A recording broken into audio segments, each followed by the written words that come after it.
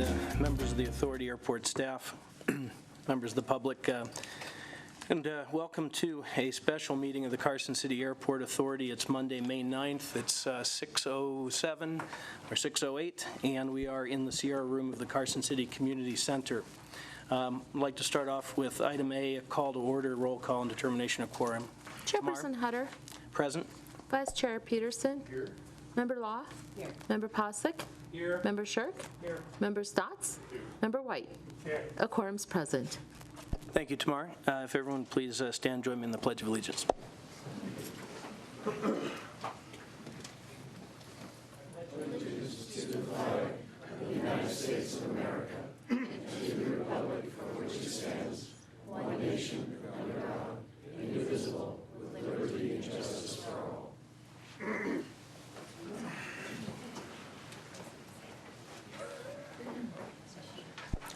We do have an item C, approval of the minutes of past meetings. This is actually in error because this is a special meeting. We don't have the prior regular meetings minutes prepared, so we'll move past that.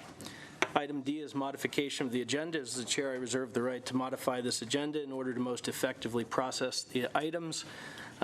Tonight we'll be leaving the agenda in the published order, and just as a note, some folks may have received an agenda that had a numbering error that skipped directly from number 1 to number 3.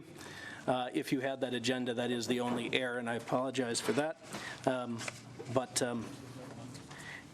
I think the published agenda corrected that. So before moving on to item E, public comment, I just want to take the opportunity to make an opening comment for tonight's special meeting. And I thank everybody for being here. I'm going to assume that the turnout tonight is probably less about the budget workshop or the terminal building, although it might be, and recognize that it's probably item 1 that has the interest and the attention. And I want to thank everybody for your proactivity and your interest in participating in this public body. To that end, it's really my duty as chair to make sure that we run a good process and that we provide the appropriate opportunity for everybody who wishes to express themselves to do so, and to do so in a fair and orderly manner. So I make the comment here because, as there always is, there are 2 opportunities for the public to address the authority. Actually, I think technically 3. One here at the beginning of the public hearings. The second is at the end of each agenda item. And as I'm going to read in a moment, in this initial public comment period, members may speak on matters that are agendized or not agendized tonight. Because of the nature of the subject matter tonight and the level of interest, I would just perhaps make the recommendation that you avail yourself of the opportunity to make public comment on the agenda items at the position following the authority questions and presentations on that agenda item. Of course, that's just advisory. This will make sure that everybody is as informed as possible when making your comments. For this first period of public comment, certainly that's the right time to speak on non-agendized items, and would guide you in that direction. And as we get going tonight, I want to say that I'm aware of a variety of rumors, letters, various items that are traveling around that call into question the process that was used to agendize items on tonight's agenda. And I want to just make the statement at this point that I can say with firm confidence that all aspects of the open meeting law, NRS 241, and so forth were strictly followed to get us here tonight, and that the process that was followed was conducted with the guidance of the authority's legal counsel in consultation with the Attorney General and District Attorney's Office. And if anyone does have objection to the process that was followed, I would direct you after the meeting to Counsel Takis, and he can advise and guide you as appropriate to bring those concerns up with the proper folks. So with that, we'll have public comment, item number E. Members of the public who wish to address the Airport Authority may speak on agendized and non-agendized matters related to the airport. Comments are really limited to 3 minutes per person or topic. I am going to do my best to be fair and reasonable, but also recognize a full agenda tonight and ask for your cooperation in that regard. If your item requires extended discussion, we can certainly, please present that to me as a request for calendaring of the matter for a future Airport Authority meeting. With that, we will open the podium to public comment. And if anybody wishes to speak, a reminder of the process, please sign in on the sign-in sheet and state your name for the record.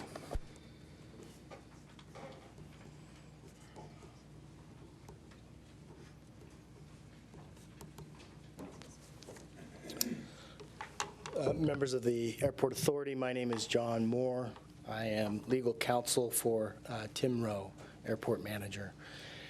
And I just wish to speak on one matter that is not an agendized item, specifically related to a meeting on Friday, April 22nd, 2016.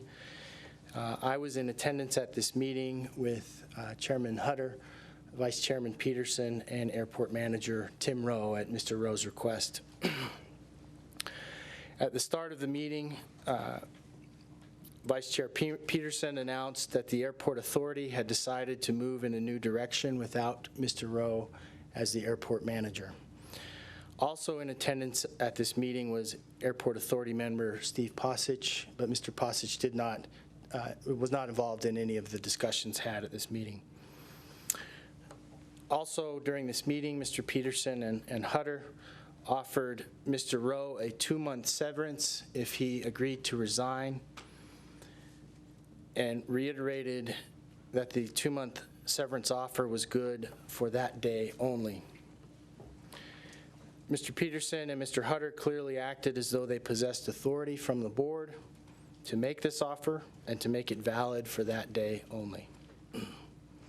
Mr. Rowe refused to resign, at which time the severance offer was again referenced, and it was reiterated that the severance offer was good for that day only. Airport Authority member Phil Stotts asked that this April 22nd, 2016 meeting and the apparent effort to act on behalf of the Airport Authority without approval be placed on the agenda for this meeting today. Chairman Hutter refused to place this issue on the agenda. Thank you, Mr. Moore.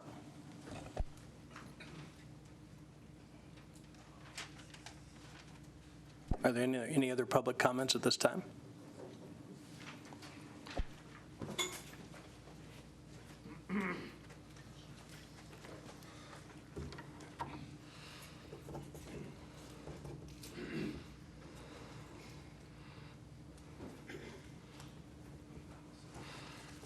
My name is Tim Hahn. I work on the airport with Carson Aviation Services, and I'm quite familiar with what's going on. I wrote a letter Friday to Mrs. Law, Mr. Posick, Mr. Stotts, Mr. Shirk, and Mr. White. I'm hoping that you all got this, and I'd like to read it into the record. I'm writing you in reference to the agenda for this coming Monday's May 9th, 2016 Airport Board meeting. I'm very dismayed at the action of a few people on the board and the direction that they claim the full Airport Board is taking. It appears to anyone that is looking that 3 people, one an advisor to the board, have taken it upon themselves to cause havoc at the airport. I believe that the remainder of the board has been given false information, that certain persons on the board have a personal agenda, and that they fully intend to replace a manager that is doing a job so that their friends can benefit from change in management. I want to state now that I'm not writing this letter for Tim Rowe. I'm writing this letter for the airport. What's happening here is just wrong. It appears that the statutes of the open meeting law may well have been violated. I believe that there was critical action taken by 2 board members and an advisor that places the budget of this airport in critical jeopardy. I believe that the entire board was not, that since the entire board was not part of the decision to demand a resignation and offer a severance package, that this airport is at risk financially for the airport paying for this type of irresponsible action. Clearly, your input was of no value to the 2 members with a private agenda. Today, it appears that the responsibility of managing the maintenance of the airport terminal was again without board authority declared by the board chairman to be handled by the vice chairman. Again, it's obvious that your valued time, work, and effort on the board do not matter to those with a personal agenda. I believe that you as an individual board member were not included because those involved knew what they were doing was wrong and tried to sideline the rest of the board. I implore you to do what is right and put an end to this type of action and get the board back on track. Thank you, Mr. Mr. Hahn?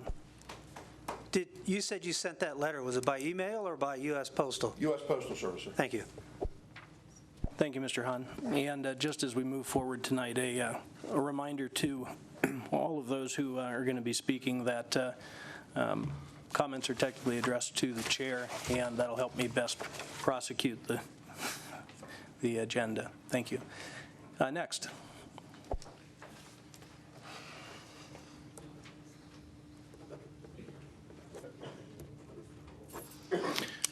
Hello, good evening. My name is Ben Reese. I'm new to the community. I moved here about 2 years ago. I'm a pilot. I currently don't have an airplane at the airport. I've built 2 airplanes, and I specifically moved here to Carson City for various reasons, one including business, primary reason, quality of life, and also the airport, which I look forward to being a member of and have a hangar there shortly. Now, I have an airplane. It's in my garage. I'm not currently flying it, but that's because I made a decision to focus on my business. I have some experience working with Tim and some of the members here at the airport who I became friends with quite readily. I was asked last year to be a participant in setting up for the airport days, and I'm the one who had the umbrellas. That's part of the business I bring to Nevada. I set them up on the airport. I have a lot of experience working with the EAAs, which I'm a member of as well, and I have done these kind of events before. And the rumor is that I've heard that Tim is being chastised for his involvement in setting up that race or some other issues regarding the airport days, which I, as a public, deem as a complete success. Now, the airport was closed. The people were notified. There was spotters on the runway, and the race continued between an electric car and a regular, race car. This was quite entertaining to the public, and it's not uncommon at an airport where you have an event where you have airports and airplanes being shown and the public being entertained. It's good for the community, and it shows the involvement. The car on the runway was a Tesla car. It was a roadster, and it beat the car on the runway quite readily. I was the one who did the announcing, okay? I set it up, I arranged it, I worked with both parties, and I rode around through the public displaying the hood ornament of the race car, the Corvette, who the owner is here, who lost it on the runway, and we actually went out there and picked it up because there was debris on the runway, and he saw it come off the hood. The bottom line is it was quite entertaining. Tim did a fabulous job working with everybody. There was no safety risk. As an airport rescue PJ, I would tell you that. As a pilot, I would tell you that. And I would tell you that anybody who thinks that this kind of an event, and it may be going over time, and I apologize, is bad for the public or bad for the airport is completely wrong. And if they do anything in this event to put Tim in jeopardy, they are not good for the airport. These people are not good for our city because they put you at risk for lawsuits and basically for shutting down the airport being a very friendly and inviting place, which I, for one, would like to see. And I will not be part of this type of situation in the future if we cannot work together in a community that has everybody entertained and happy, because Tim did a fabulous job on that day. That's what I have to say. Thank you. Thank you, Mr. Reese. And that was actually 10 seconds short. Evening.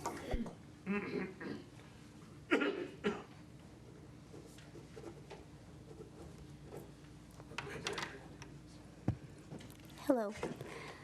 I'm a pilot, and I also have been involved with If Tim. you would just state your name, sorry. Oh, I'm sorry, Sandy Getz. You, Ms. Excuse Getz. me, gentleman and lady, fellow 99. Anyway, I'm a pilot, and I've been involved with the open house at the airport for probably 10 years, and 3 of them which have been with Tim Rowe. And I have to say that they've been a total success. And he's done so much. He and his wife, Gail, have worked very hard on their own clock, not just on your clock. And I just want to say we've increased the size of the open houses and the involvement of the whole community, not just the airport community. And I have nothing bad to say for Tim other than he's a wonderful airport manager. and he's been wonderful with this event, and he has worked a lot on this. So let's keep it rolling with him. I think he deserves a lot more than what he's getting right now, so thank you. Thank you, Ms. Getz.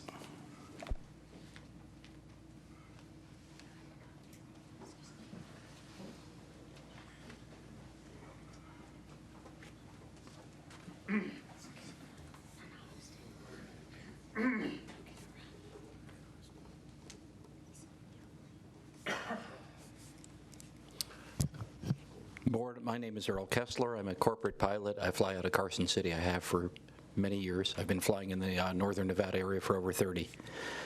I've known Tim for several years. Mainly met him when he became the manager of the airport.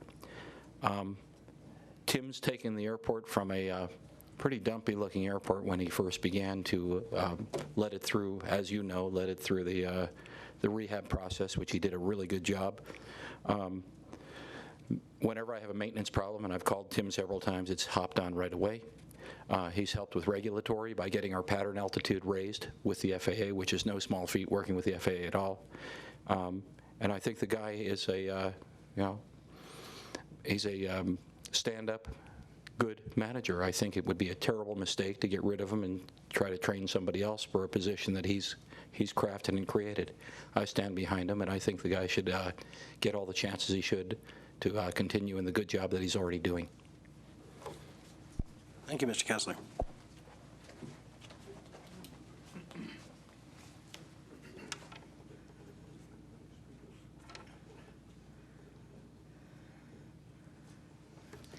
Good evening, Mr. Chairman. My name is B. Ferrato, also a 99.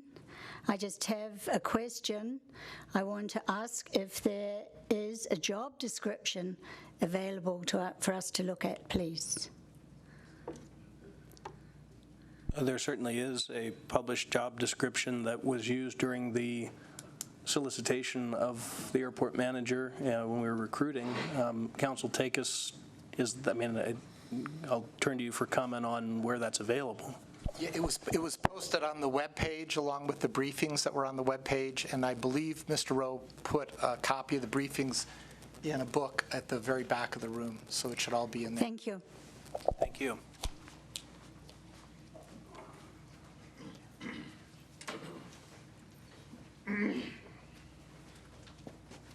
You want to do it together? No.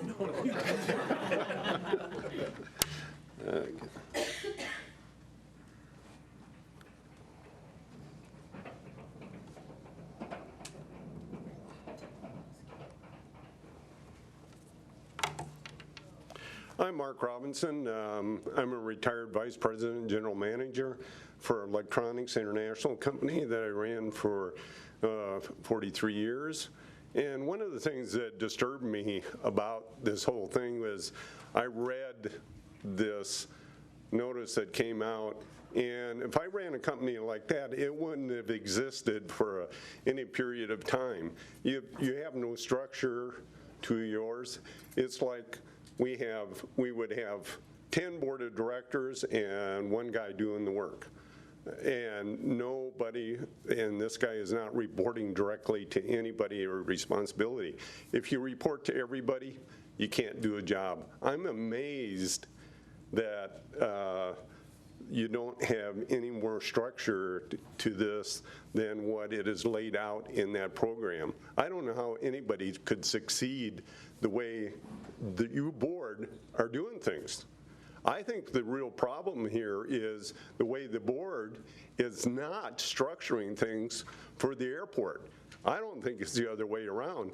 And one of the things that I had in my years of experience, failure always started from the top. And when that failure, if you analyze that failure, it was the top management that didn't do their job flowing it down. And certainly from the documents I read, this is the case. I think you guys ought to be looking at yourselves. Thank you very much. Thank you, Mr. Robinson.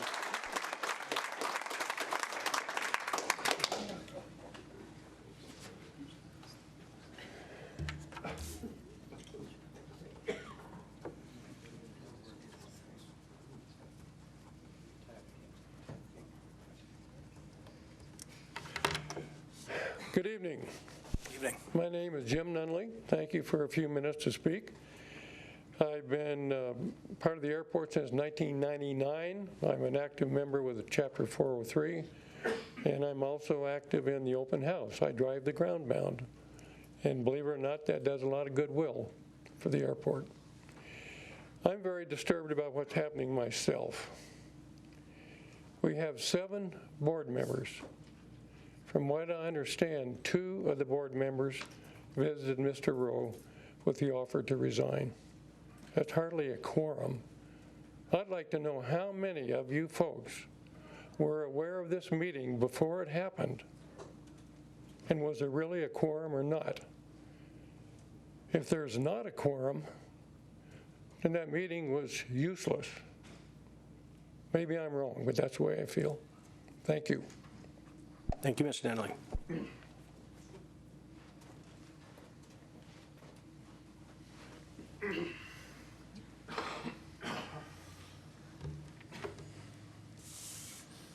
Need another sheet here. Tamara, do we have a? Okay.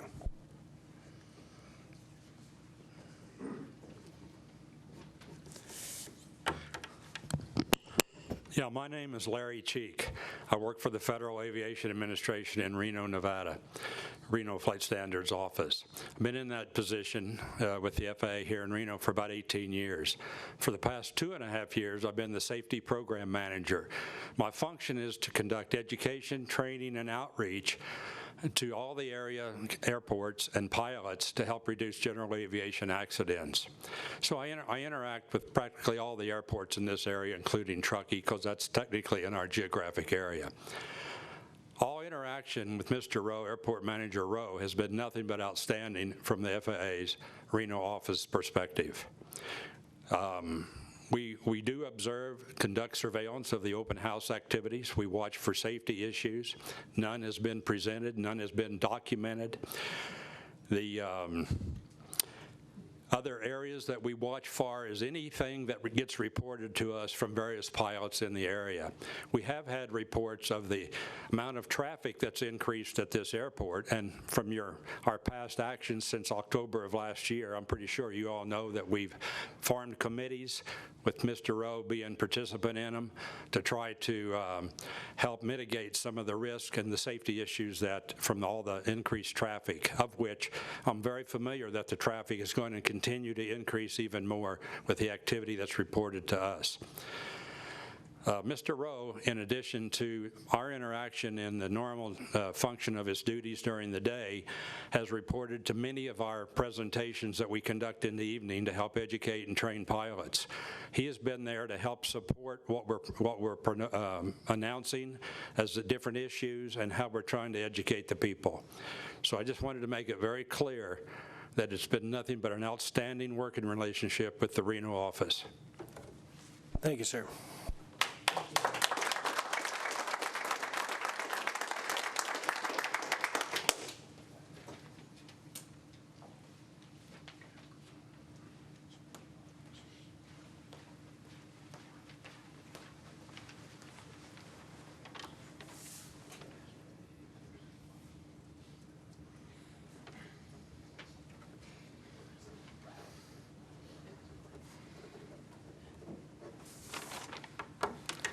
Thank you, Authority, for giving me an opportunity to speak. My name is Michelle Wise-Ballard, and I'm an educator within this community in Washoe County. I hold volunteer positions with JPL, Jet Propulsion Laboratories, and also Young Eagles Coordinator here with the EAA 403. Tim Rowe has during his time as the airport manager worked to increase educational programs within the Carson City Airport. He has supported the Young Eagles, after-school programs, and youth flight training. He has worked with the Civil Air Patrol to ensure a Carson chapter. The open house, which has received less funding every year, has continued to inspire the youth of this community. The shortages of people pursuing aviation careers is predicted to be major. We as a community should continue to support these endeavors. I ask the Airport Authority to really contemplate making the decisions and changing of the airport management. It is not unusual to have an individual who is so dedicated as Tim Rowe. It is unusual to have someone like Tim Rowe that is that dedicated. He has been financially responsible for getting his own training. Tim Rowe has done just that to better his knowledge in the field, and he's worked tirelessly with the community outreach to inspire the next generation of aviational careers within kids. And I think that's major in our community right now. Thank you. Thank you, ma'am. Okay, I'm going to ask if I could, as you might imagine, that we appreciate all of our people making comments, and we're not here to. It's a business meeting. It's a business meeting. Thank you, Member White. We don't need to applaud the theatrics. Are there any other comments at this time?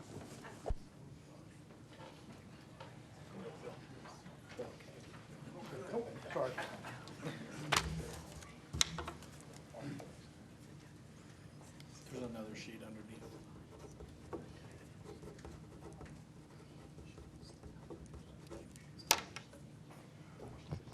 My name is Paul Hamilton.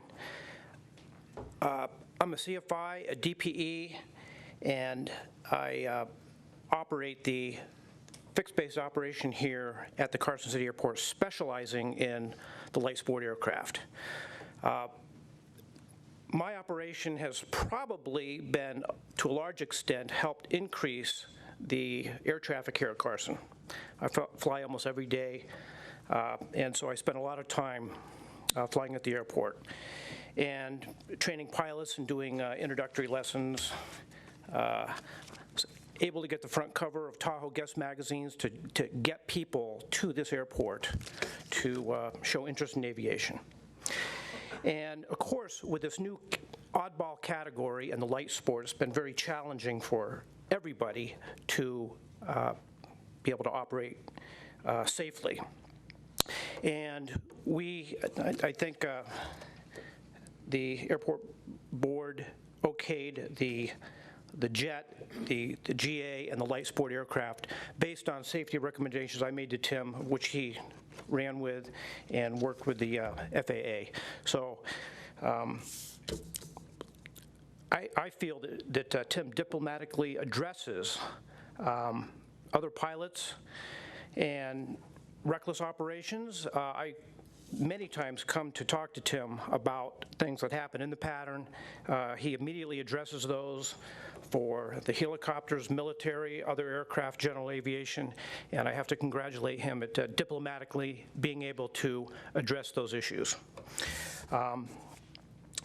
And he's been very open to new aircraft practice. I have to thank them, and I also have to thank the board in past times for allowing me to run this operation.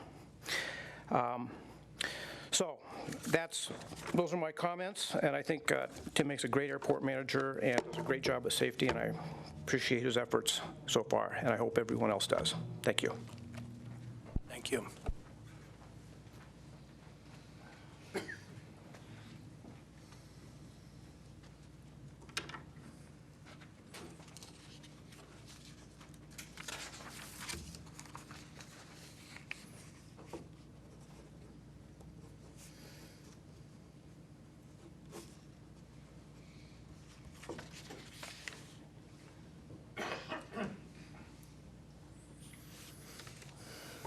My name is Bill Hartman. I've been a general aviation pilot at this airport for about 20 years now. I've listened to everything that everybody's had to say, and I am in full agreement with all of it. I think Tim's been doing a great job, not only in taking care of maintenance and issues at the airport, but also looking out for the benefit of us pilots who are here so that we can have a good, positive, and safe experience here. I look at you and as people who represent us, okay, whether it be from an FBO representing the FBOs or general aviation pilot, general pilot representing the pilots, whatever. So, and Supervisor Shirk, just us as citizens of the city of Carson. And if you've been listening to what people have to say, and are truly representing us, then I ask the chairman to go ahead and just remove items 1 and 2 from the agenda, put them in the trash can where they belong, and we can move on to the budget issues so she doesn't have to sit here all night and listen to the rest of this, and we can move on with the business. So I make that request to you, Chairman Hutter. Thank you. Thank you, Mr. Hartman.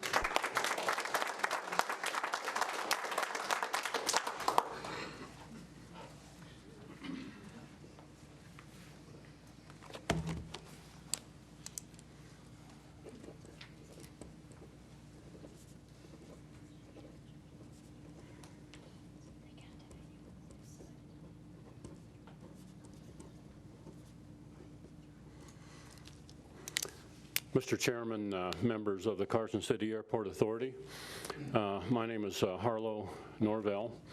I have been a resident of Carson City since 1959, with the exception of a 30-year career in the United States military.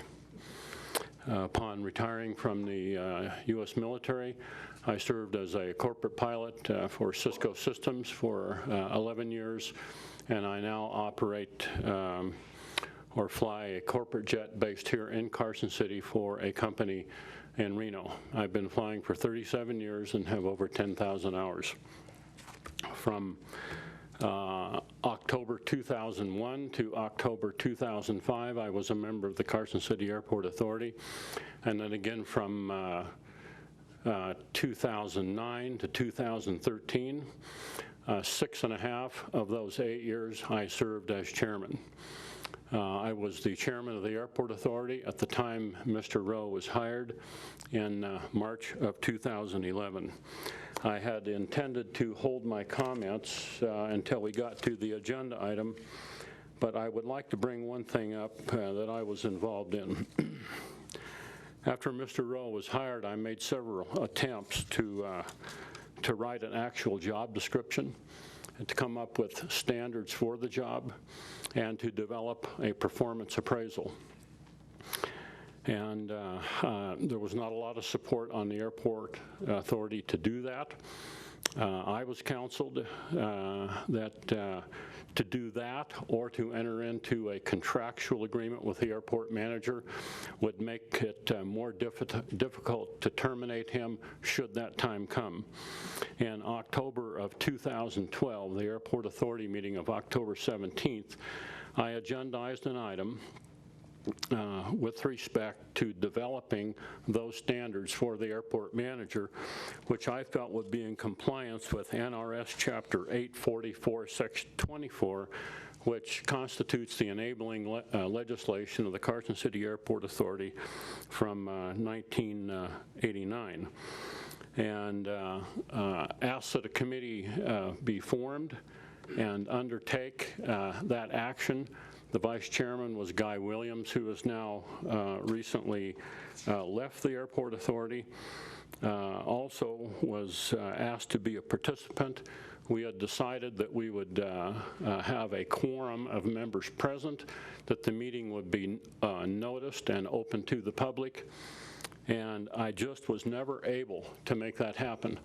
So I have to take exception to the fact that Mr. Rowe has any standards at all under which to operate other than the guidelines given him in Title 19, which are significant as the chief executive of the airport.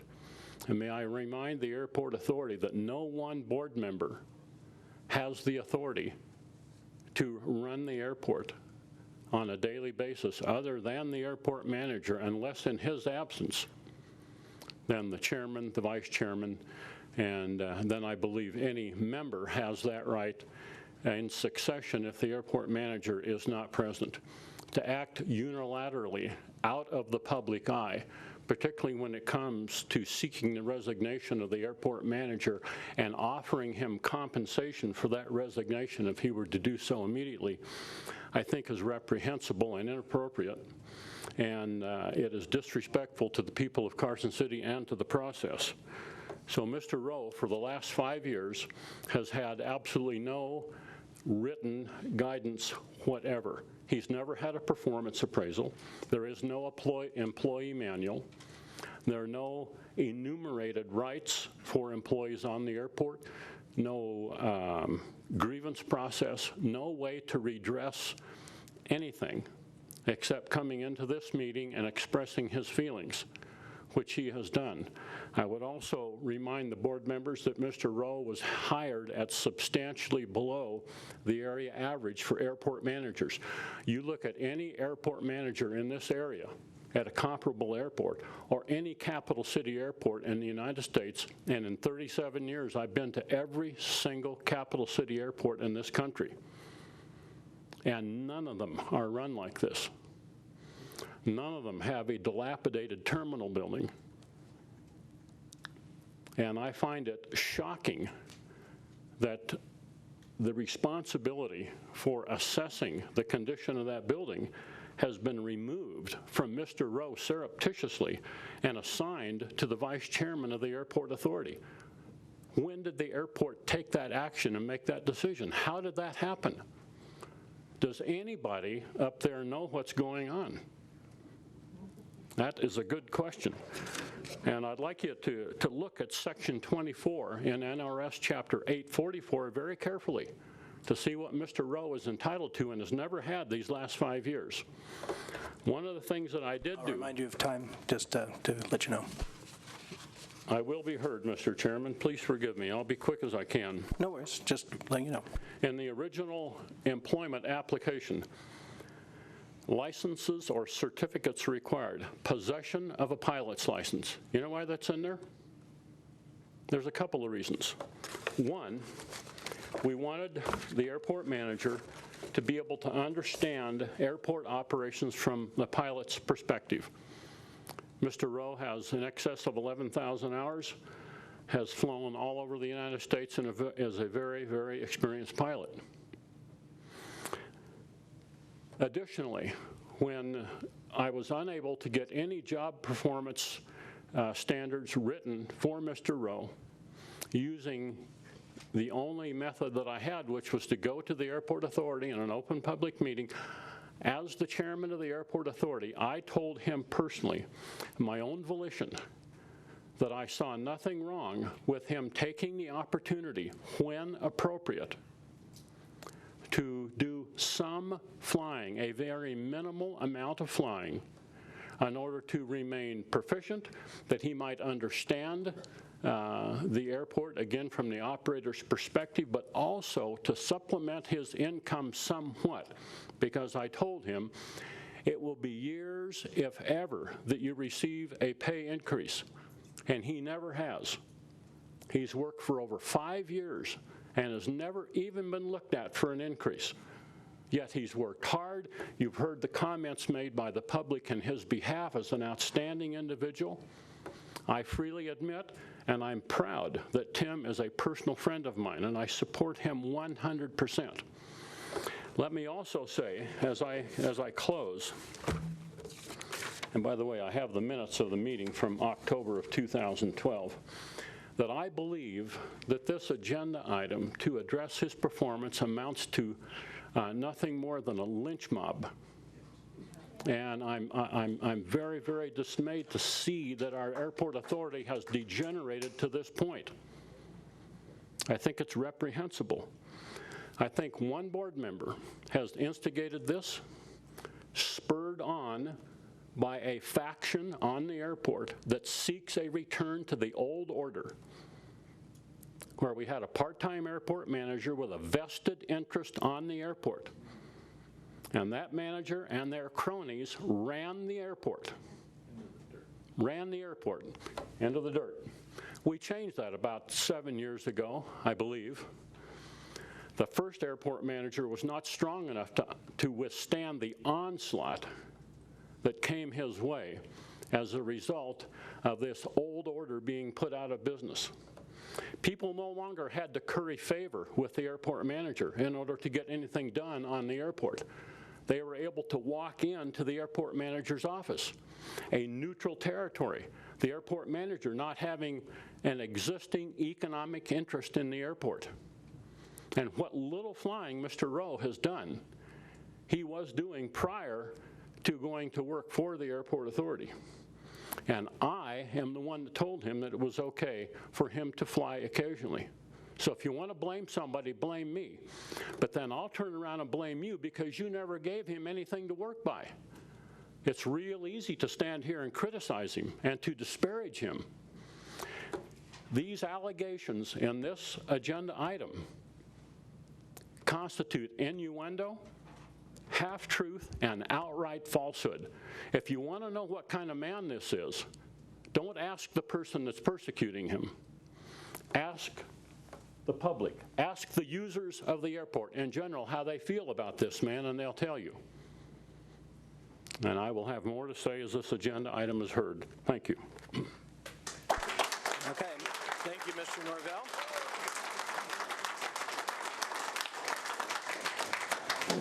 Is there any other public comment at this time? Yeah, I'd like to recuse myself and make a statement.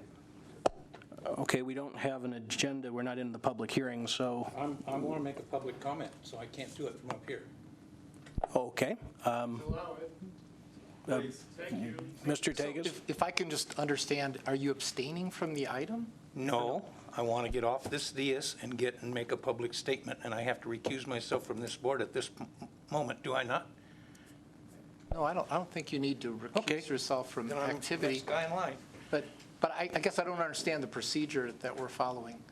You get an opportunity to speak as a board member. I think it's my turn to speak and commit to these people out here that have made their statements already, and I'm driven by what Norvell said to get this going, and I'm going to speak. Amen. Thank you. This, I'm looking at Council Takus because this is a little unprecedented to be in a dual role of a board member and a public member.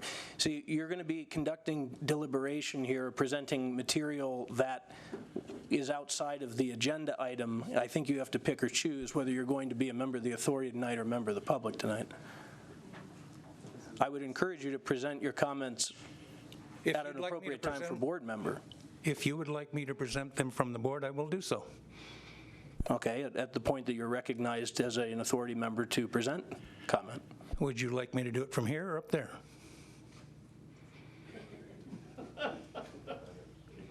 I'm going to ask the question as to whether. It's a question of what role you're going to take. And we already had this problem at one of the prior meetings where you recused yourself, which was correct when we were dealing with the sign, and then you participated at a following meeting, which was actually a violation of the ethics statutes. I agree. And so let's avoid that happening again. I think you need to choose whether you're participating as a board member or as a litigant here. And if you're... I'm not litigating anything. I just want to make my notes present to this public. And if you think I can do it from up there, I shall. Yeah, you can certainly.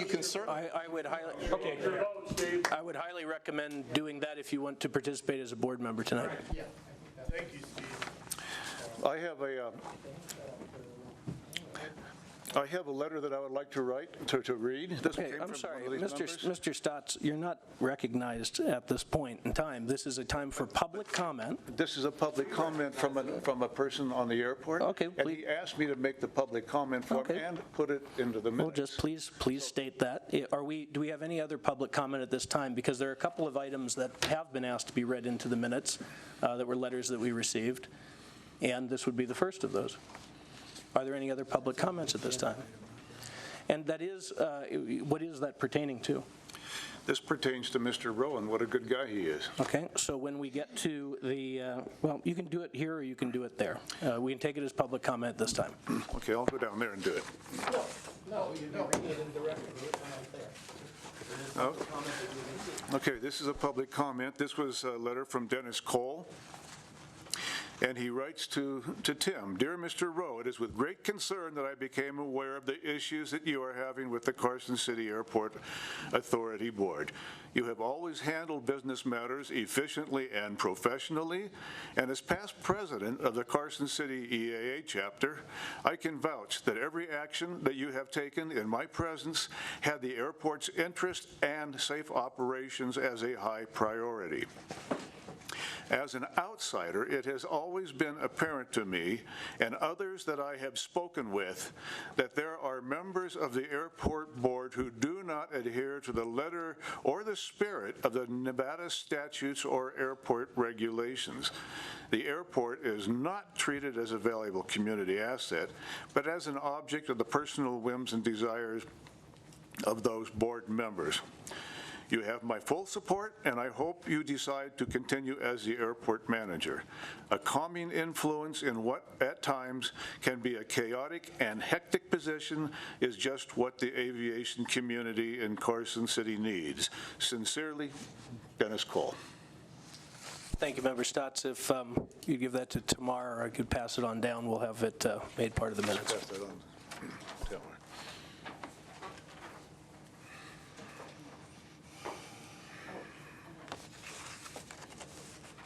Okay. Any final public comment at this time? Hearing none, we're going to move on to item. We have one more. Oh, apologies. My name is Kim Allen, and my husband has a plane here at the airport. I would like to know from the chair and vice chair, before the end of this meeting, could you answer me this question?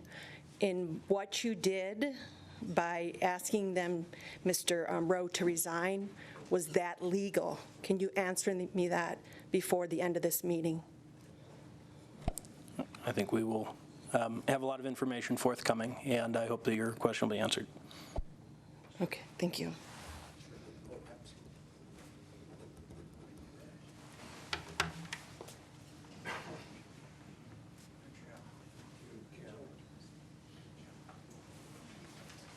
Okay. We now move on to item number F, our public hearings for this evening, beginning with our first item. And, you know, I would frame this by saying, as your chair, as the Airport Authority chair, you know, that it certainly gives me no great pleasure to be covering this subject matter tonight.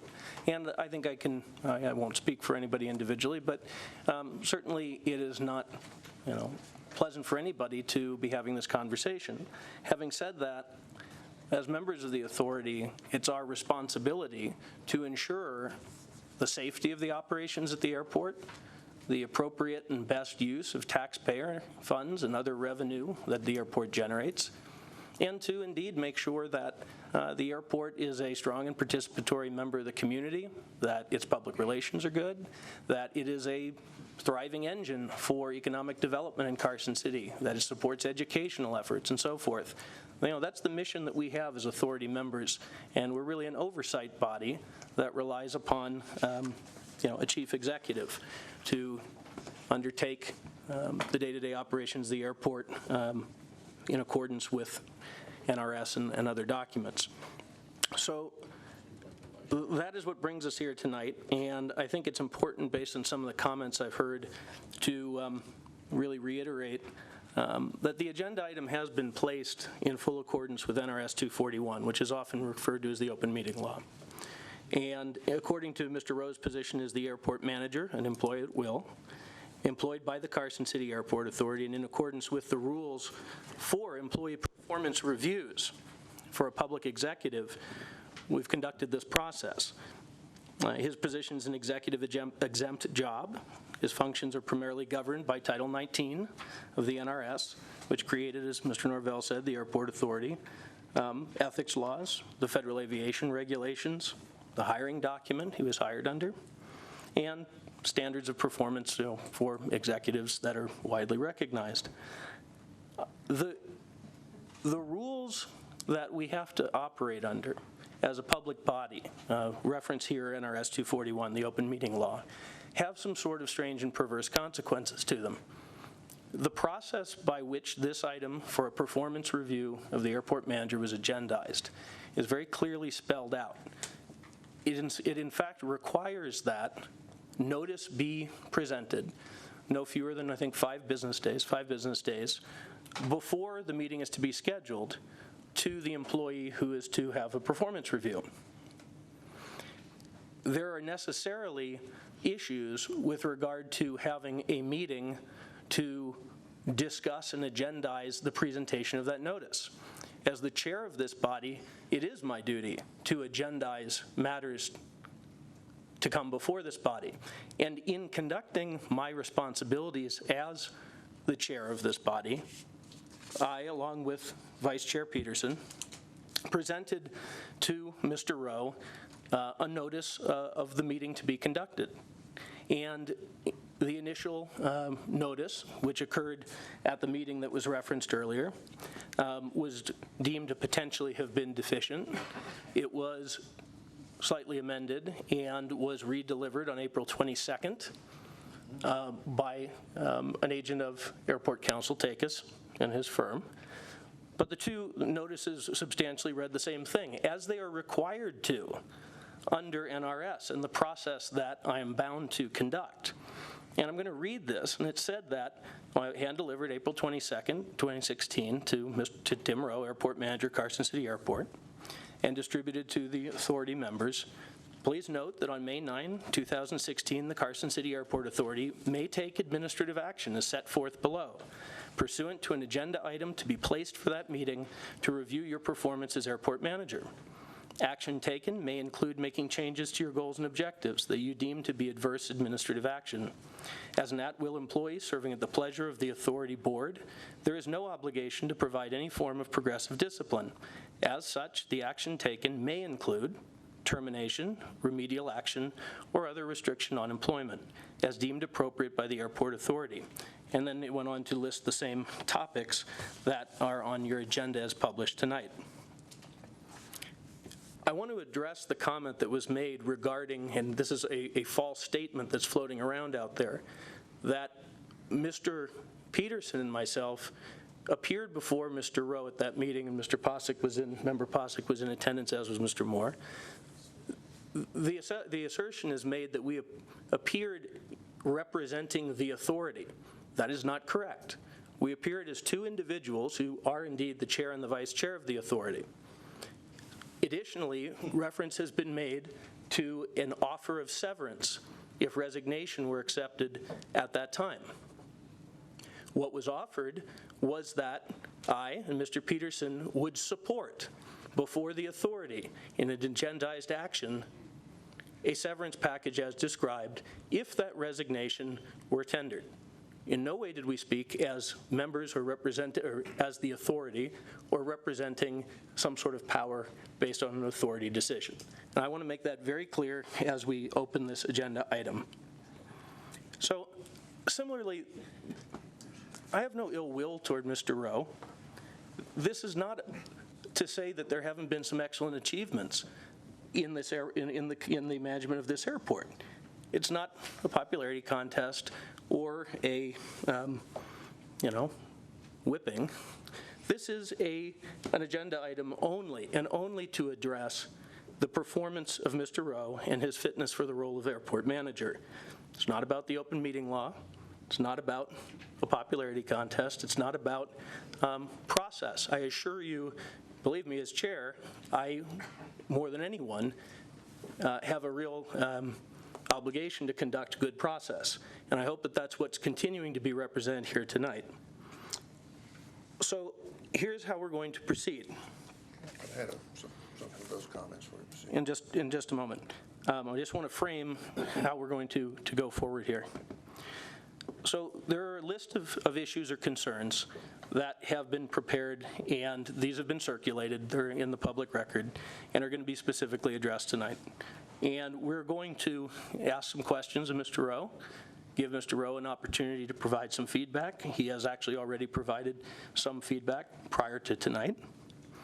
After we've addressed all of these matters, the public again will have an opportunity to comment, and then we will bring it back to the authority for further action.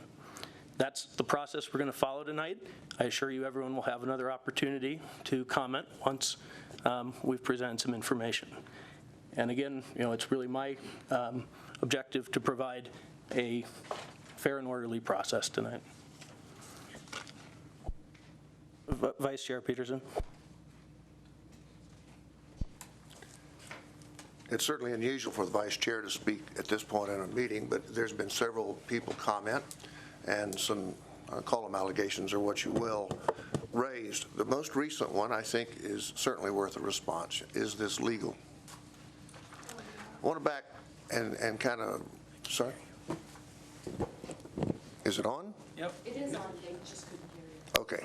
I want to support what Chairman Hutter said. This is in no way a vendetta. There are issues. No. Please, folks. Okay, if we can't maintain order tonight, I want us all to act as professionals. Let's all act as adults. All right, we don't need cat calls and chuckles from the audience. This is a serious matter. Believe me, I'm taking the utmost seriousness in this, and I hope that you'll respect this body and respect what's going on here tonight. Thank you. Thank you. There's been a lot of comments about the open meeting law. I want to share with you that actually can't. And I want to caution Vice Chair Peterson that we not get into a business of responding to public comment. We're not agendized for those matters tonight. I probably took it to where I could by framing up some of those things, so be mindful. We'll do our best to respond as the meeting goes. Thank you. Okay, I have some questions that I'd like to begin by asking you, Mr. Rowe, and recognizing that Mr. Moore has joined you on the dais. Because I reviewed carefully your rebuttal, I believe would be the right word, to some of the issues that were raised. And before discussing any specific matters, I think it's just important to make sure we're on the same page on some basic framing questions. So if you'll please, I just do have some questions I'd like to ask. Mr. Rowe, do you consider yourself to be an employee of the City of Carson City or of the Carson City Airport Authority?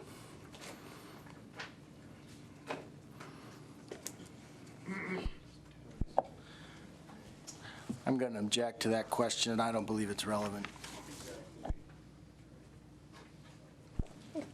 Okay, I'm going to just mention here, because I think that we may see a pattern of this, that while Mr. Moore and Mr. Rowe certainly can avail themselves of whatever organization that they want to answer these questions and the ones to come, at the end of the day, we're really eager to understand what Mr. Rowe's beliefs and feelings are. So I will just note that accordingly. Mr. Rowe, do you acknowledge that you report to the Carson City Airport Authority? Yes, I do. Hang on.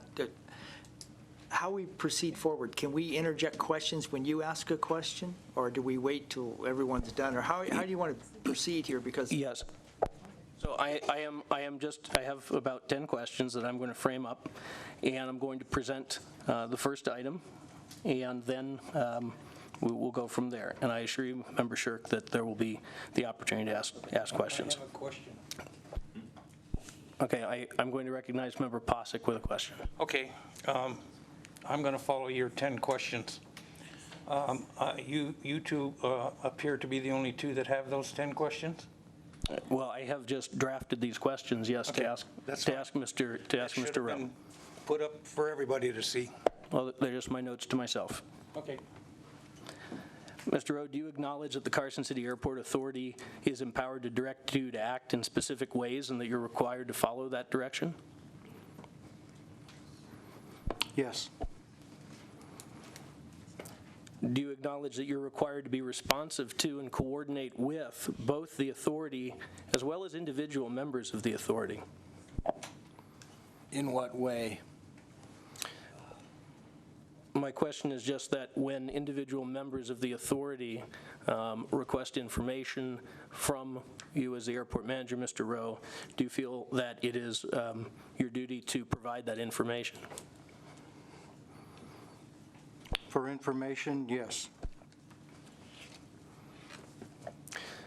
Do you acknowledge that your decisions and actions are governed by Title 19, the federal aviation regulations, federal wage and hour laws, state and city laws and regulations from time to time?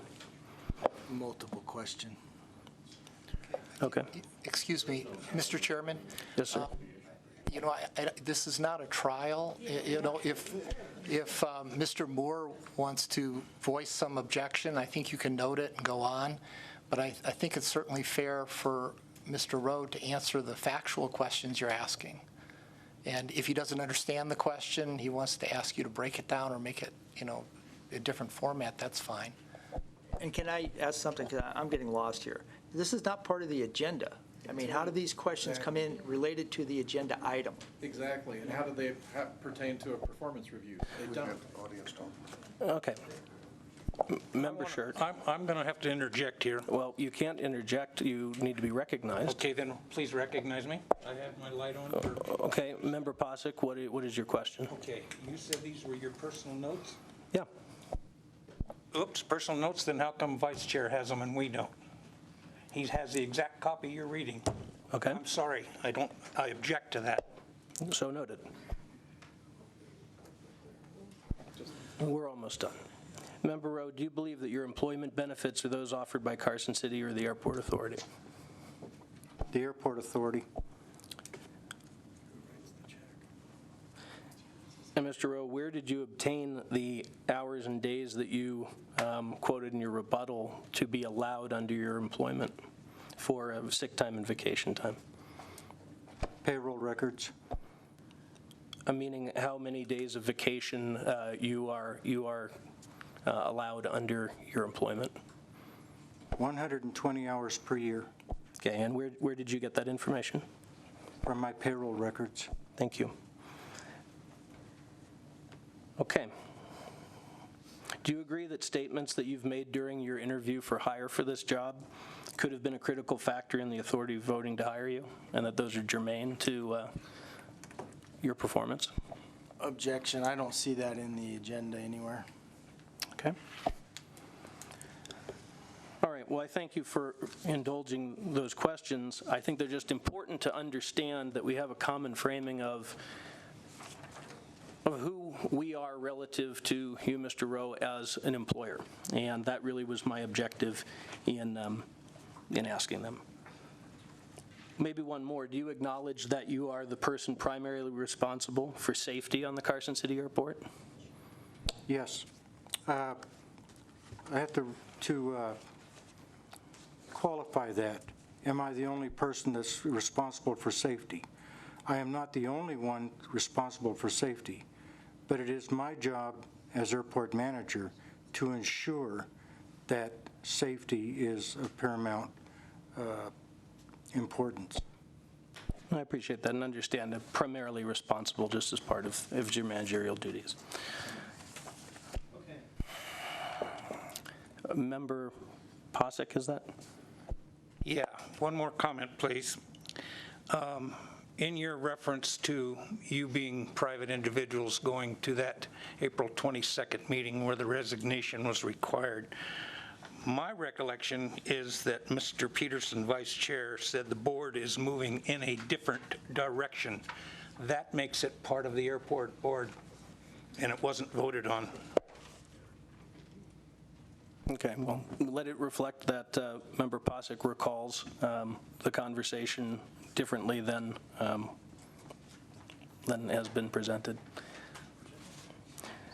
So I have, as I said, a number of topics that I'd like to cover. And the first one is, for those who are following along, concerns the matter of the airport sign. This is the first item in the briefing memo that went out. And what concerns me is that we had a scenario quite recently wherein, I'm not going to go into the background of the to and fro on the sign, but in our March 2016 meeting, a motion was made and approved by this body, and direction was given to Mr. Rowe to have the new sign amended to remove a sponsorship notice that we determined to be inappropriate. We learned at our April meeting that despite those instructions, the new sign was actually just removed, and the action had not been taken. This seemed like a bit of a surprise to Mr. Rowe. Mr. Rowe, was there anything that you didn't understand about the action we took at the meeting to direct you? No questions. The sign is at Sign Pro. It will take a while for them to get to it. They will remove the lettering. Well, thank you. And my concern is, of course, that had that not come up in the review of the minutes that was necessary in order to address another issue around how that vote was conducted, we may never have come upon that, and the new sign, who knows what might have happened to it. So I thank you for that. I believe Mr. Rowe wishes to address that statement. Sure. I would like to go back into the history. Last year, I approached Bill Hardman and the Boy Scouts because they've been so helpful on the airport in volunteering and doing special things for the airport. I will go into that a little later. But what they've done with the sign, they took it upon themselves to redesign and have a sign made. Now, Mr. Hartman, in December, did approach the Airport Authority for reimbursement. And from the December minutes, the chairman, this December 16th, 16th at the Airport Authority meeting, and I quote from the minutes, Mr. Hartman circulated a photograph of the new Carson City Airport sign and requested that he and Carson Aviation be reimbursed for the expenses. Chairman Hutter inquired whether this expense would be considered part of the ongoing airport maintenance. Discussion ensued, and it was agreed that no motion was necessary as the expenditure was part of the airport's maintenance budget. And then Chairperson Hutter recessed the meeting.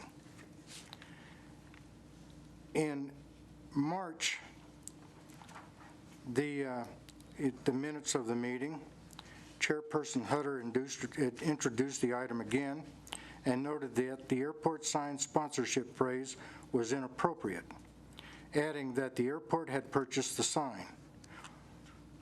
Discussion ensued regarding the labor provided to install the sign.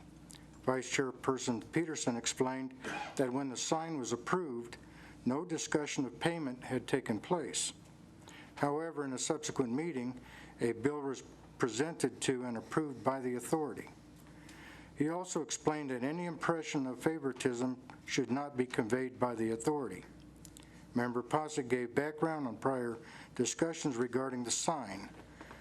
Vice Chairperson Peterson and Member White believed that since the authority had reimbursed the Boy Scouts for the sign, no sponsorship should be listed. Chairperson Hutter suggested removal of the sponsorship and modification of the sign instead of its removal. During public comment, Bill Hartman introduced himself. I'm not going to go through the dissertation, but he returned the check from the Boy Scouts. Now, as noted in the December meeting, the decision to reimburse the Boy Scouts was left up to my discretion as part of the maintenance budget. The Boy Scouts have always supported the open house and planning and organizing an airport walk to pick up trash and foreign object debris. The airport has always, even prior to my arrival as airport manager, given a donation to the Boy Scouts for their help and participation at the airport. I was also instructed to return or reimburse the Boy Scouts at the March 9th meeting. Mr. Hartman had refused to accept a check from me due to an anonymous donor who reimbursed Boy Scout Troop 341 for the cost of the sign. Mr. Hartman is here to be a witness to this proceeding and express his comments, and I would like to have him come up and do so. Bill? Well, let me be clear. My comment was with regard simply to the execution of the motion that was made, seconded, and approved, the action taken by this authority to have the sign edited and to do this. None of the background is germane to the discussion, and so I don't think that that's really appropriate at this time. It goes to the question of, I want to make sure that you understand how to receive the direction from this authority when it is made. That is where this goes, and that's my only comment on that. Okay, I thought I saw. I believe he has further comment. Okay. The airport sign has been removed, and Sign Pro is removing the lettering that is in question. Once the sign is completed, it will be restored to the airport. Thank you, Mr. Rowe. Yeah, one more thought. As for the original sign, it is still in place and was never removed in the first instance. The new sign was merely attached over the old sign. The Boy Scouts did design and develop the look of the new sign. It seemed only appropriate that the Boy Scouts be recognized for their contribution to the airport. It makes little sense to alienate a community group that actively supports the airport. I see a lot of lights, and in keeping with our method as I described it, for this matter, we'll acknowledge questions from the dais here. Member White was the first one to chime in. Member White. Mr. Chairman, now that we are nearly an hour and 30 minutes into this meeting, it's obvious we're going to be here for an extended period. Might it not be advisable to go ahead and dismiss Ms. Cohn and move her item to the next meeting, as I don't think it's too good business decision to have her sitting here being paid while we discuss this at length. Are you making a motion? I don't know that we need a motion. I would refer to right. Council on that. Well, what you're really doing is making a motion to change the agenda. I'm not insensitive to this. If you need a motion, then that's a motion.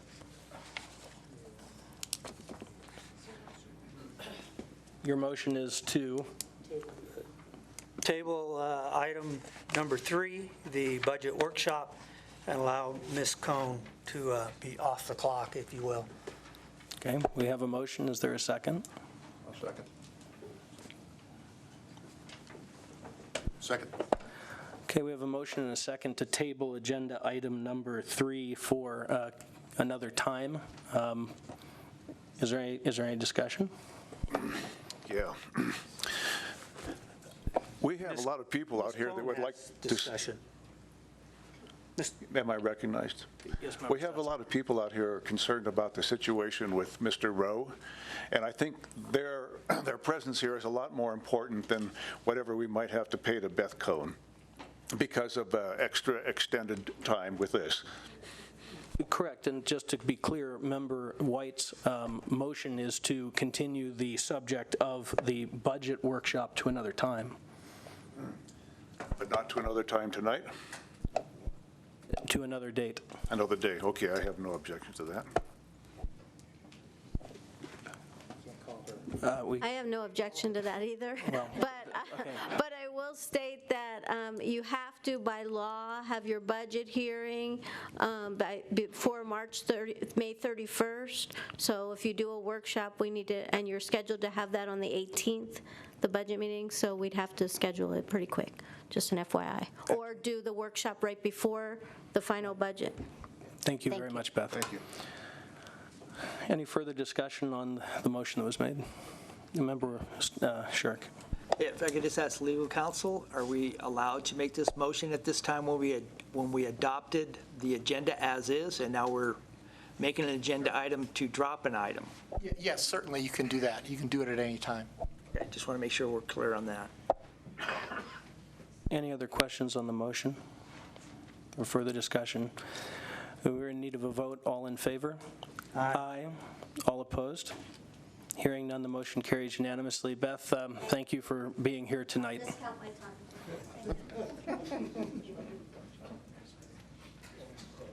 Does this board want to drop any other agenda items?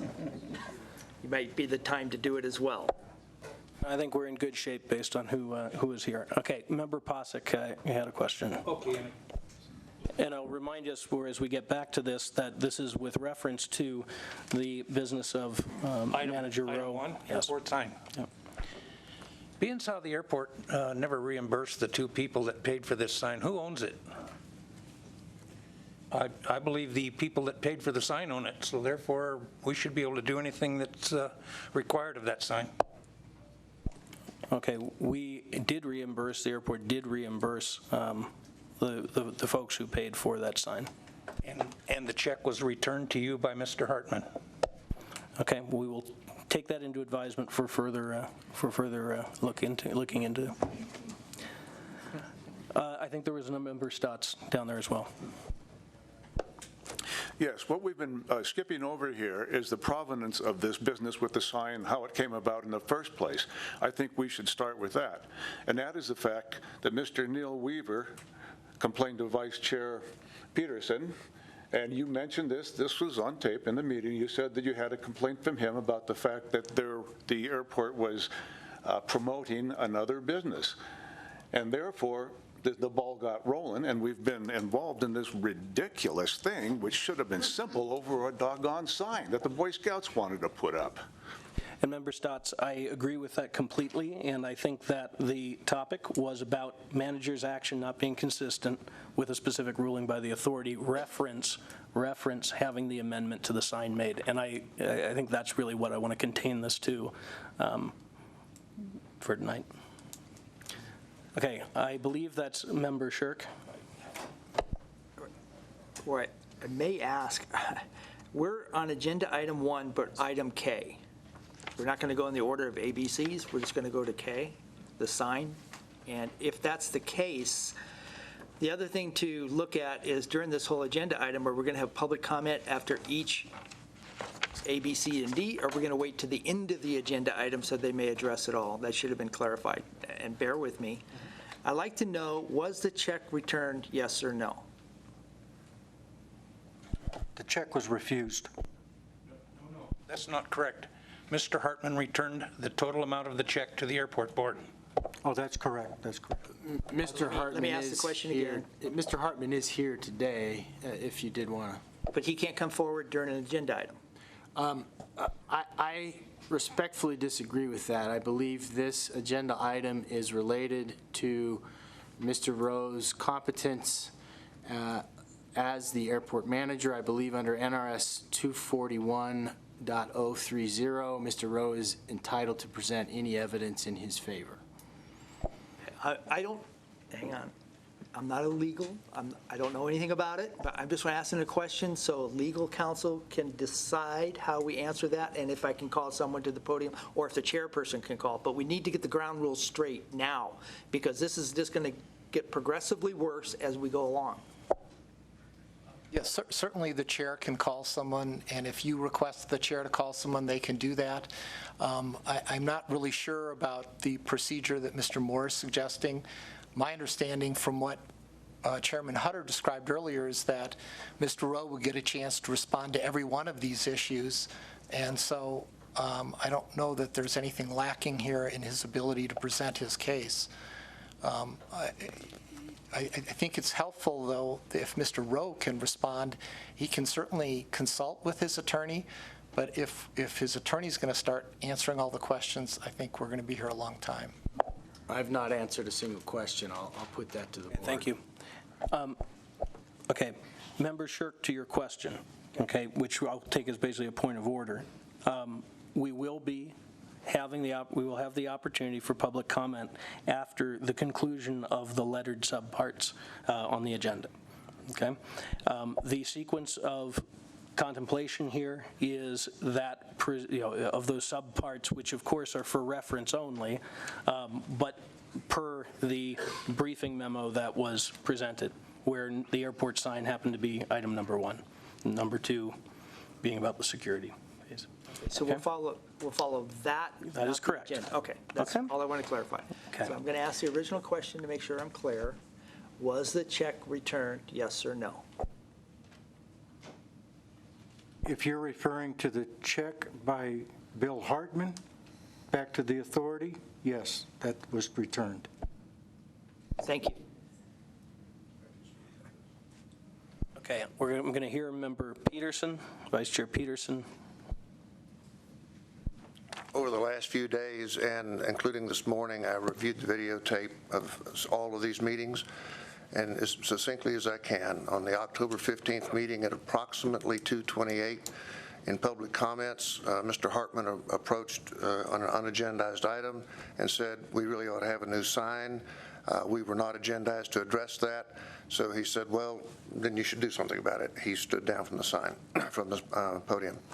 November 2015, Mr. Hartman approached the podium. This is at 1440 on the tape of that meeting.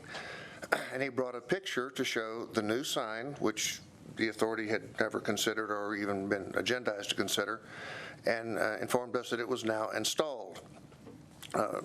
Manager Rowe noted it was now installed. There was no mention in either the first meeting or the second meeting of who paid or how it was paid or any reimbursement. We thanked Mr. Hartman, and that was the end of November.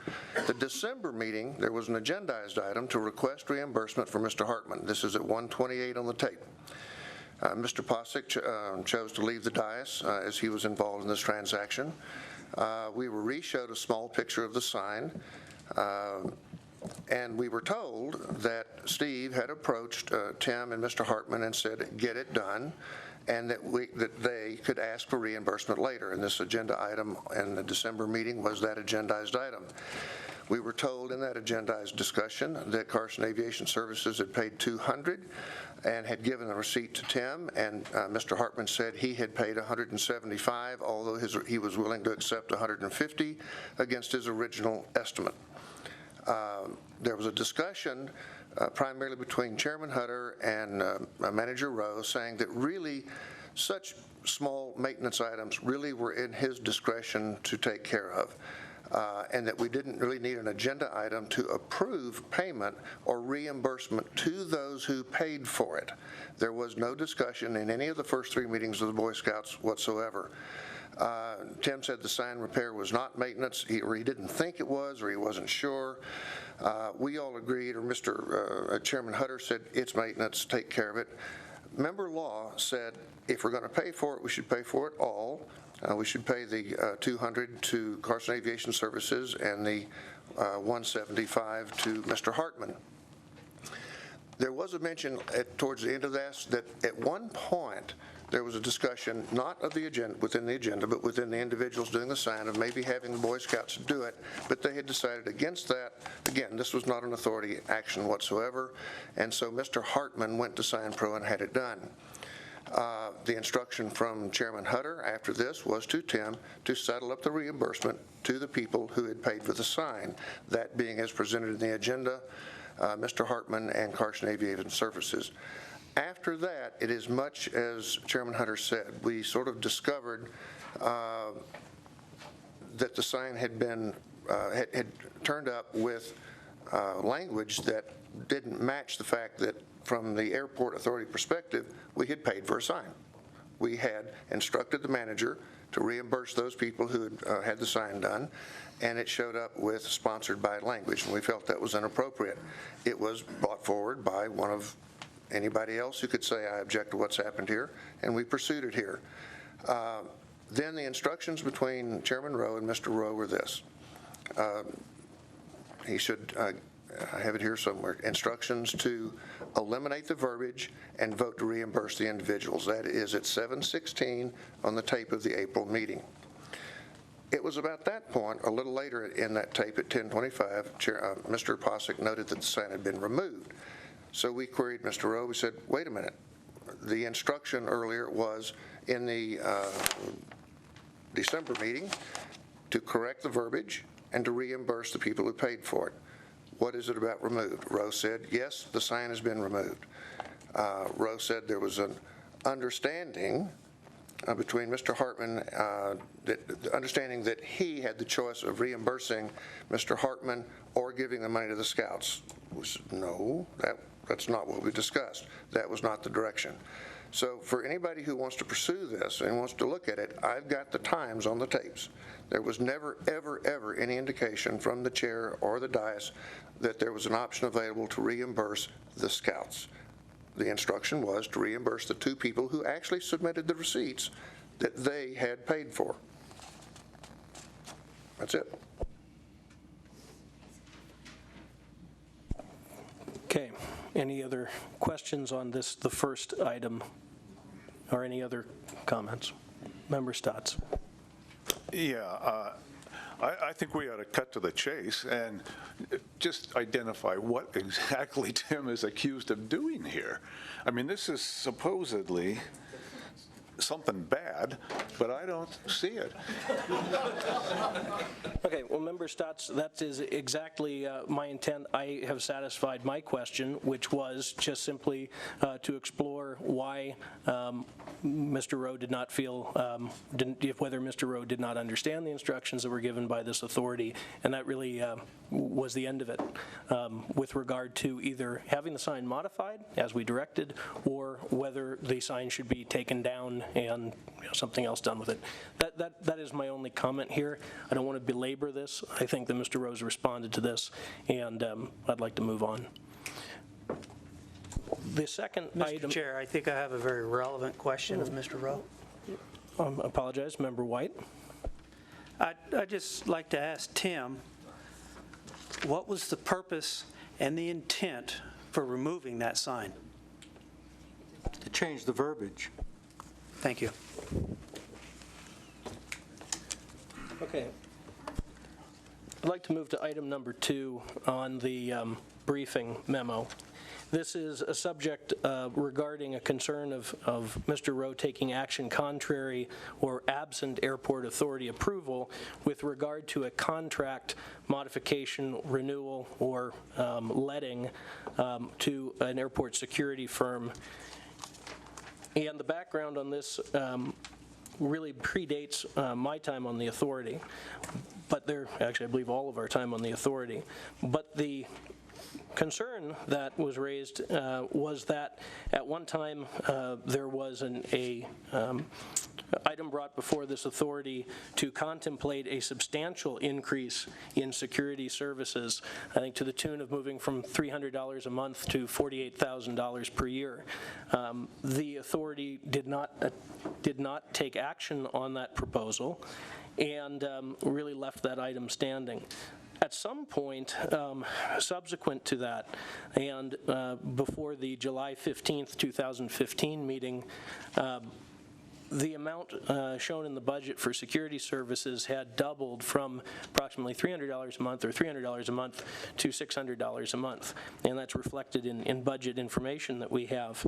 And this was explored and represented, a doubling of that cost.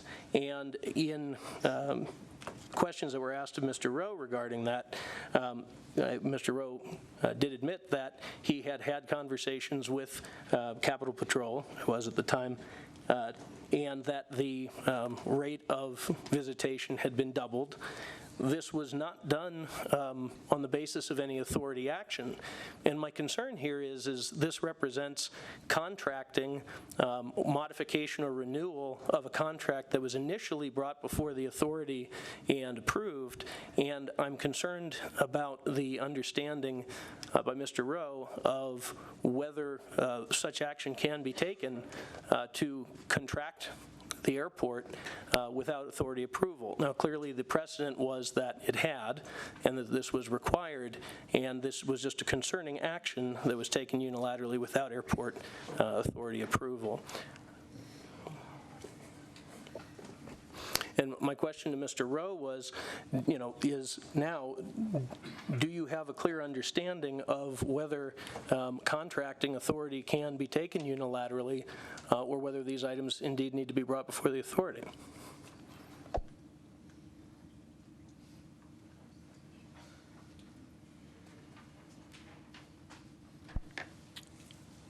I would like to just state what I've got on the rebuttal. In 2014, it was made known to me that there had been several break-ins surrounding the airport. I spoke with Virgil Hammond of Capital City Security Patrol regarding this problem that he confirmed. He suggested that his company could double the patrols on the airport, and I chose to be proactive to protect any airport property and aircraft from vandalism and damage that might occur on airport property.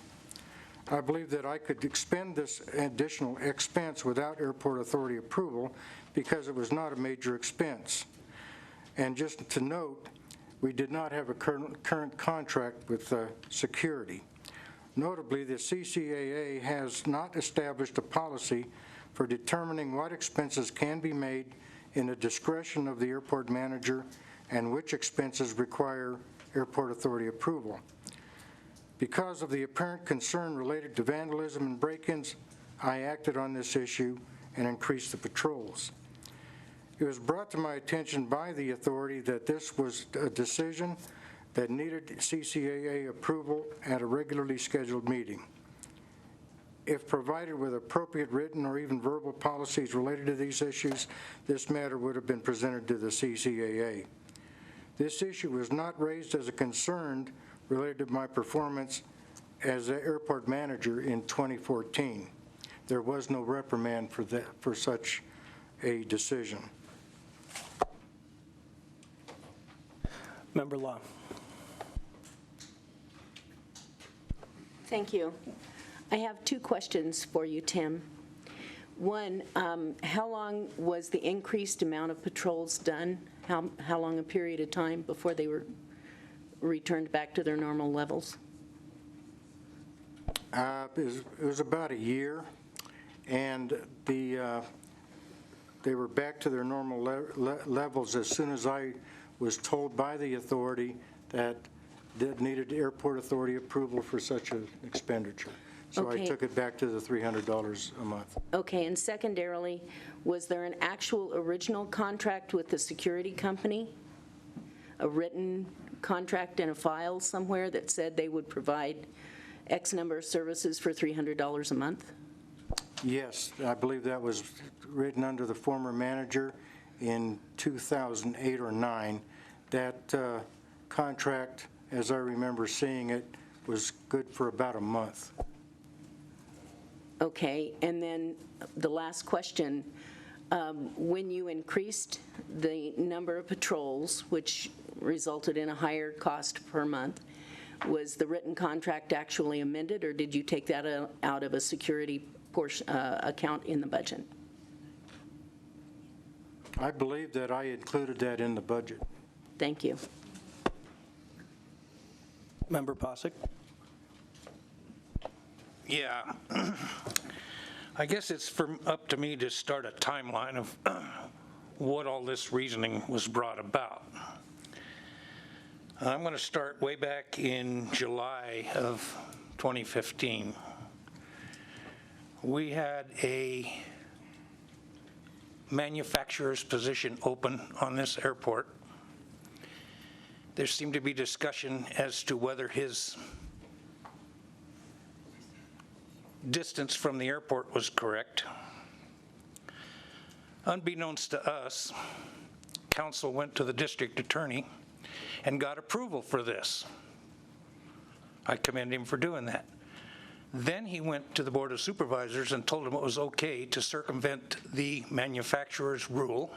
Member Posick, I don't mean to interrupt, except I have a real question as to what the relevance of your discussion is. I'm getting to the animosity of the two people performing this public performance review. I, with all due respect, would say that we are here to talk about the agendized matters, as I explained at the beginning of this meeting, as opposed to speculation as to why we're here tonight. We're here to prosecute these issues tonight. Okay, then did you not tell me to come up here and say something instead of saying it there? I said that you would have the opportunity at the appropriate time for member discussion. I'm trying to put this into context as why all of this started. That's the reasoning behind my timeline. Well, I would like to ask that members restrict their commentary to the item being discussed. It has everything to do with the item to be discussed, because if the airport board members that forced this issue were put on this board incorrectly, then this issue would have never happened, because these innuendos started about November. Innuendos and poking. Okay, well, as the chair, I think that that is out of line for the discussion tonight. Okay, then let me know when I can say something, please. Well, do you have a comment with regard to questions around the modification or renewal of this contract? I do not this time. Thank you, Member Posick. I have one additional question for Mr. Rowe on this topic, and that is that as part of, and I'll add a piece of data, the original contract that had expired at the time that this came up was for 1 year. And my question was, as part of the discussions with Capitol Patrol to extend that contract or renew it or continue to pay them for their services at an increased rate in this case, did you or did you not extend advanced monies to Capitol Patrol for the purposes of obtaining a vehicle or something like this, in effect making a loan to Capitol Patrol? I don't see that on the agenda.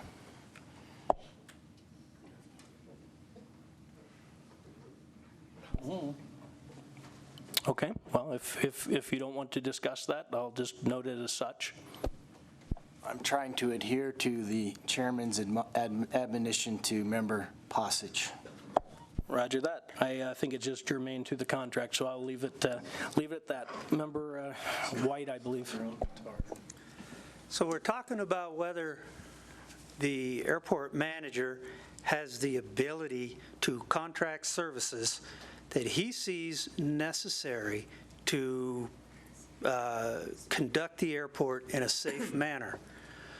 We recently had an incident at the airport where the fence was damaged and hazmat cleanup was necessary.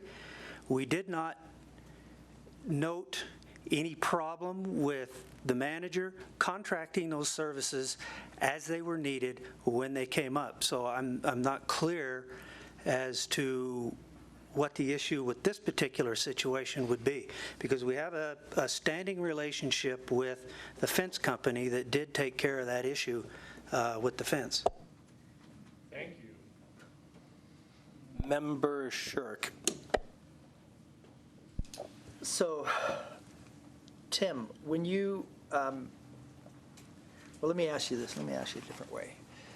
Have you ever done other similar things such as this for the security of the airport, where you, on your own, did something similar to this for the security and everything you said in your rebuttal? Is this an ongoing thing where you do it as an airport manager? You have done it in the past since you've been here in this position? Offhand, I don't recall, but if I had to do it over again and to protect the interest of the airport, I would. But in any, I don't know if you have a contract or a written job performance, does it say in there that you can't do this or you can do this? No, there's nothing written. Okay, so after you increased this, you came to the board and told the board of the authority, I'm sorry, you told the authority what you did and how you did it, is that correct? That's correct.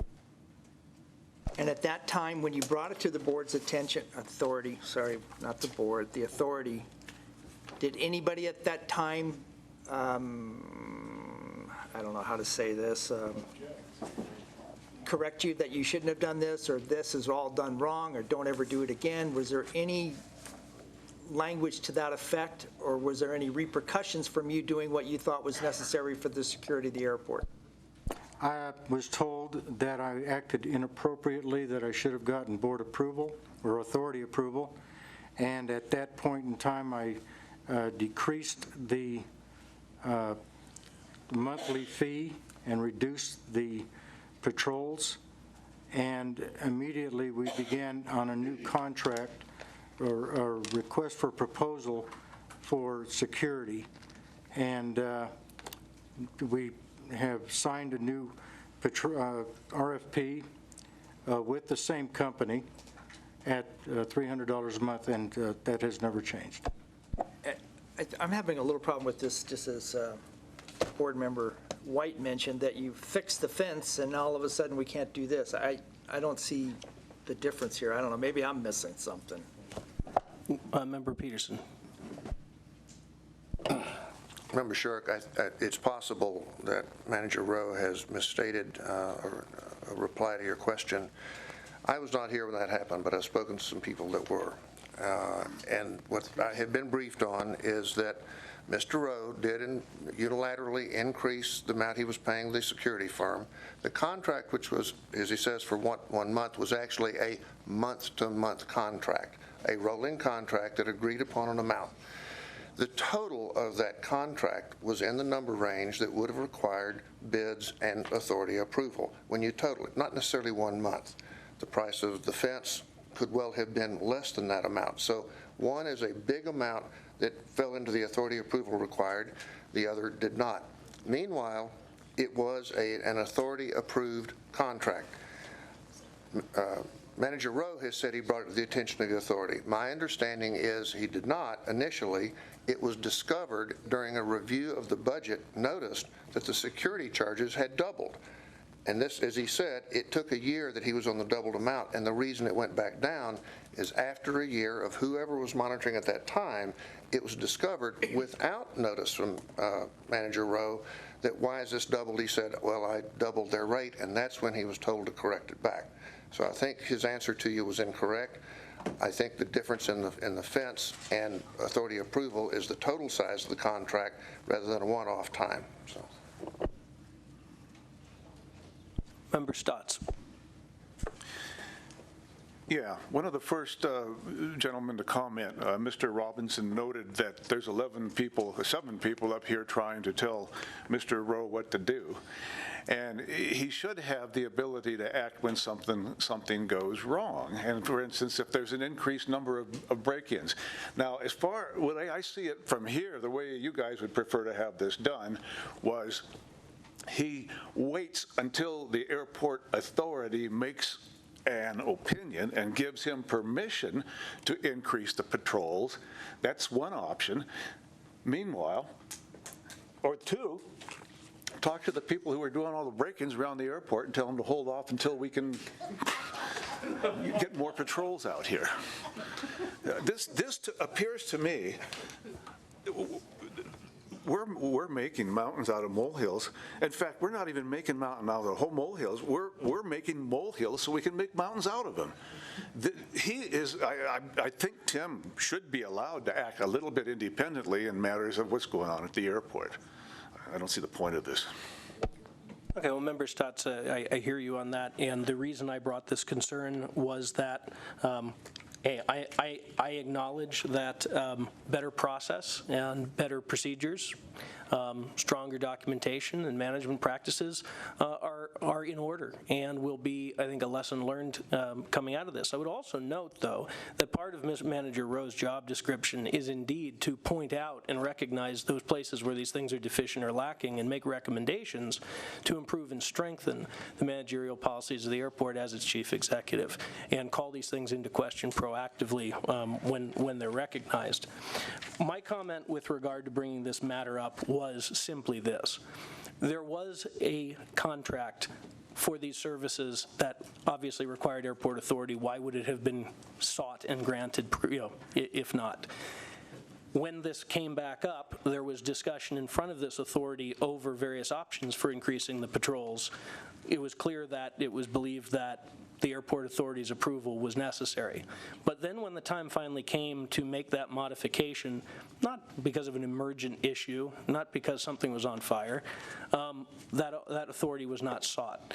It was simply increased in the budget line, and that was when it was called into question. That is what I'm bringing up in bringing this item. And I believe that Manager Rowe has responded. Well, sorry, I didn't turn my light on, but if this was... Member Shirk. If this was discovered at the budget, would it not, there's a monthly, when we go over the budget, someone goes over the budget monthly. why wasn't it discovered early on? Why was it discovered so late? Or how did it come about, this discovery? And if it's in his job performance that he should, if it is in his job performance or his contract, however you want to classify that he brings this stuff forward, I've never seen that contract or job performance stated of what he does. I've never seen anything to that effect. So I'm a little lost as to, okay, I understand we have a $300 increase in security. I'd like to know, when was it discovered? Why wasn't it discovered sooner? Is it anybody on this authority or our bookkeeper should have not discovered this too? I mean, where is it? Solely his position. Yeah, I don't understand the progress we're making here, I guess. I just would I hear you, and I would make one clarification. When you refer to our bookkeeper, I'm not sure who you're referring to. Who's that member, Shirk? Who just left? Okay, so Beth Cohn is our auditor. Her firm is our auditor. It's actually the airport manager's responsibility to keep the books. But it's also, we have a treasurer to oversee the books. He has to sign the checks. So somebody was signing the checks. Who was the treasurer when all of this was going on? Member Peterson. Well, actually, I was going to ask, I was not here for this particular event, but Council Davis was. I was going to ask if we get him to contribute some of the historical information. Well, I just want to know, who was the treasurer when this was going on? With this extra $300, who was signing the checks? Mr. Posick was the treasurer at the time that the fee to the security agreement was unilaterally raised. And then when Mr. White became the treasurer, one of his questions when he first looked at that first budget that he worked on is, what happened here? Why did the rate go up so high? And as a result, there was a fairly lengthy discussion at one of the meetings, and Mr. White asked quite a few questions, ranging from how did it happen to is this minimum wage? I don't remember all the questions that were asked, but Mr. White was pretty thorough in his questioning, and that's when the authority first found out that the security fee had been raised, and it's unclear how long it had been raised, because if you look at the budgets from the prior year, it looks like it may have been raised 2 years before that, and simply because the security line had jumped from 3,600 or 4,000 to about 8,000. But that's factually how it happened. Member Shirk, did you have your light on? Member Shirk. All right, Member Law. Thank you, Chairman. As someone who's owned an airplane on this airport since probably 1990, you can be assured that if I was leasing a hangar, as I do, or if my airplane was parked on the ramp, as it was, if I knew that there were break-ins and vandalism going on as a pilot and an owner of an aircraft, I would certainly think that it was reasonable, at least at the outset, to increase patrols until that activity diminished. So I can certainly understand where the airport manager could have unilaterally made that decision. Whether it was wise to continue it after that activity ceased and why it wasn't brought as an agenda item, I don't know, but I can certainly understand the reasoning behind the increase. Thank you. Member White? Member Shirk asked the question, who signs the checks? The checks to the security are indeed within the range that Manager Rowe has the authority to sign. So the only way that a person would know the increase was happening was to review the statement from the bank, which if you've ever reviewed those statements, they're not very easy. The configuration of those statements is, in my opinion, inept on the bank's behalf. So it's difficult to even know what checks Mr. Rowe writes, because all you get is numbers on the page. The copies of the actual checks are miniature, and I don't know about you, but I don't very well read miniature ciphering. Okay, I would just ask one more question of Mr. Rowe, and that is that when you increased the security patrols, did you execute a contract or a renewal or a new contract with Capitol Patrol? Did you execute a new contract? I did not. Thank you. Okay.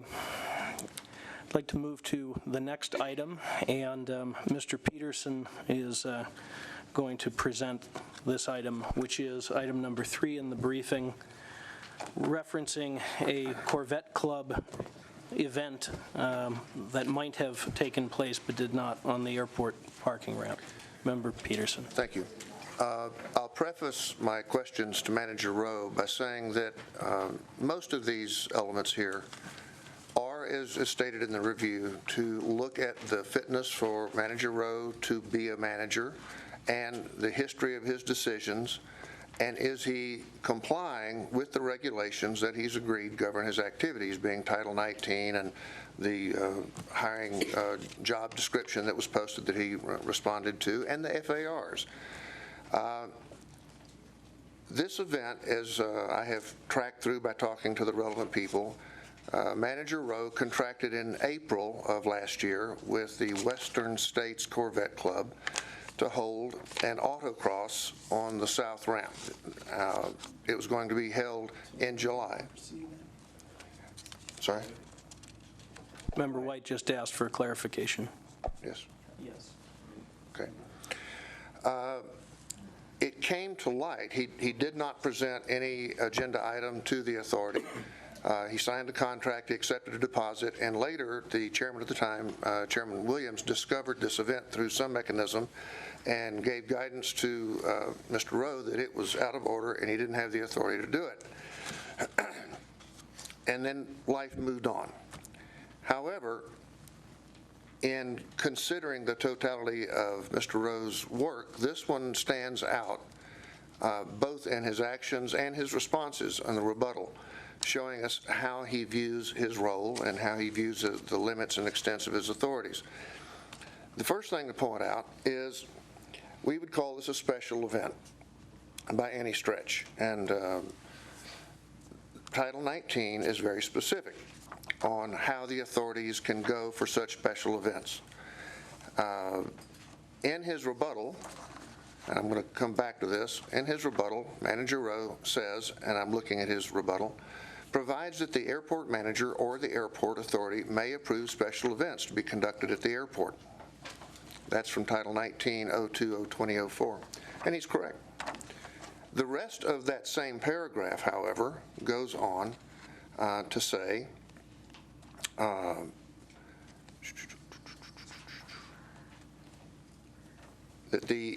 with the approval of the airport manager or airport authority, subject to all applicable FAA regulations, and this he's left out in his rebuttal, on such dates, in such areas, and upon such terms and conditions as shall be specified by the airport authority. He's ignored that. In his comments behind quoting Title 19, he said he felt he had the authority. At this point, Manager Rowe would have been in his position about 4 years, and he clearly could find Title 19. I don't know why he did not read the second half of the paragraph. Also, there are requirements for special events that stipulate a $2 million liability policy will be raised by the people holding the event. We never saw that. That didn't happen. Meanwhile, the objection that was behind this was they were going to have high-powered cars driving around on a new FAA-funded ramp. The expectation was it would do damage to a surface that we had signed grant assurances for that we would protect. Manager Rowe's response in this is that this was not a race or a contest of speed as alleged. It was a rally similar to a show and shine that are prevalent in this area during hot August nights. Manager Rowe, have you seen this piece of paper? I'd be happy to pass it to you. I don't know if you can see it from that distance. No. Okay. I'll just mention, and then you're quite welcome to have it. This is the public notice posted by the Western States Corvette Club on their website describing the event, which is an autocross. I used to race autocrosses. I know what they are. They are contests of speed. They are timed. There are rules. And in fact, in here, they provide the guidance that helmets are required and that the contest will be held in accordance with their competition codes. They also stipulate that you can use, you need this? I'll pass it down. That you can use race tires and so on. I'll just mention the very first autocross that I drove in. The second car out was a young lady in an early 70s Corvette. Her throttle stuck, it went straight ahead, it hit a curb and rolled 360 in the air before coming back down on its wheels. So I raise here that Mr. Rowe committed the airport to an event out of order. He did not get approval from the authority, which is in the same paragraph he quoted.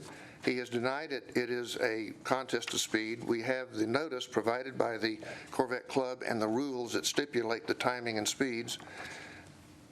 I'm at a loss how this indicates solid thinking or respect and adherence to Title 19. Do you have a reply? And you alluded to it that the airport manager has the authority to approve certain special events and or the airport authority that's conducted at the airport. Under Title 19.02.020.050 public use provides that the airport manager or the airport authority may approve the closing of the airport due to weather conditions of the landing area, the presentation of special events, and like causes. With these regulations, I believe that I had the discretion to hold special events without the approval of the airport authority.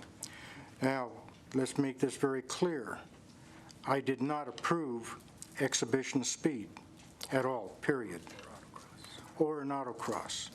This was merely a rally of cars. Now, to say that there's a lot of cars driving over brand new pavement, well, we have a lot of cars driving over brand new pavement right now. Okay, I understand that you've quoted two sections, one being special events, the other being closing the airport. In this particular case, there is no discussion of closing the airport. However, it is a special event. You seem to have agreed to that. And the paragraph 1902.020.04, which you have quoted as supposedly giving you authorization, says, on such dates and such areas and upon such terms and conditions as shall be specified by the airport authority. How did you tend with that requirement in that paragraph?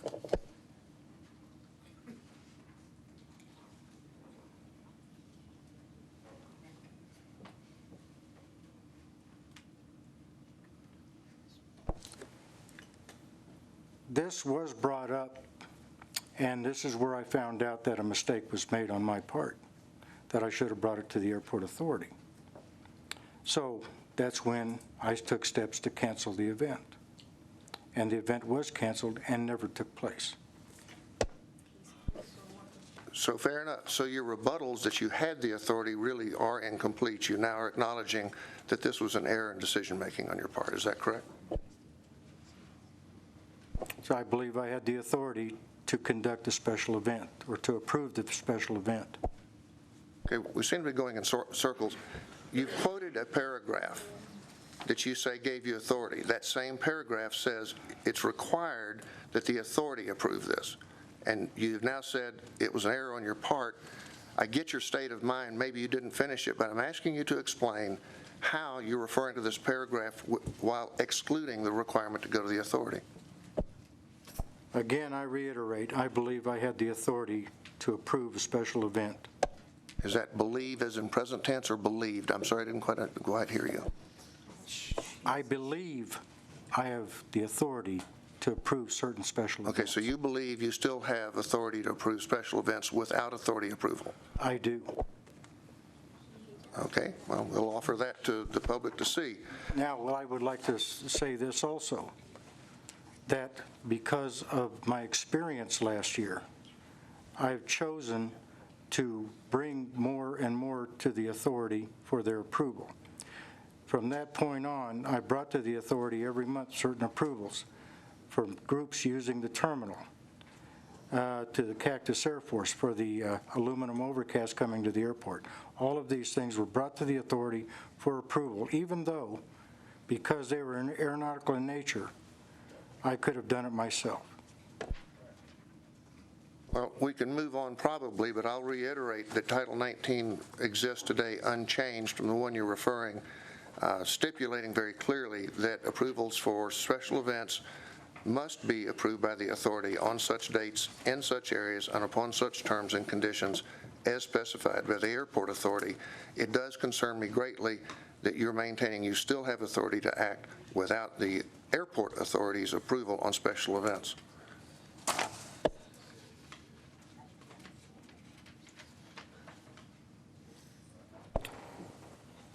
The one thing that I can say is since that time last year, I have gone forward presenting all issues with the airport to the authority. I'll recognize Member Posick. Yeah, all I wanted to bring up was, I believe since I've been on this board, we've been pounding on all the board members, airport manager, and anybody in this community to raise funds to make sure that our budget was in order. That's all I have to say. And with this, that the money that was to be collected for this was to improve our budget. May I ask Mr. Rowe to refresh my memory as to how much we were going to receive in compensation for this event had it taken place? I believe it was about $600. Thank you. Member Shirk. Okay, Member Law. Thank you, Chairman. Having participated in a number of autocrosses, driving my Corvette when I was younger, the lateral loads and so forth are no different than an airplane taking off or landing in many instances. My issue here is with the way that 1902, 020, 040 is actually written. It says that he has the right to approve special events. It also says, and I'll read it from the notes I made this afternoon, other language in the section states that such events shall be held only upon the prior approval of the airport manager or airport authority, which might be construed that the CCAA must only approve the date, area, and terms and conditions of the special event, not the special event itself. Or, either or. Correct. Well, excuse me, folks. Thank you for your contributions. There's an appropriate time for that. But he has the right to approve special events. He should, according to this, must, says shall, so that's must, come to the authority to get approval for the location, the date, and the terms and conditions. He failed to do that. But I understand from what he's saying now that he has since learned his lesson. He paid the price for it once he received the admonition of the attorney and the chairman canceled the event. Just since I've been here in October and November, whenever my first meeting was, he has brought a number of special events to us for our approval, and I understand that, and everybody has to have a learning curve. Thank you. Is it now Member Shirk? Reading, I don't know if the public has this page 2 of the briefings. I don't know if everyone came prepared with all of that, but it was publicly posted, though. I know. I didn't say it wasn't. I'm just saying I don't know if they have it. So I'm just going to read part of it, not all of it, and that's 19.02.020.40 special events. And what I'd like to just point out, it says, shall be held only upon the private approval of the airport manager or airport authority. So that's for the special events. Same thing on 19.02.020.50 public use. it goes into saying, also provides that the airport manager or the airport authority may approve the closing of the airport due to weather conditions, landing, and the presentation of special events. I don't see where we're trying to draw the line. I think it's convoluted. I think it's confusing. I think he has the authority to close it for special events. I don't know if that's the issue, that he can't or he can, and that should have been in his job performance, or he should have got wrote up when it happened, or there should be some outline or guide that says what he can and cannot do. I mean, we're coming back after the fact saying, hey, you know what? Can you do this? I don't know, but reading this, it says he can. So I don't know what balance you're trying to find, at least with this agenda item. I don't see what you're trying to accomplish here. So maybe you can explain that so I can have a better perspective, because I don't get what we're trying to go to on this one particular agenda item. Thank you, Member Shirk.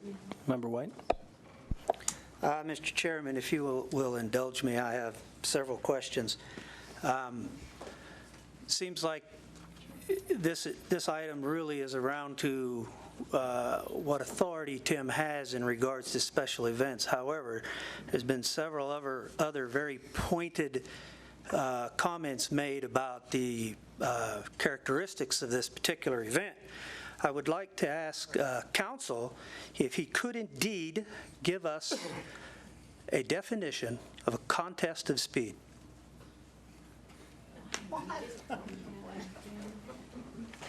I'm sorry, in what context are you using that term?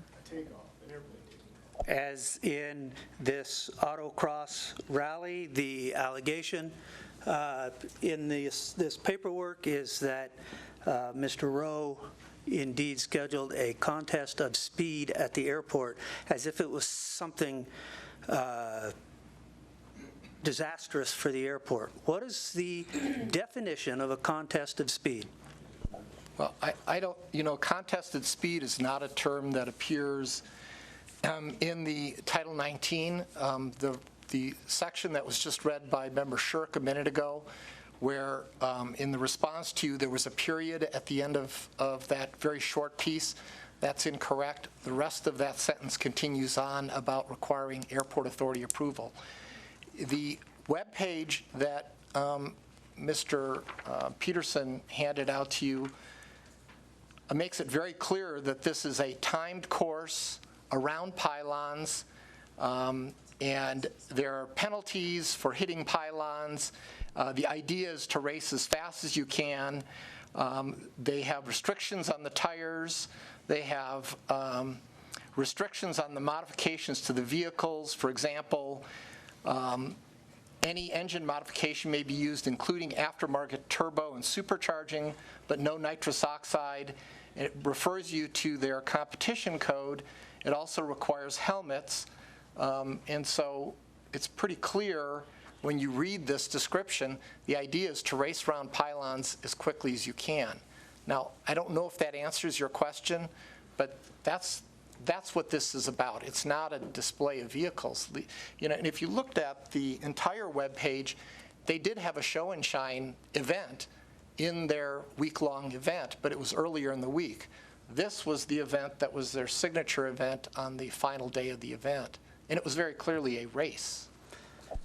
Well, I can assure you, having been subject to the definition by the state of Nevada of what a contest of speed is, it includes two cars racing one another, not individuals running to see what their time might be.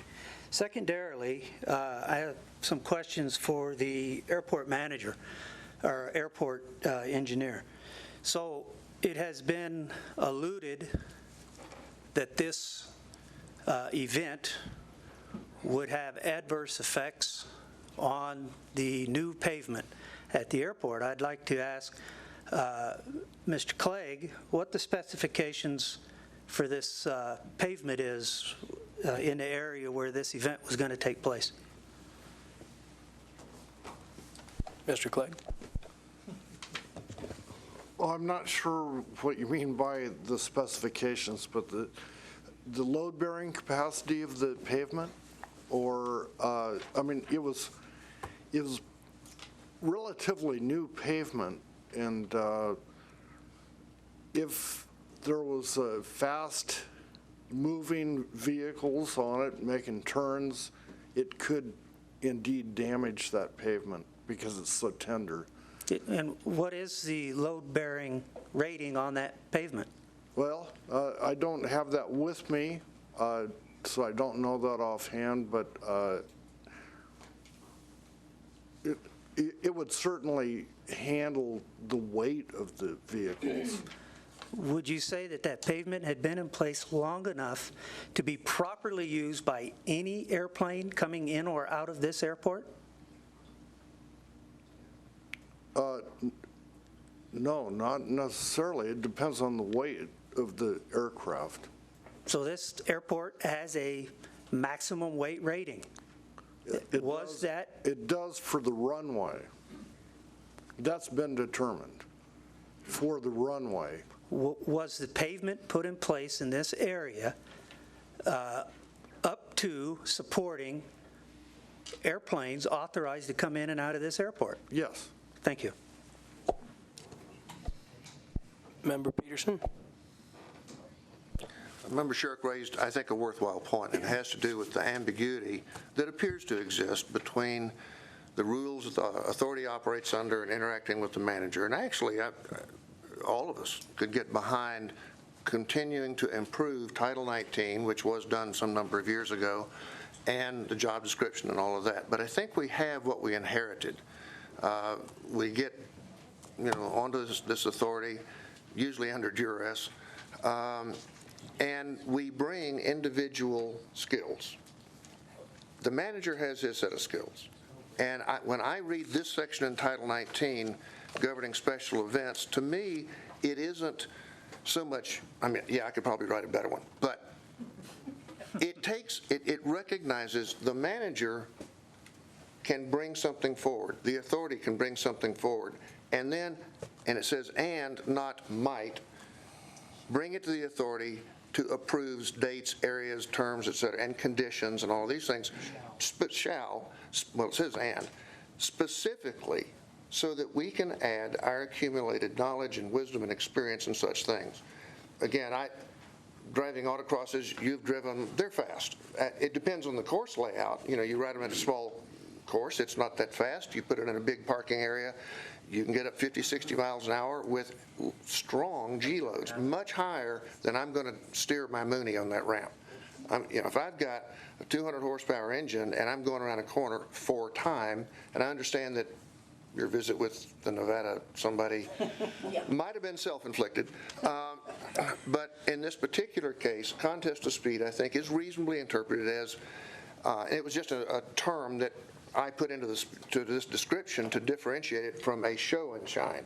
It is, or was intended to be, a timed high speed, as high as permitting by the course to go around it, and you're going to get penalties if you knock over pylons, and I've done them. I'm comfortable that given the newness and the suddenness of needing to find this was contracted by Manager Rowe in April, and shortly before the event, Chairman Guy Williams found out about it and said, whoa, we were supposed to be involved in this. And I wasn't on the authority. There may well have been somebody here that would have said, yeah, let's go for it. There may have been people who said, no, I've seen what happens to fresh tarmac. But that's the way this works. And he's supposed to know it. And that's my position. He should have known from the exact paragraph that when he wanted to approve this, and I applaud him for bringing business in, first order of business, bring it here, get the cumulative wisdom of the authority, might well have approved it with certain conditions, might not have. This is to Mr. Manager Rowe's decision-making. Having a document said he must bring it to us for approval, and he didn't. Member Posick. Okay, I'm going to stick up for the airport board chairman. There are people in this audience that have something very important to say later in this meeting, so I'm going to ask the people that have to chuckle and carry on and go out in the hallway and scream if you have to, but don't have this room removed to where there is no other people to mount a defense for Mr. Rowe. Thank you, Mr. Prosick. Appreciate it. Member Law? Mr. Clegg, can you tell us, sorry. Thank you, Chairman. Mr. Clegg, can you tell us when the tarmac was put in place in the area that the race was going to be undertaken?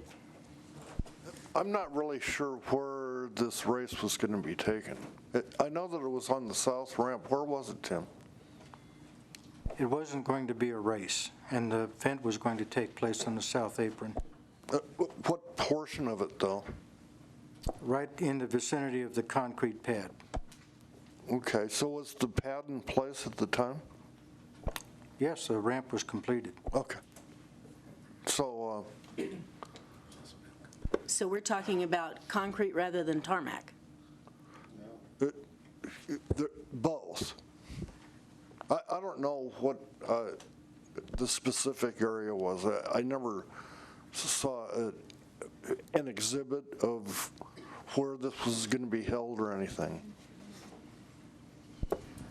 Well, I can attest that if you're doing an autocross, it's not going to be on concrete and tarmac. Because when it's laid out, it has to be on a consistent surface. It has to be laid out in advance. And if it were, I mean, depending on how long the tarmac's been there, I just don't know. But I can tell you, I've done a significant amount of autocrossing. I don't know that I've ever seen a piece of tarmac torn up, but it's depends on how long it has had to cure. Member Shirk? If you could bear with me, Chairman. What agenda item, we're on 1. Which one specifically is this one addressing? A through K, which one is this one? C. Right, so that's a reasonable question, and I'll speak to that. Okay. So agenda item number 1 is divided into several letter elements that speak to general areas of concern, topical matters, and again, as the agenda item says, our discussion tonight and presentation may include some or all of the following. The actual order that the topics are being taken is pursuant to the performance and fitness review briefing, and so we're on item number 3. Well, it's item number 3 in the performance and fitness review briefing. Okay, I still think we're right back to the beginning of time. It's this in essence, to me, you can look at it either way, and I don't think anybody's right or wrong. So it says, shall be held upon the prior approval of the airport manager or airport authority. It says that in .04, and it says it in .05. So I think we need to move on from this, because I don't understand it. If it says either or. Member Shirk, do you see the part at the bottom of that paragraph that is really a part of that paragraph that requires authority approval? No, it says, and you still have to get parts past this part. It says either or airport manager or airport authority. I don't care what it goes on to saying. This part says it's okay for him to do this. I mean, you can look at it and say, what about this, what about that? But this still grants him the authority to do it. In some essence, he has, and I don't think a lawyer would, I'm not a lawyer, but if you went to court or even here, it says he can do it. That subtitle underneath that, to me, doesn't matter. It says he can do it. It's not a subtitle. It is literally the same paragraph where it says the manager or the airport authority can approve an event. In the same paragraph, it requires that such dates, such areas, and upon such terms and conditions as shall be specified by the airport authority. The way I read that, and I think it's a reasonable reading, we might even ask Council Takis, is that, for instance, you could bring to this authority and say, I want to hold a birthday party on the ramp. And we say, and you could say, yes, we're doing that, but then all of the specifics have to come from here. Now, in this particular case, if the manager says, I've approved a autocross, a timed event with high-powered race tires and cars, and we say, we don't see an area on our airport that's suitable for that, then I think we as the authority and we as the manager acting as a team have done our best to serve the airport. All of these elements, I think, have to be respected. Now, we might say, not there on the ramp, but we've got another place you can do it, and that's how the authority would interact with this action in support of the manager. So it's not that we would disapprove all special events, it's that clearly it is reserved to the airport authority to approve the area's dates and terms and conditions. There's other conversation about insurance, which I've mentioned but not focused on. And in this particular case, on that particular ramp, it wasn't presented to the authority. Guy Williams said, you don't have authority to do this. I don't know that Mr. Williams is saying you can't. I think he was saying you needed to have gone to the authority first, and we may well have approved it. And so I'm only speaking to not even to the wisdom of having it there, but the authority who's required to be a part of this process wasn't invited to the party to deliberate it. Okay, Member White. So I was here when this non-event took place, and I recall that Manager Rowe took a thorough and extended beating for this. He was advised that he should bring these special events to the authority, events of this nature. He has since adjusted his conduct, and there's been no further incident of this sort of things, and I believe you're out in the weeds on this. This is ridiculous for this to come back up again when he was thoroughly admonished as to what his actions should be. And if Chairman Williams at the time did not see that necessary to have discipline or review, then there's no reason for it to be before us tonight. Okay, and Member Stotts. Yeah, what we appear to be doing here is making up rules, regulations, restrictions, and so forth that Tim's supposed to follow after the fact. And we can't hold him liable or call him a bad manager because he did things that nobody has ever defined as being a wrong act in the first place. Okay. I believe that Member Law had a motion of sorts that she would like to make. Thank you, Chairman. I just suggest we take about a 10-minute break. Thank you.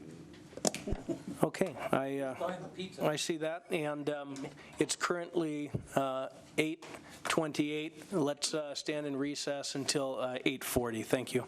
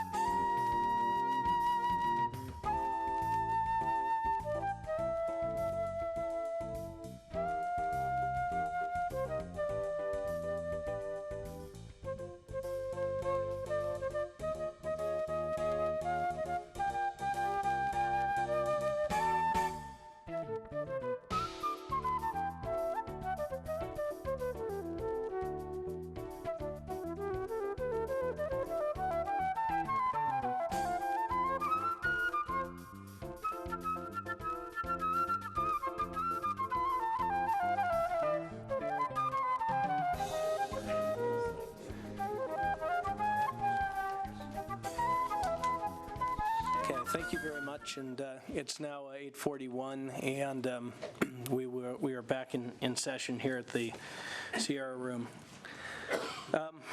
Before moving on to the next subject, I'd just like to take my prerogative to respond to something that I think has been said in general, which is, why are we talking about all these things, some of which happened in the past? Wasn't there follow-up at the time? And indeed, in some cases, gosh, wasn't there follow-up at the time? And why are we doing this again? I think it speaks to the process that we're required to follow. It's bizarre. It's not like what you or I are familiar with in the corporate world. There are a lot of restrictions on how we can conduct personnel and performance reviews. And indeed, that's exactly what this is. It's a review. And it does mean that we're going to be covering some trod ground again. And I wish I knew a better way. But from my understanding of the rules as presented to me by council and my research, this is unfortunately the best that we can do. And I thank you for your participation again in this. And we're going to try to keep this moving and make sure that the feelings are heard, the questions are asked, and that we move this serious matter on. This time, I'd ask Vice Chair Peterson to present the item number 4 in the Performance and Fitness Review briefing, reference a 2-car race on an active, says runway here. I think you'll speak to that during the open house. Member Peterson. Thank you. To some extent, it's a continuation of the last item, and as Chairman Hutter said, this is a review. I want to state right at the beginning, from where I was on the open house ramp, it looked like they were on the runway. In our effort to have just the facts, the real provable information and not opinions, we asked of other people, and I was informed that, no, it was on the taxiway on the north side of the runway. So we want to take that off. Wasn't on the runway. Don't want to confuse the things here. I believe the elements here are a little bit different than the last one, and that, in my opinion, and I'm confused on how it's vague, special events require the approval of the authority for when, how, conditions, and all of that. It was not sought. There was conversation between Council Takis and Mr. Rowe, informing Mr. Rowe that we don't have insurance for the proposed jet Corvette race that was going to be on the runway, and then that was the last we heard. There was never any more input from Manager Rowe as to what do we do here, how do we make it happen, can we get it in front of the authority to be sure I've covered Title 19's requirement that the authority approve the place and conditions. I included in the briefing on this about closing the airport, and I agree that the manager can close the airport for a variety of reasons. However, Title 19 is very, very, very clear that the manager in all of his decisions must abide by other regulations. That can be city regulations, it can be the FARs, it can be any of those things. So he has the authority, and I'll take the classic case. Airplane has an incident, it's splattered all over the runway. He's got to close the runway right now. It's in the interest of immediate safety concerns, absolutely, no question. Special event pre-planned is not that event. I'm asserting that he was required to come to the authority for consultation and approval. He didn't get that. I have raised closing an airport for this reason. I used to fly air shows, competition, and I have in fact coordinated with the FAA on many occasions to close runways and to close airports. And generally what you do is you go to the FAA and you say, here's what we're going to do. It's an event. What do we have to do? And they tell you. And they tell you. And it's, you can negotiate, but you only get so far and you follow their rules. I posted a website link in my briefing that is on the FAA website, and it's very clear. Before you close a runway, call us. It's required. We have no evidence that Manager Rowe called. Now, he might say, and I'll be interested to see what he has to say, well, we weren't on the runway, so we didn't need to close the runway, and we had people watching it. I've had that conversation with the FAA. I have said, no, we're going to have corner workers and they have radios. And the FAA says, if you're operating on or near a runway in a way that might hazard the runway, it requires an FAA waiver and closure. And there's rules, white X's and all these sorts of things. So we're raising this element here only to kind of review Manager Rowe's performance and whether he is in fact following Title 19 and the other requirements that require him to follow and obey the federal aviation regulations and other regulations that govern this. So, Mr. Rowe, over to you. I'm sorry. Back to the chair. Okay, I think I'd like to give Mr. Rowe the opportunity to respond to that comment and question. Mr. Rowe. I'm going back to the Title 19, 040, and 050, stating special events state that the airport manager or the airport authority may approve special events to be conducted at the airport. 050, public use, allows the airport manager or the airport authority to close the airport due to weather, conditions of the landing area, the presentation of special events, and like causes.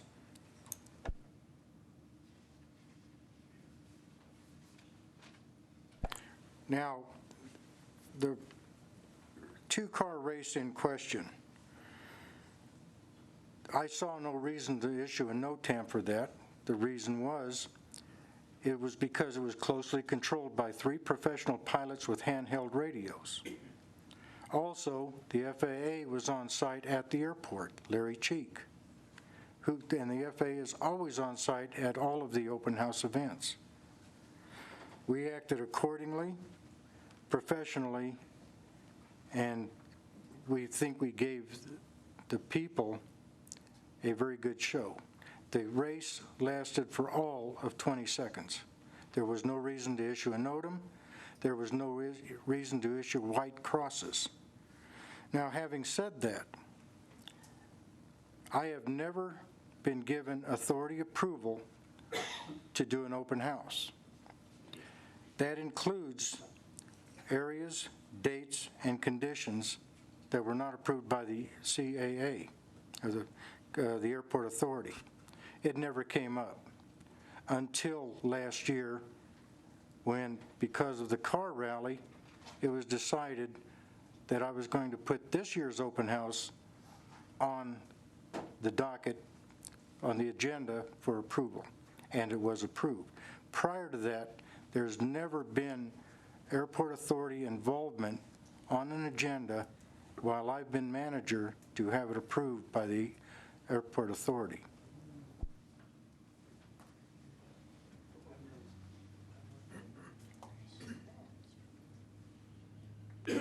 Member Law. Thank you, Chairman Hutter.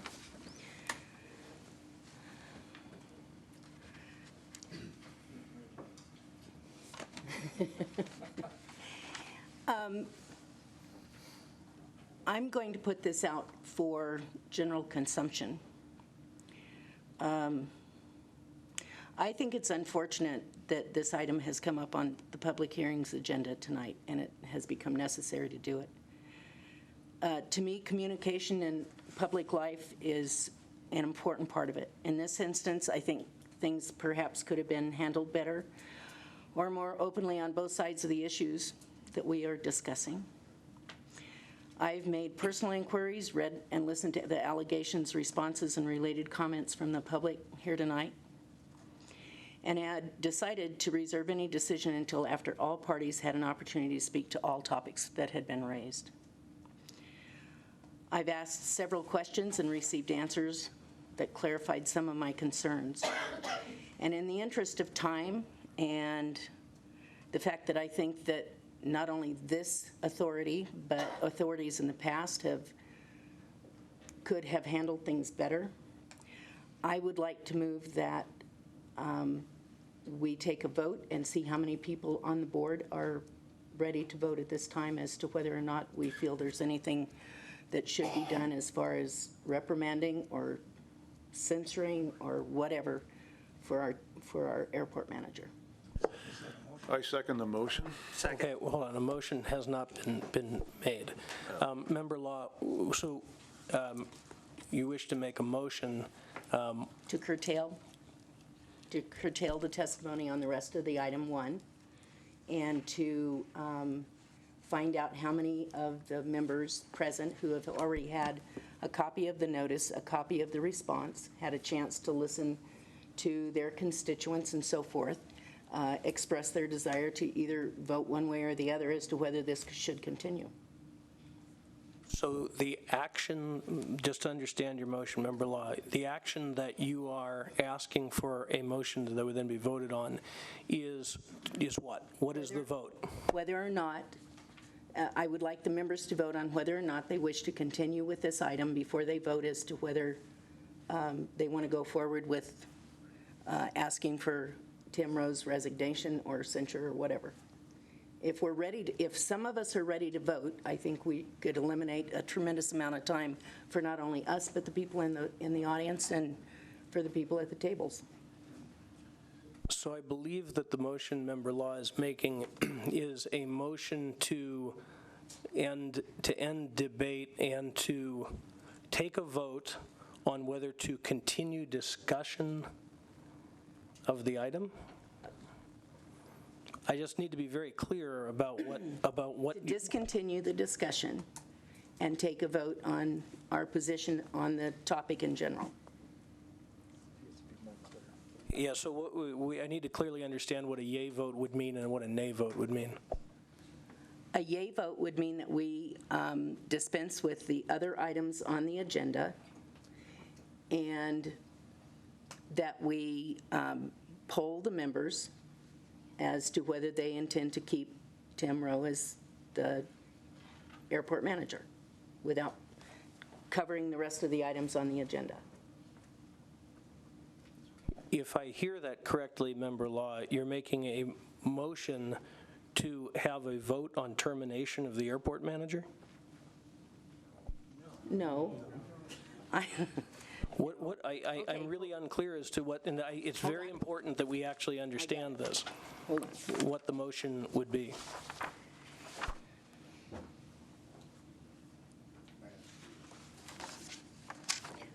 The motion would be to poll. The motion is? The motion is that we poll the members to see if they are ready to vote on keeping or terminating the airport manager.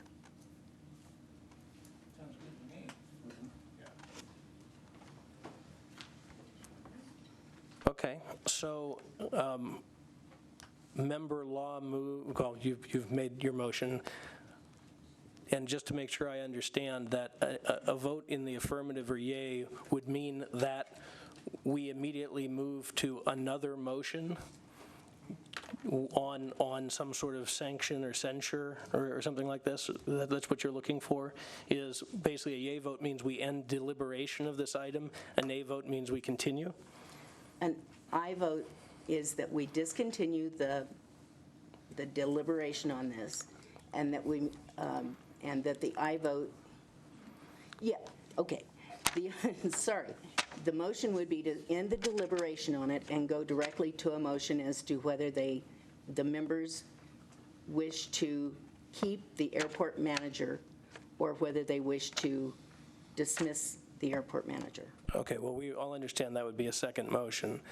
So and boy, I think I saw Member Stotts with his Robert's Rules for Dummies down there. This sort of tests the boundaries of my knowledge in the area, but I believe this is basically a motion to end deliberation, although we don't actually have a motion before us. So it's a procedural motion of some sort, and it's just important that we understand what it means. Okay, so is there a second? I second the motion to end deliberation. And I second as well. Okay, well, Member Stotts has seconded the motion. Now, we actually can't go to a motion without public comment, but is that correct? I mean, you have to have public comment before you conclude the item, and if I understand correctly, the motion being proposed and was made and seconded is directed at concluding the item, unless I misunderstood it. I'm a little confused too, whether we were talking about two motions or what. Okay, could this be the motion? And you're the one I'm asking. That we take public comment on what has been heard thus far, which basically was what we heard before it started, and then move to close close the discussion on the item in anticipation of another motion, which would be to keep or fire the airport manager. Okay. I think this would technically be some sort of a procedural motion. It's not a main motion for action on an item. Right. So I believe I understand Member Law's motion and Member Stotts' second. So now discussion at the authority. Member Peterson. Wait. I need clarity on the motion. It is not. Yeah, and I was hoping that maybe we would draw out a little clarity here, but maybe we can go back to Member Law. Okay, the motion would be to, if you would just, and I apologize for this, just please start saying, okay. Just start with I move that. I move to open the floor to public comment on items that we have heard thus far under item F1 on the agenda, and at the close of those comments to cease discussion of this item. Which I second. Can you do that? And Chairman, may I amend the motion? Okay, Member Shirk. Okay. The way I think we should amend this motion is that we, at this time, I move to suspend all discussion about the airport manager's performance until we can have a performance record or something that we can hold them accountable to in that respect. Maybe you could reword it that way. Okay, let me try this again. And you don't have to bring the audience in. You just make your motion. Okay. I made notes. Okay.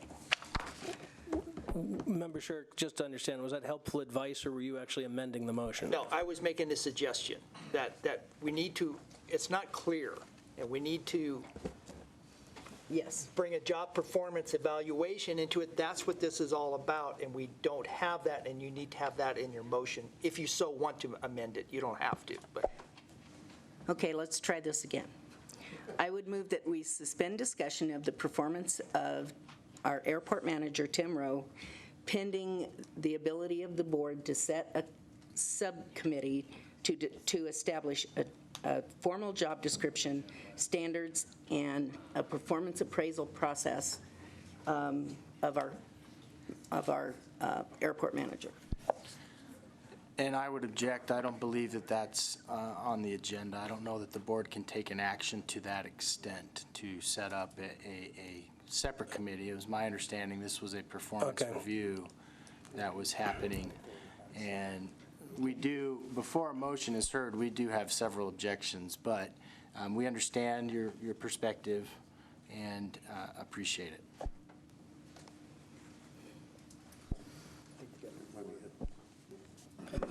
Member Peterson.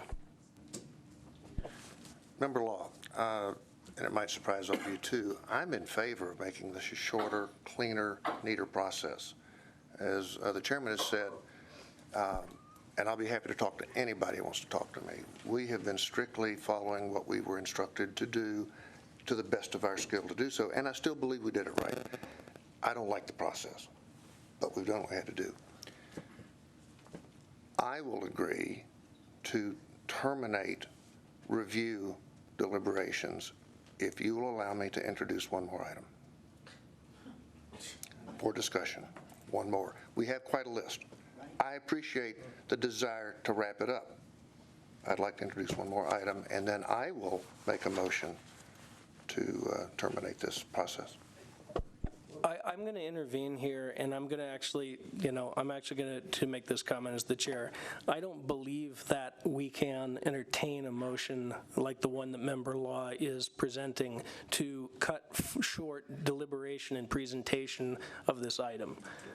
There may be something I am missing, but I have to work within my knowledge and my role as the chair. And I think that we're going into a very murky space where even Mr. Rowe and Mr. Rowe's counsel mentioned that to terminate this process at this point would leave things unanswered and unasked. And so I'm going to actually move along. And I hope you'll understand where I'm coming from with that. Member Shirk. Thank you, Chair. Well, I would just like the legal counsel, can Ms. Law make that motion at this juncture? Can she do that? The confusing, this is not a simple question. The confusing part of this is Robert's Rules of Order provide that the procedures are set by the chairman. Motions as to the ultimate disposition of an item can be made by any member. But this isn't a motion to the ultimate disposition of the item. It's a motion along the lines of the procedure. So what's happening is we're getting kind of a conflict between two different processes. I think that maybe Mr. Peterson has kind of hit on the answer, which is, and of course this would rely on what the chairman says, but if Mr. Peterson and Mr. Chairman, who are presenting these items, say, okay, we're done now, then I think you get to the same spot. And so I think that, and maybe I misinterpreted, but that's kind of what I think Mr. Peterson was saying, give me one more item and then we'll be the ones to stop the process.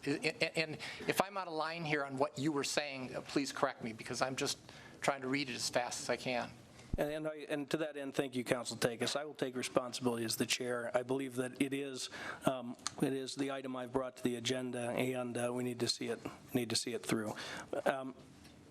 I'm going to get back to you in a second, Member White. Member Posick and Stotts, in some order, have had a light on for some time. Member Stotts. Yeah. What Member Law is proposing is just taking a poll among us to see if we're ready to vote. Now, if everybody said, or even a majority of people said they're ready to vote, then at that point, it seems to me, then we could vote on whether we want to terminate Member Rowe or not. I mean, well, that's not a matter that's under discussion. Let me finish. Because the reason behind this, we've heard all the allegations, we've read all this stuff, we've read the rebuttal, we've heard from the audience, we got a pretty good idea of how they would like to see this pan out. And basically, this whole thing about these allegations against them are micromanaging after the fact. The fact of the matter is, he hasn't had any guidance. So if we were to vote to keep him on, but put it with the understanding that he would be given guidance in the future as to what he was supposed to do. Member Stotts, and at the appropriate time, that sounds like the beginnings of a very good motion that you're probably going to be eager to make. But I just want to keep us on track here for the very sake of what Member Law is talking about. I'm trying to keep us to a process, not of process, and continue and get through the subject matter expediently, and so that all of these things are heard. Member Posick? Yeah. I've been supporting the open house since I've been here. I was at that open house. I talked to the FAA about this issue. He saw no problem with it. So if we don't have an FAA violation, where the hell's the violation? Thank you, Member Posick. Member White? Oh, Member Shirk? I just want to go back and say thank you to legal staff for clarifying that. And I understand the position the chair is in, and I respect that as well. And I understand the position you're in, and I respect that as well. So I do see both sides of it, and I just wanted to clarify that. So thank you. Thank you, Member Shirk. Member White. I believe Member Law's original suggestion and motion to take a poll to see if the individual members are ready to vote to keep Tim or not to is absolutely appropriate, considering now we've been in this meeting for over 3 hours. Frankly, I've heard enough, and I would like to once again second that original motion that we take a poll as to see who is ready to vote and who is not. Yeah, I hear you, Member White, but I do not know how that actually gets handled in a way that doesn't cause chaos. And what I mean by that is I am not sure what the appropriate way to entertain that. I do know that there are certain things that to end discussion, there are some things even have under Robert's rules a 2/3 majority. I would rather us please proceed expeditiously. And let's try to keep our questions and comments at this point to the subject matter. We can probably move through this quickly, and I'd like to do that. At this point, then, I would like to make my comments regarding this two-car race during the open house. Okay, Member White. The open house was indeed a right and proper event to be taking place. Mr. Rowe did have authority to make adjustments as needed to enhance the experience of the people attending that open house. Considering there was an FAA agent on site, there's been no action taken by the FAA. Again, I believe you're out in the weeds on this one. This is ridiculous. I would make the comment on this matter that, and as the chair, I'm trying to keep mainly to my duties as running the floor here, but my comment on this matter really is to one that regardless of whether the FAA did or did not take action against the airport, I don't want to be flirting with that. We don't want to feel lucky after the fact. We want to feel sure about what we're doing in the moment. And I do have concerns that the airport was not properly closed for this event.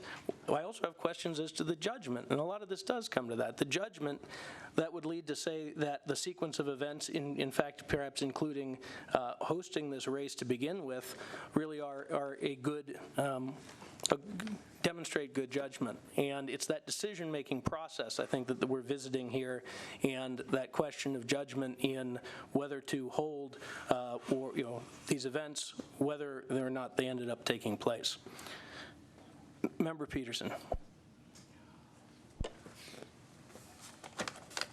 I think we've all heard enough on the two-car race. Again, it is up to the authority members to decide on the whole if this reflects good judgment, a person fit for management or not. That's what we're here to do. I've got one more item. I'm going to take it out of order. Whoa. I got a question here. Before we start on another motion, do we have a motion and a second on the board here that has to be withdrawn? No, we don't. It's not accepted. I've heard a motion and a second. Who's withdrawn it? Yeah.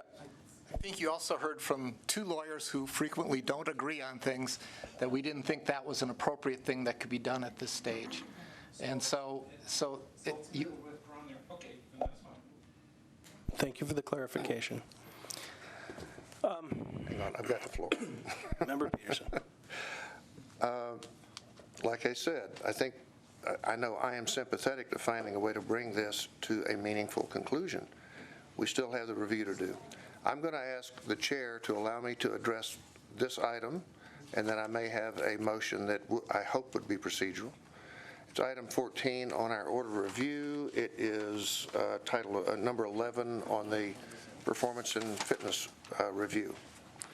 This is titled Conflict of Interest. I'm going to try to keep this brief, folks.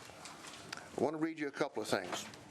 Definition of conflict of interest is a situation in which a person or organization is involved in multiple interests, financial interest or otherwise, one of which could possibly corrupt the motivation of the individual or organization. I've also taken from the 2014 Ethics and Government Manual for Nevada Public Officers and Public Employees, NRS 281A.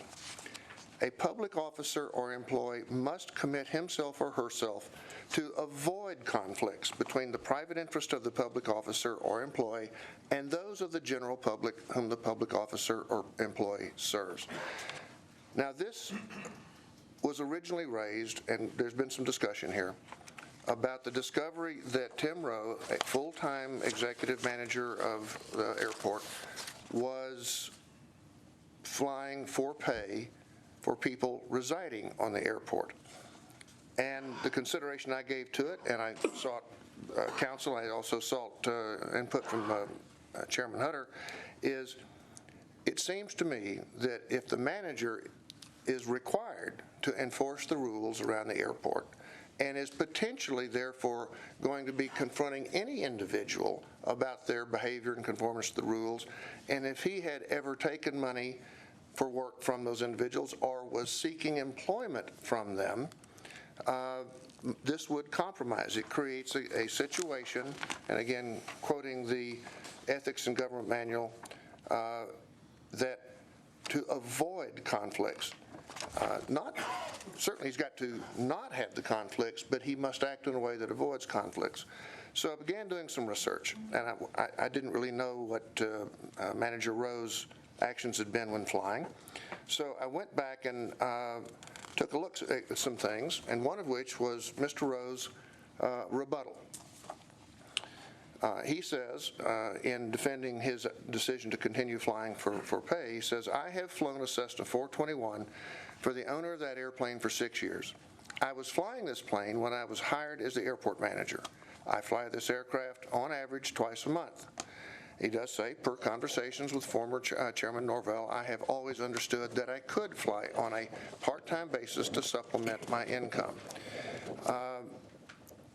He says, I do not do overnights, and I seldom fly on weekdays. He says, when I fly on weekdays, I take vacation. So we could debate that for a long time. But at this point, can you cue up a video? Yes. Okay, in just a second.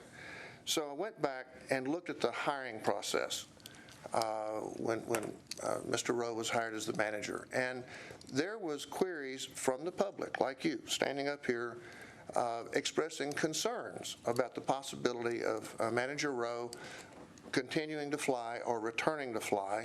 And he gave verbal assurances that no, he was giving up flying. He was going to dedicate himself to being a manager. The authority here, you were part of the deliberation. It's a good thing. They were when he was hired. The comments that Mr. Rowe made himself are part of the consideration in making a hiring decision. And it just so happened, in looking at this conflict of interest, I found a comment that I'd like to share. It was originally a question asked by Member DiLorito, and Mr. Rowe aired it. Can you put this up where people can see it, please? And hopefully they can hear it, because that's the important part.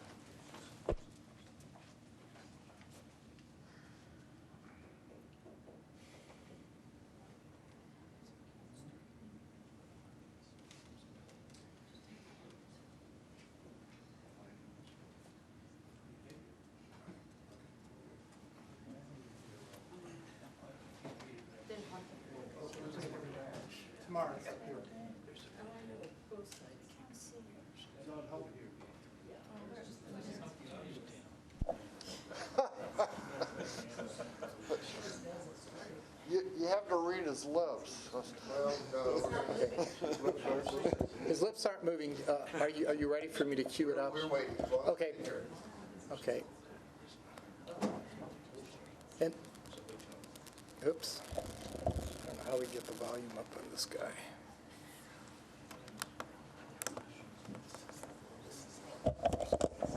Let's see where the speakers are. These are the speakers right here.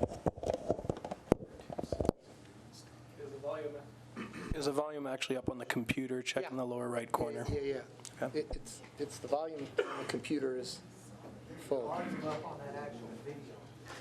Oh, on the video. Good question. Yeah, that's on full also. Okay. So, And then check your lower right corner of your screen on your desktop where the little speaker is. good idea. Okay. That's also okay. Let's see if this works. Negatives. if you can keep everybody safe and keep the neighbors happy, you're going to have a good program here. Thank you, Tim. Thank you, John. Ms. Di-Loretto Long. Hi, Tim. Thank you for putting in for this position. Are you currently acting as a chief pilot for anyone? No. And obviously, you've had the opportunity to...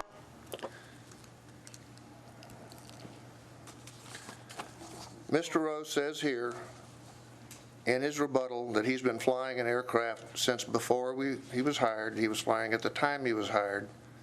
But in his interview, his hiring interview, he denied he was. Now, hold on. Let me finish. I get to finish this, and it'll turn over to you guys. Had he said, yes, I am flying, the authority could have deliberated it on that basis. Way we can draw more aircraft corporate and charter. We don't want to hear it again. I'm sorry. I was trying to move. Would you like to get the lights, please? Oh, yeah. At the top of my personal concerns, and every authority member gets to make their own call on this, you can make your own call, is integrity. We have his own statement that he was flying at the time he was hired. Being questioned by the authority, are you flying? His answer is no. That's not the question. Okay. Chief pilot. We understand English. Mr. Peterson, was there a question for Mr. Rowe? Mr. Rowe, did you understand Member Di-Loretto's question to be an inquiry as to whether you were flying or acting only as a chief pilot, and do you feel like your answer was a commitment that you would no longer be flying? The question was I a chief pilot? I was not. Now, I'm going to qualify that a little bit and say that I had given up flying on a full-time basis. My statement to the authority holds. It is not untrue. Now, when I have stated that I've been flying that airplane part-time, and it is true, on average 2 times a month. Basically, it's actually less than that. I've been flying that airplane for 6 years. I brought that airplane to Carson City, and I also put it on the tax rolls as is required by Title 19. But am I a chief pilot? No. The question was asked, am I a chief pilot? And that answer is still no. And I would like to state also that Chairman Norvell knew about this. Guy Williams knew about this. And when the current chairman came on the authority as chairman, I notified him of the very same thing. He is aware of this. Part of the reason, Chairman? Light on. It'll be your turn when you're recognized, and I will now recognize Member Posick. Thank you very much. I want to clarify the chief pilot position. A chief pilot is implying that he has employees under him flying other airplanes. The man is flying a Part 91 airplane that has nothing to do with being a chief pilot. Thank you.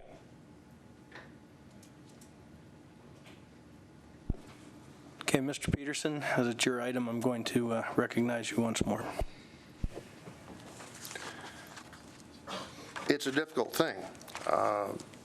My opinion is that the authority doing the hiring at that time deserved to hear the fullest answers you could provide and not a carefully parsed one.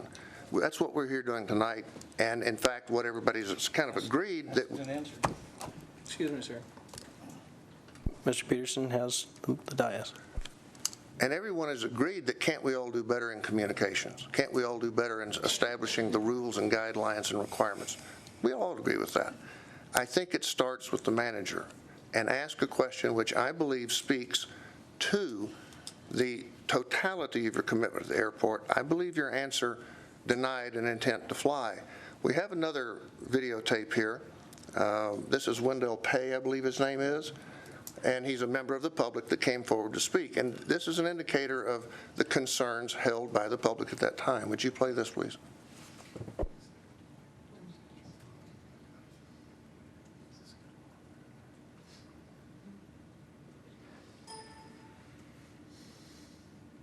Mr. Rowe, of the 4 candidates we have, it sounds like we have one professional pilot. Mr. Rowe, my question is, he was given the interim job when his aircraft was sold. Am I correct so far?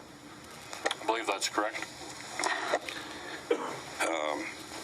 Mr. Rowe, given a position to fly another corporate airplane. I would prefer, sir, if you would address your comments to the board, okay. And we'll ask Mr. Given the opportunity to fly another corporate airplane, he obviously is a very proficient person, an aviator, mechanic, chief pilot. Is this a career change, or is this an interim job? Mr. Rowe, would you care to respond to that? I was offered a pilot job a week ago.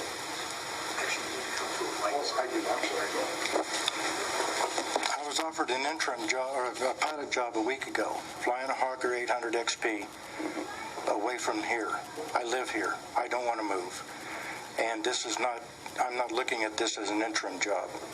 If I'm offered this position, I'm here until I retire. Very good. That answers my question. And I will make one additional comment on that, as I am also a corporate pilot myself with a similar experience. As we approach age 60, which unfortunately I am beyond a fair amount, and Mr. Rowe, I think is approaching our viability for flying trips internationally, particularly within the European Union and other ICAO states, diminishes greatly. Beyond that point, well, I won't belabor that, but I think that we do go through periods of change in our life, which I can relate to, and I hope that you accept that answer in the spirit which it is given. I do, and I asked the question, maybe I should explain myself a little bit. I also am a professional pilot, and since age 23, I retired with the airlines at 60, took a year off, and then flew corporate all over. And pilots like to fly. Pilots don't like to work.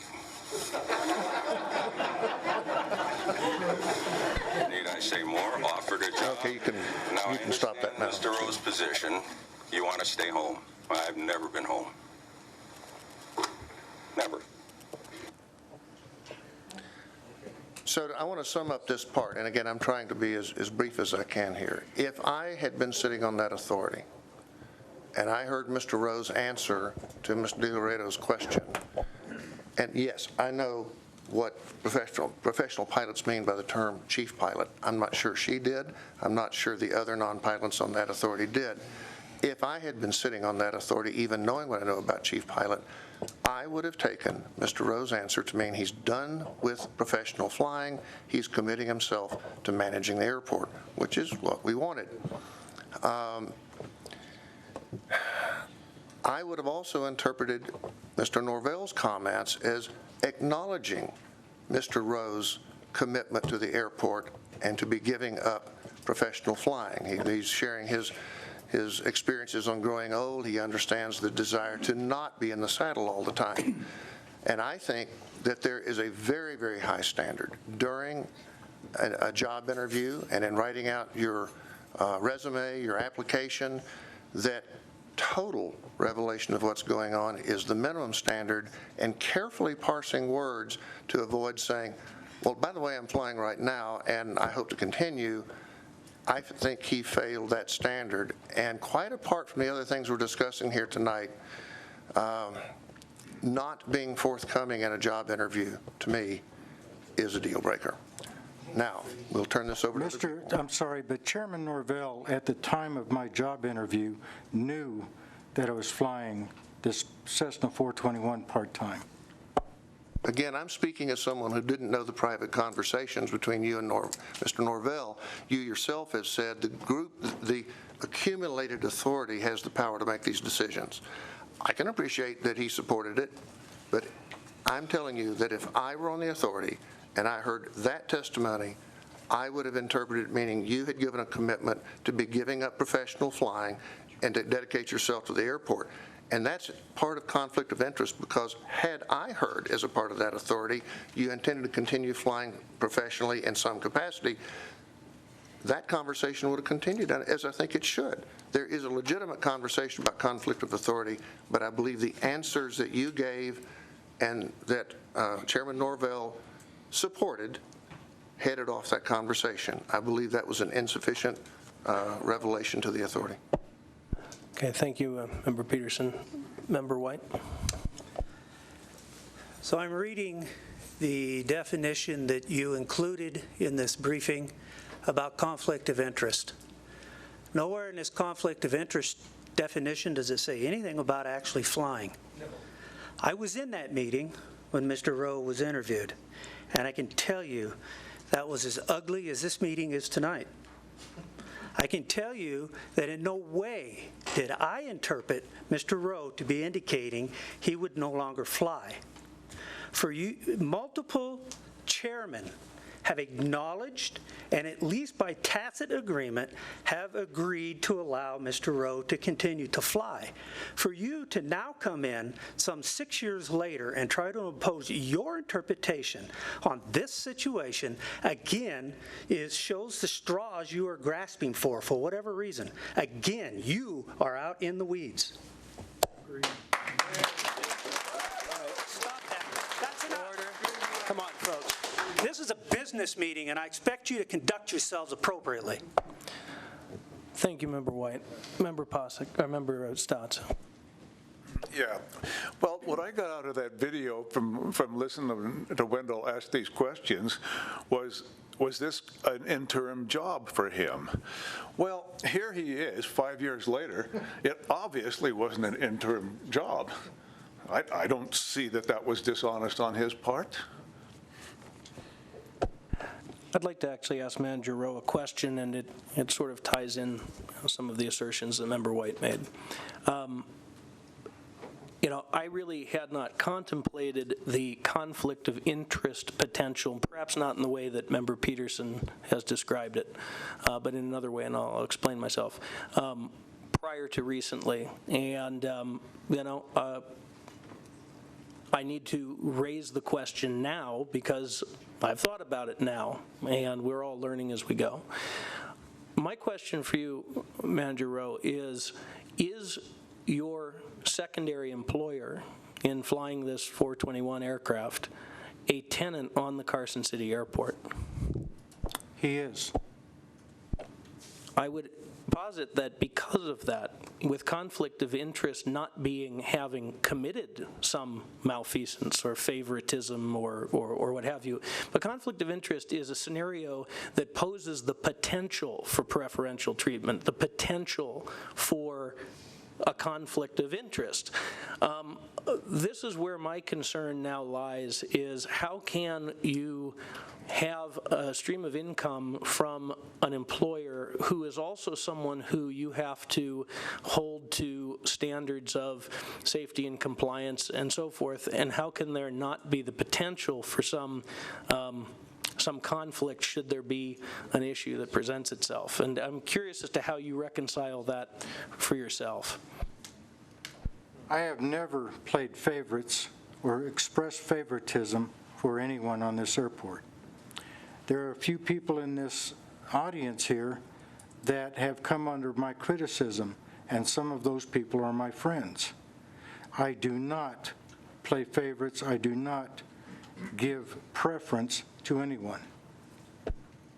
I thank you for that, and I want to be clear that I'm not asserting that you have. I just am calling attention to the concept of conflict of interest being a scenario that presents the potential or the question around things like that, not that you, not to make an assertion that you have done so.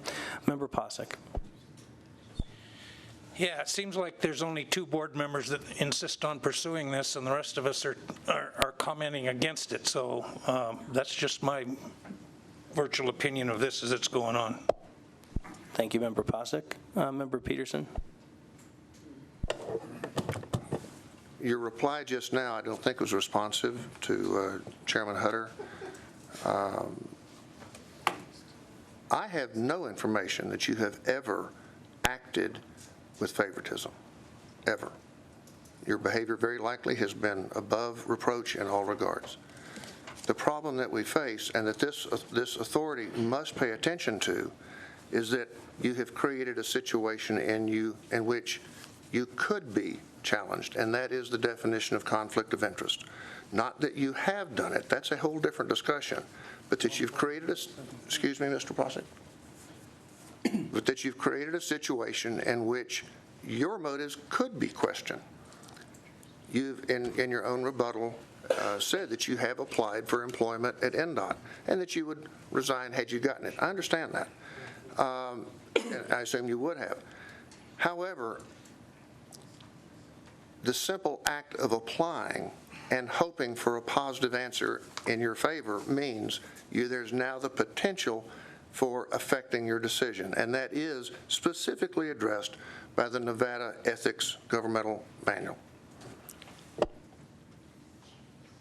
Member White. Never mind.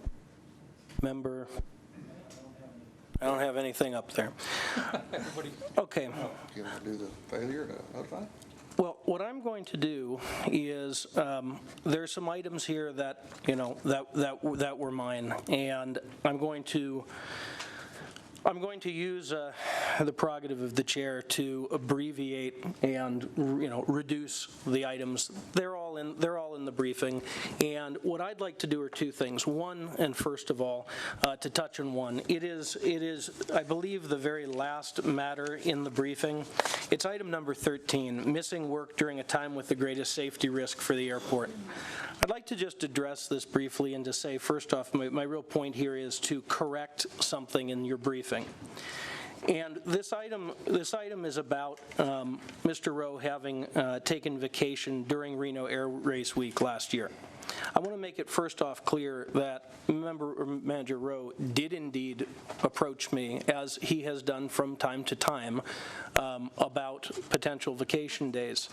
He did ask whether he could take that time. I remember kind of noting that this was Reno Air Race Week and saying, well, yikes, that's not a great week. But the point being is I did approve that vacation. I just want to make sure that that is clear to everybody here. The thing I wanted to correct was that sub-item C under there that said after the April 2016 meeting, Mr. Rowe presented a handwritten note of requested future vacation time. It's actually right here. It's the notes I've been using tonight, the paper I've been using, once again including the Reno Air Race Week. That is incorrect, and I apologize for that, Manager Rowe. Those requested vacation days do not overlap with the Air Race Week. The real point in bringing this all up was, to I think recognize the delicate balance here. I can't deny that I approve the vacation during that week. I wouldn't approve it if it were to happen again. And I think that Mr. Rowe has perhaps not asked for that week again. My point in bringing it up had been to note that it wasn't a great decision to ask for that week off, a time when obviously we have a tremendous amount of traffic at the airport. But I wanted to just clear the record on that and state my apology for that incorrect statement, which I know was publicized. I have one more topic that I feel is important to bring up in the ones that I brought to the table, and it references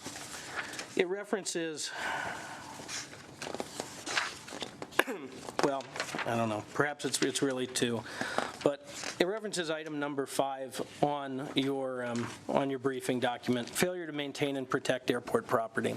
So one of the key responsibilities of the airport manager, and frankly all of us here on the authority, is to ensure that the things that we purchase with taxpayer dollars and airport revenue are cared for and maintained in a way that extends their life and minimizes their decay.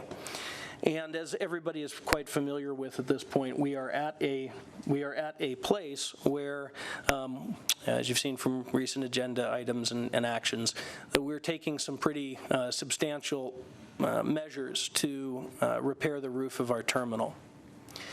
And I bring this item up because I think that we could have avoided getting to this point. As I mentioned in a previous meeting, it's a bird in hand, not a very pretty bird, but a bird in hand.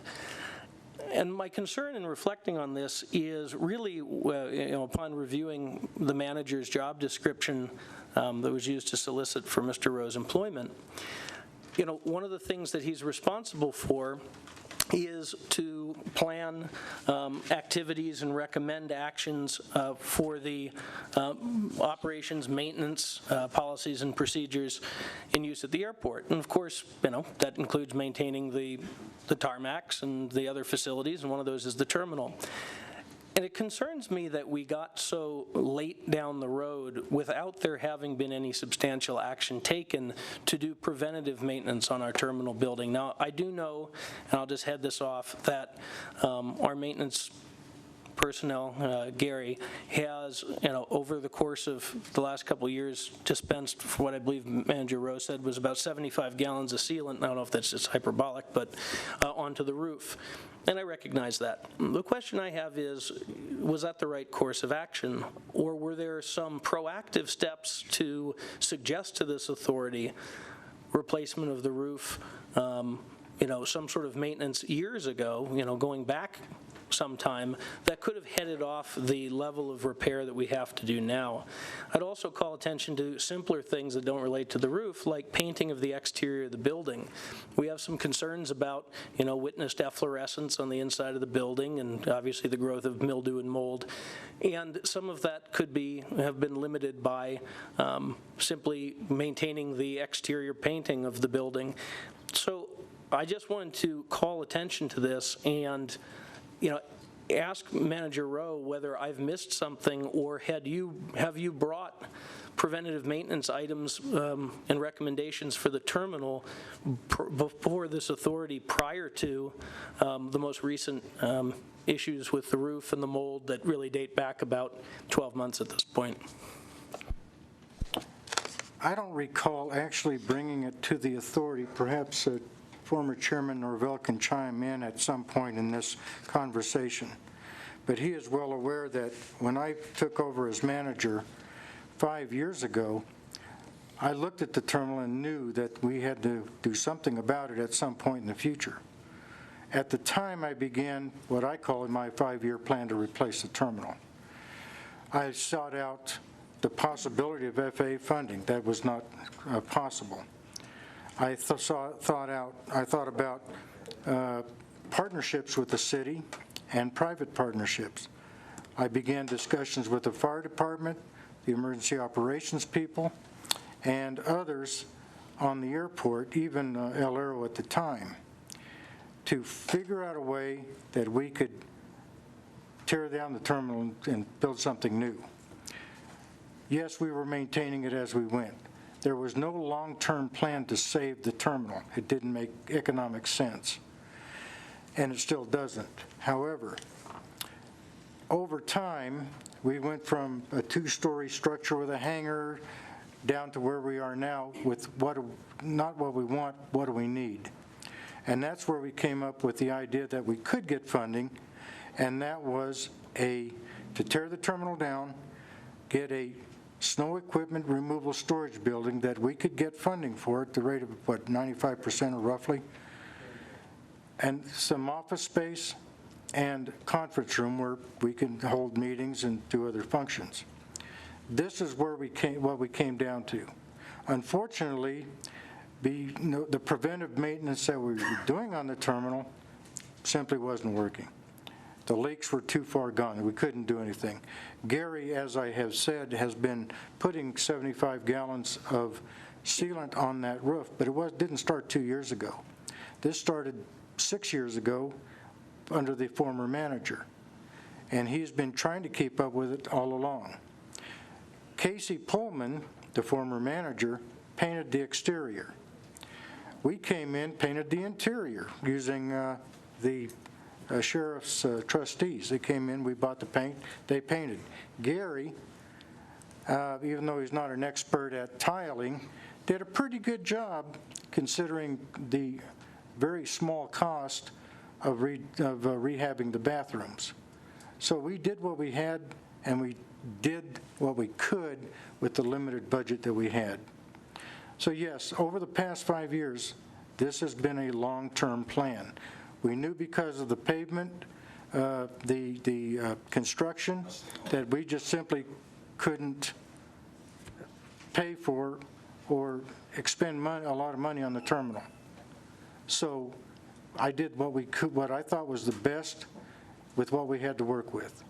Last year, we discovered that we had a mold problem. And in October, I believe it was, I brought it to the authority that we needed an inspection. It's outlined in my brief. And I've been told that what I was attempting was a knee-jerk response. I would say 7 months of looking at this was not a knee-jerk response.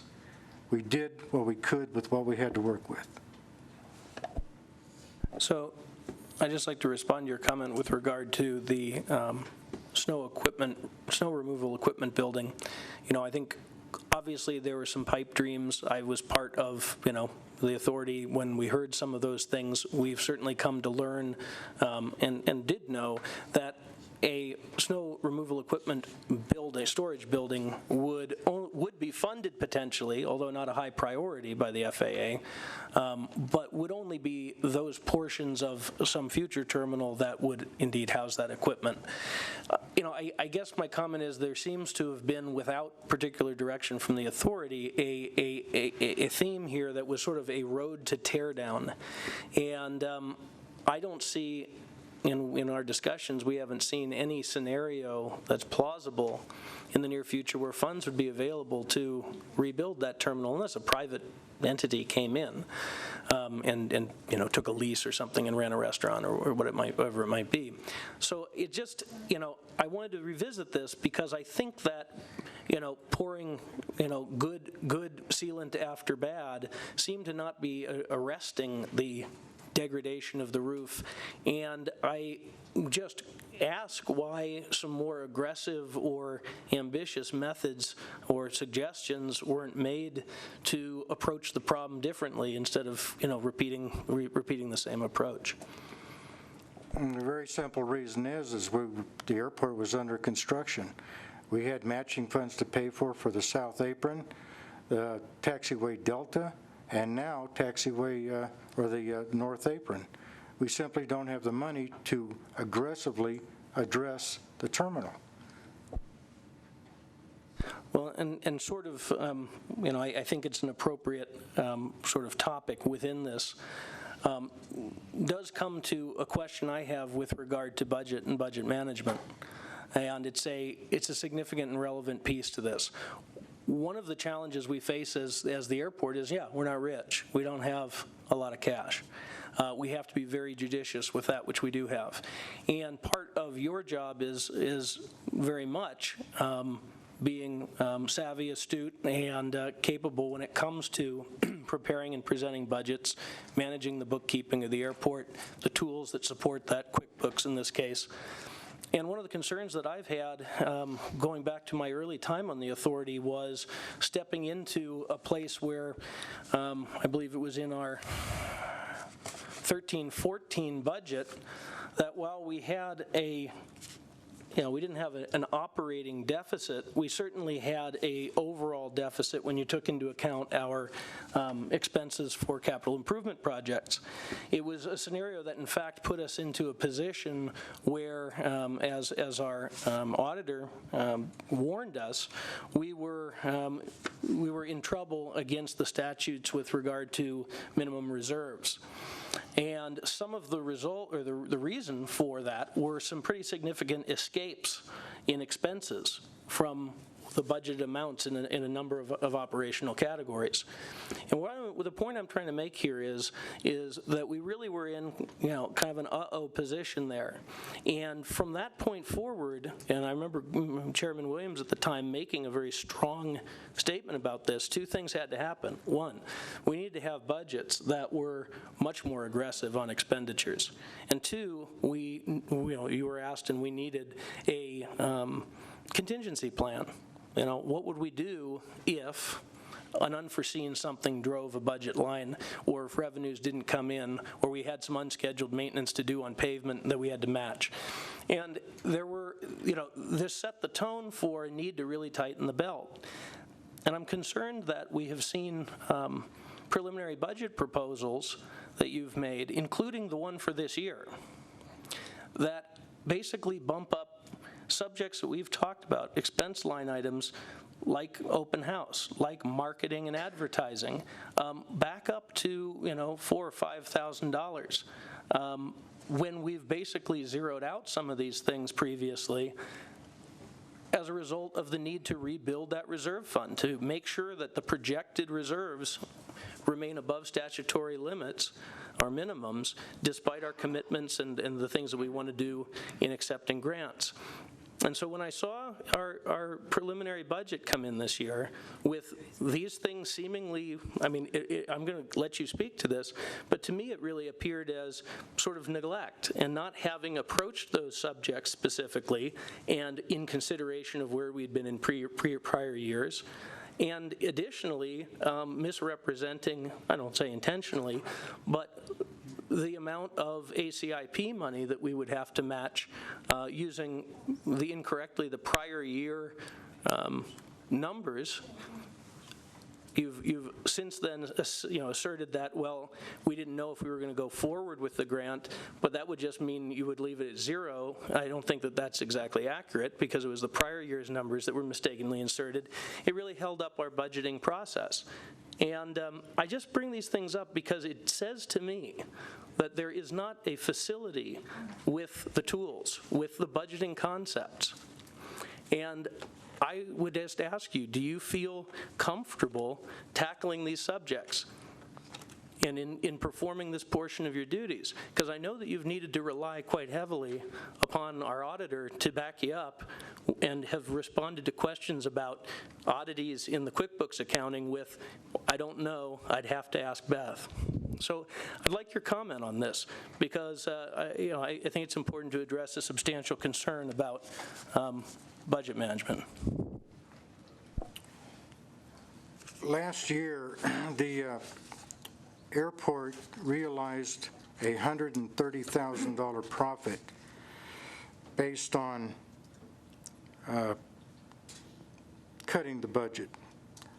I would like to be able to take all of the credit for that, but this was the airport authority going through a budget process, a budget workshop, if you will. A lot of things were cut, rightly so. Now, this year, we are on track to be right back. I don't know what the profit's going to be, but we've done what we could. We've realized in some changes to the budget that, for instance, marketing. The reason the marketing is set where it's at, because I've cut all marketing out, all advertising. The marketing is set because of legal notices that have been published this last year, looking forward to next. Whether we have those actual expenditures, I don't know. But I think $55,000 or $5,500 is a realistic number. The open house. Last year and this year, the open house budget is $5,000. The open house was approved by the airport authority. Now, fortunately, I've been able to receive sponsorships, and that will make the open house much easier to swallow. I would love to be able to get enough money to where it won't cost the airport anything. Right now, I just don't know if that's possible, but we will be able to cut the budget back. There are other things that are happening, phone, internet service. Right now, the budget for phone internet has to remain the same until we can get the charter network, which we hope will take place in the next couple of months. That we will have phone service and internet at a substantially reduced cost. But I don't know that number. I wish I did.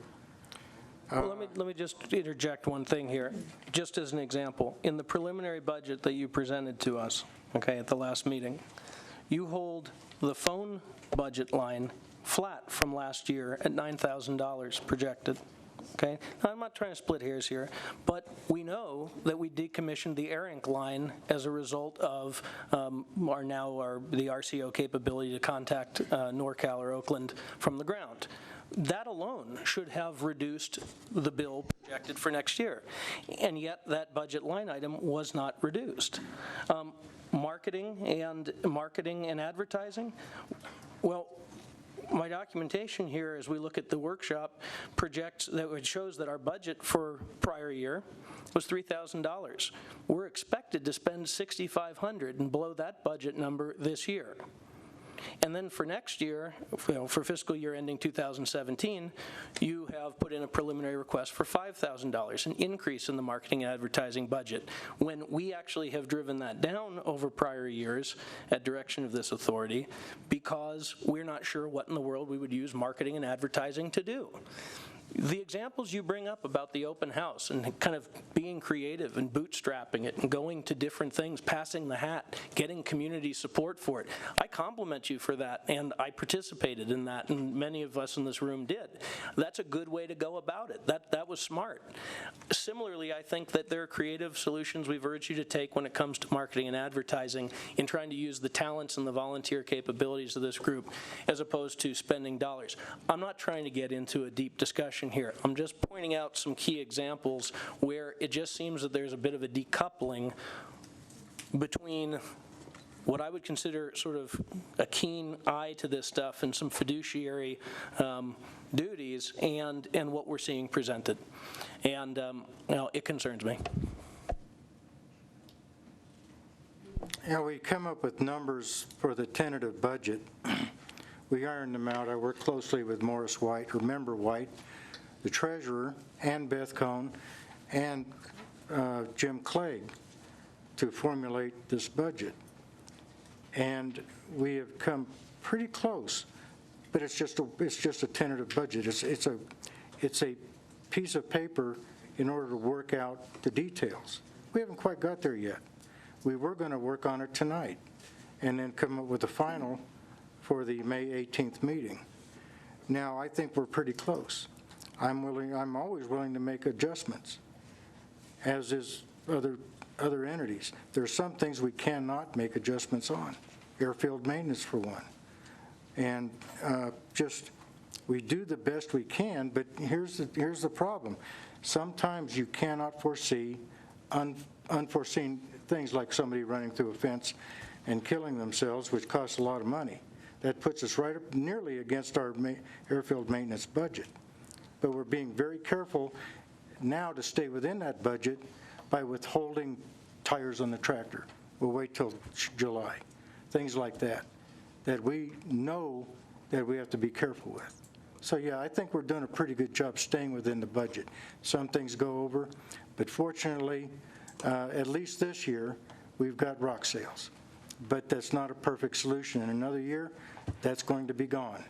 So we have to keep thinking about being very careful with the money we spend because of construction projects. We know they're out there, and we're going to do our best to stay within the spending limits that we have.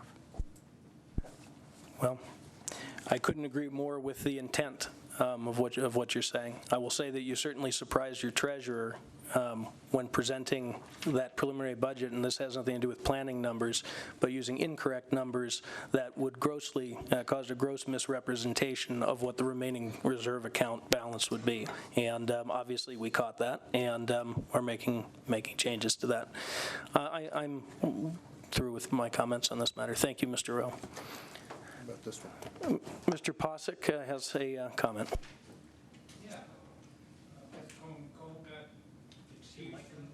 Beth Cohen-Cole got excused from this meeting tonight for our final budget workshop. The semantics of these numbers don't count until we have that final workshop, so why are we hashing over numbers that haven't been approved yet? Right, and I'll respond to that to say that I'm sorry that this continues to be sort of a gap here in understanding between what I'm saying and what you're responding to. It is about things that indicate to me a competence or lack thereof when it comes to these concepts and the duty that the manager has, not Beth, to prepare and think through a coherent budget and one that looks through the appropriate forecasting in the out years for our reserve account. Okay, that's what I'm calling attention to, not trying to workshop this budget in here. Member Law? Thank you, Chairman Hutter. In going back through the airport manager notice of job offering and request for resumes, in preparing for this evening, one of the things that I noticed based on one of the points there, which is the one we're discussing, is that it specifically states in here that the airport manager is to assist in preparing preliminary annual airport operating budgets. Assist does not generally mean that you are totally responsible for content. Thank you, Member Law. Member White? On this particular item, I'm going to have to agree with Chairman Hutter. I was significantly dismayed and disappointed in the mistakes that were made in preparing the current proposed budget. I will say that it would have been nice had Tim and Beth and myself been aware of the apparent private discussions Vice Chair Peterson has had regarding his concerns about the budget, and those concerns may well have been addressed if I had known that you had those concerns. So I think this is one of the situations where when Tim consistently has to refer to Beth about the budget, some remediation needs to take place. Okay. Any final comments or questions on that item? Member Posick. I'm just misunderstanding something here because we have Beth Cohen-Cole on our advisory committee for budget to make sure that we don't make any serious mistakes. She's here to tell us our percentages and such like. So is the airport manager a CPA? I don't think so. Hell, when I was the treasurer secretary, I hated that job. So I can't say that I was perfect either. Heck, I made a bunch of mistakes. But it just goes down to the fact that that's why we have Beth Cohen-Cole to protect our backsides. Thank you, Member Posick. I'll recognize Vice Chair Peterson. I didn't really think I'd get involved in this subject much, but it's somewhat in response to Member Posick. Like I said earlier, in a healthy organization, there is a give and take, a coordination, a cooperation between the manager and the board that he works for. A lot of what we've been addressing here tonight has been that it appears to be dysfunctional, and we still, as we sit here now, have major disagreements on, I'll say, my understanding, perhaps others, and Manager Rose. But on this on this budget issue,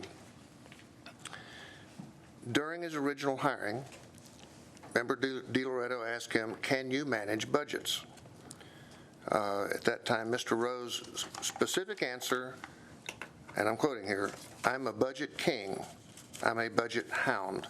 I'm getting good at QuickBooks."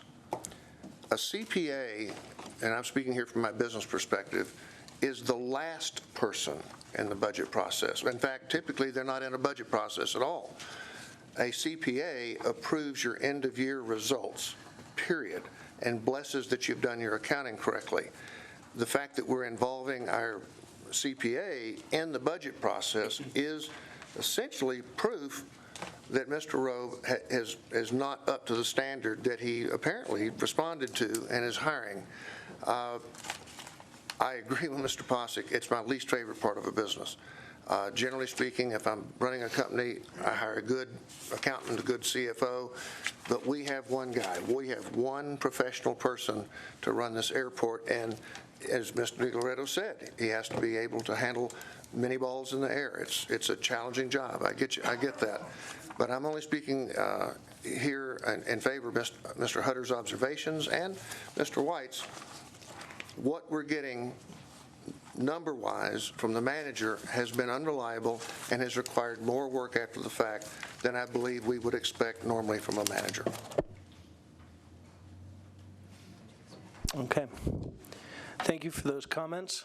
Mr. Peterson, I believe that, well, first off, as I said before, I have no more items or topics as part of this item. Do you? Just one. Okay, I'll acknowledge Member Vice Chairman Peterson for that topic.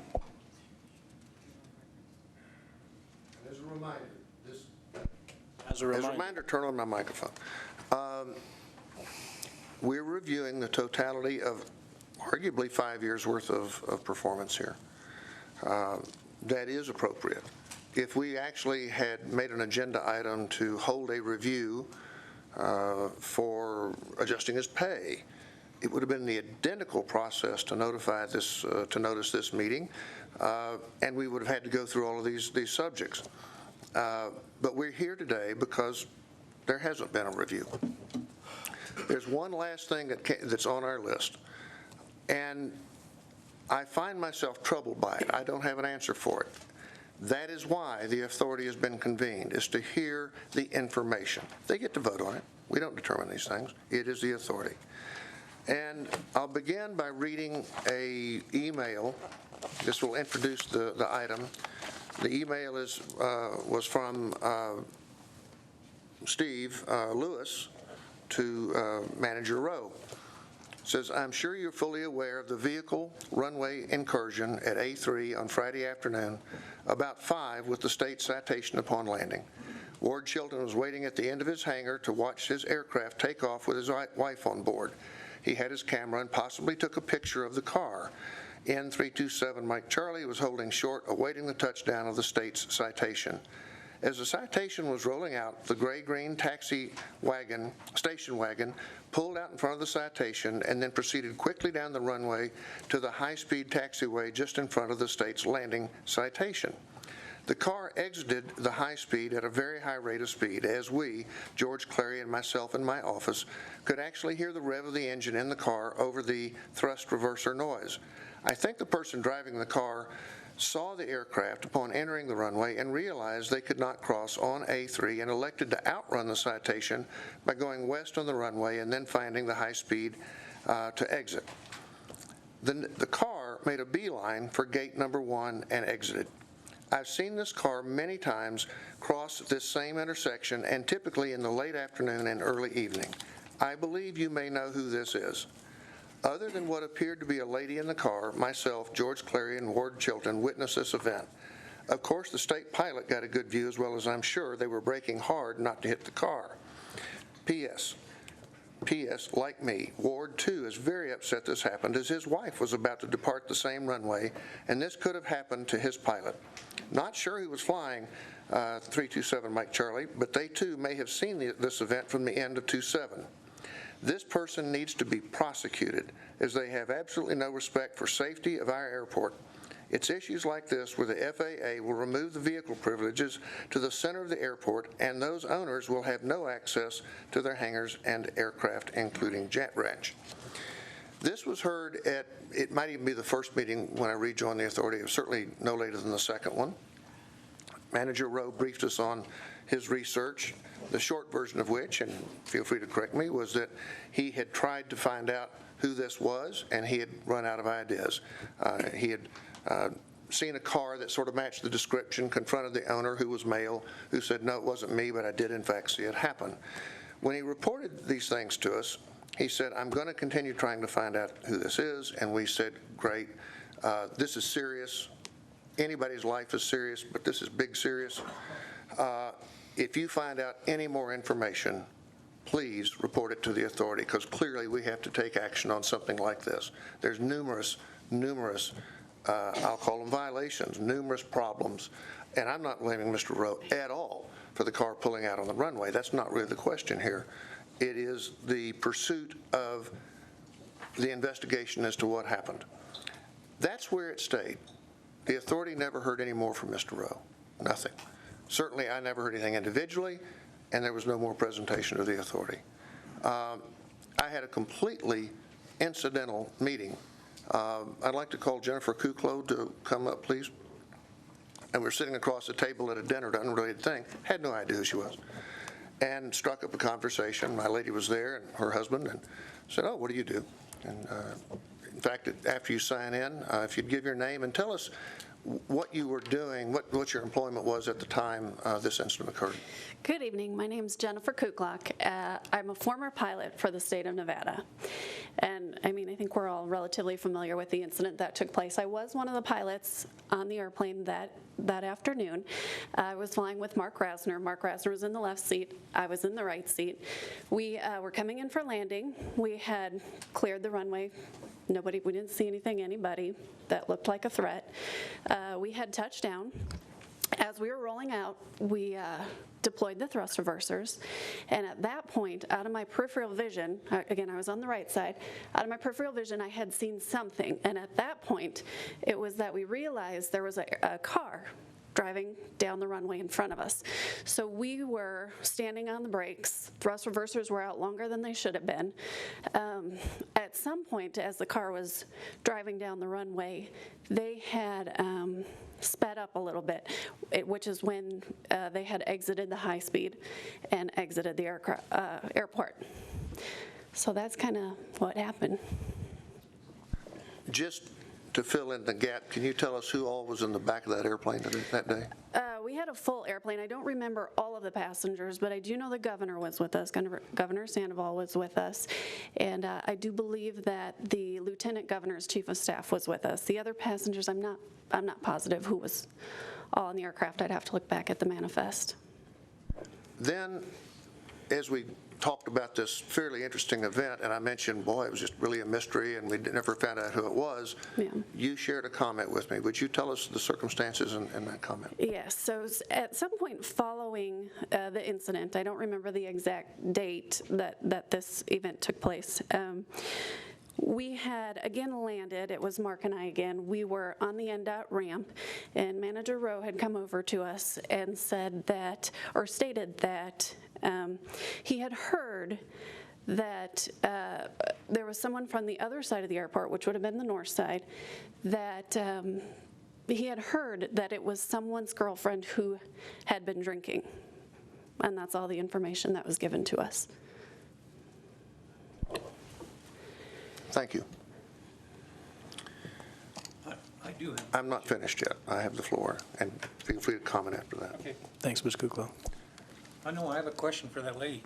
Oh, if you'll just stand up, and there'll be a question for you. Go ahead. Okay.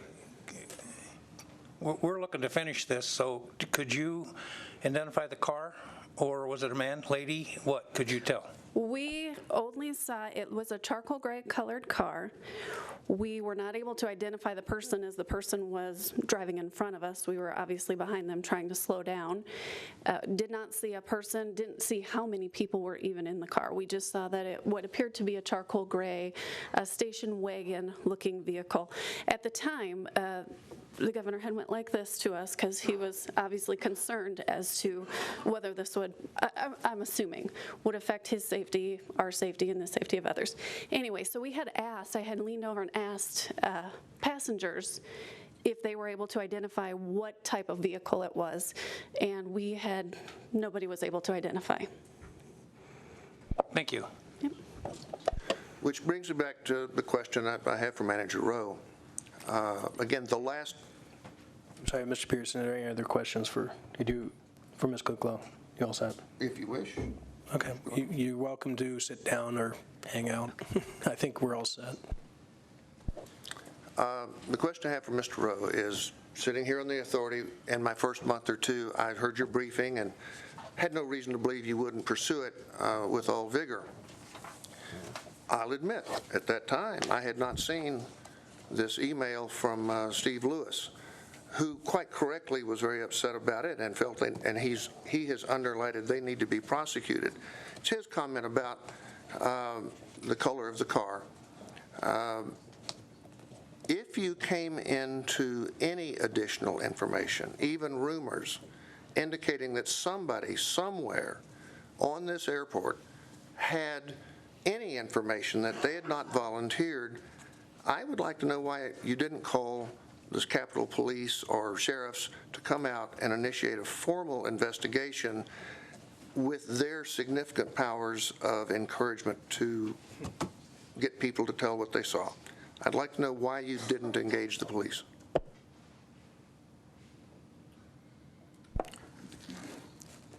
I was on vacation on the 25th, the date this happened. I didn't find out about it until the Monday afterward. I called Mark Rasner and questioned him about what he experienced. What did he see? I had two different colors. I had two different cars. I had really nothing to go on. I did bring this to the authority. I did brief the authority. Now, as I said in my statement, it took a couple of weeks, and I heard that it could have been this girl who was drunk. Why didn't I go to the police? What could they have done? I ask you. I think I did a fair investigation considering what I had to work with. Could I have come in Monday and had called the sheriff's department and asked them to come out and investigate? What could they have done simply because 3 days have elapsed? So we did what we could. Now, do I know who it is positively? No. All it is innuendo. It's a possibility. I don't have proof. What proof can I bring to the authority? Now, there were some other allegations made against me, and I would like to have, since you were able to bring your witness, I would like to invite Steve Lewis up to clarify his comments. We can do that, but I'm not finished with this question. Before we move off of it, I don't believe you've answered my question. I'm happy to accept that right in the face of the event, you did your best to chase down what you could find. Apparently, based on your comment to Ms. Kuklock, you came into more information. My question is, and I'll answer your question, what more could you do? You could have called the police.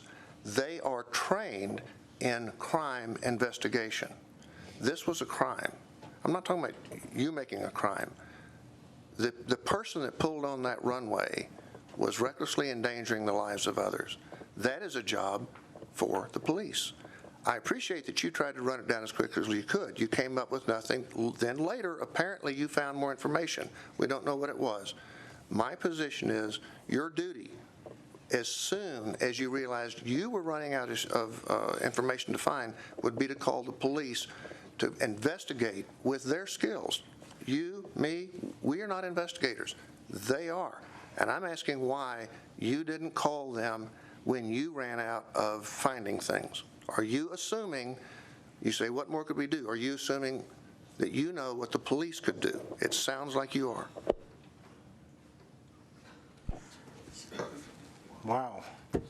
What could I have done? Could I have called the sheriff on Monday, 3 days after the incident, and asked them to investigate? Yes. I think I probably would have been laughed at by the sheriff's department. I did the best that I could do considering the information that I had. I believe the sheriff's department probably would have run into the same roadblocks. It would have been nice to do it. I think our duty to safety, in fact, and you can call Mr. Lewis, his comments, I think, are well-founded. This was an extreme violation. We don't know who it was. We don't know that they were drinking, but apparently someone has a lead on that information. That's what the police is there to do. You're not equipped to do it. I respect that. I would have said, you say, what more could they do? The answer is, we don't know. We had a duty. You had a duty as the primary safety, call it officer of that airport, to contact the police and say, we've had a terrible transgression out here that threatened the life of the governor and 8 more passengers and 2 pilots. We need help in investigating this. And in my opinion, guessing that they would have laughed at you and guessing that they couldn't do anything does not meet the standard of your office.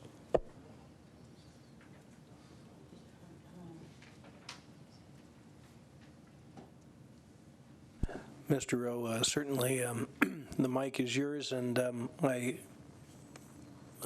welcome you to invite up, I believe you said Mr. Lewis, if he has testimony that would support this item. Steve, could you come up, please?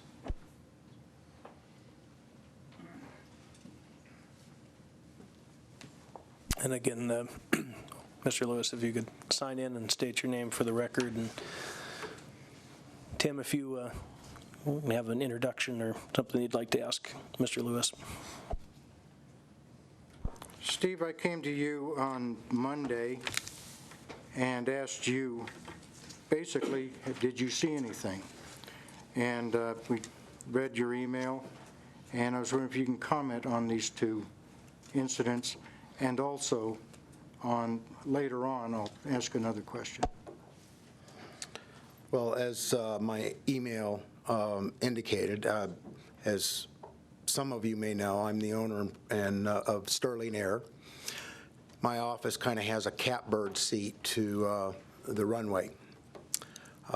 There was, in fact, another client of mine, another flight instructor who operates on the airport, was actually in the office when this incident occurred.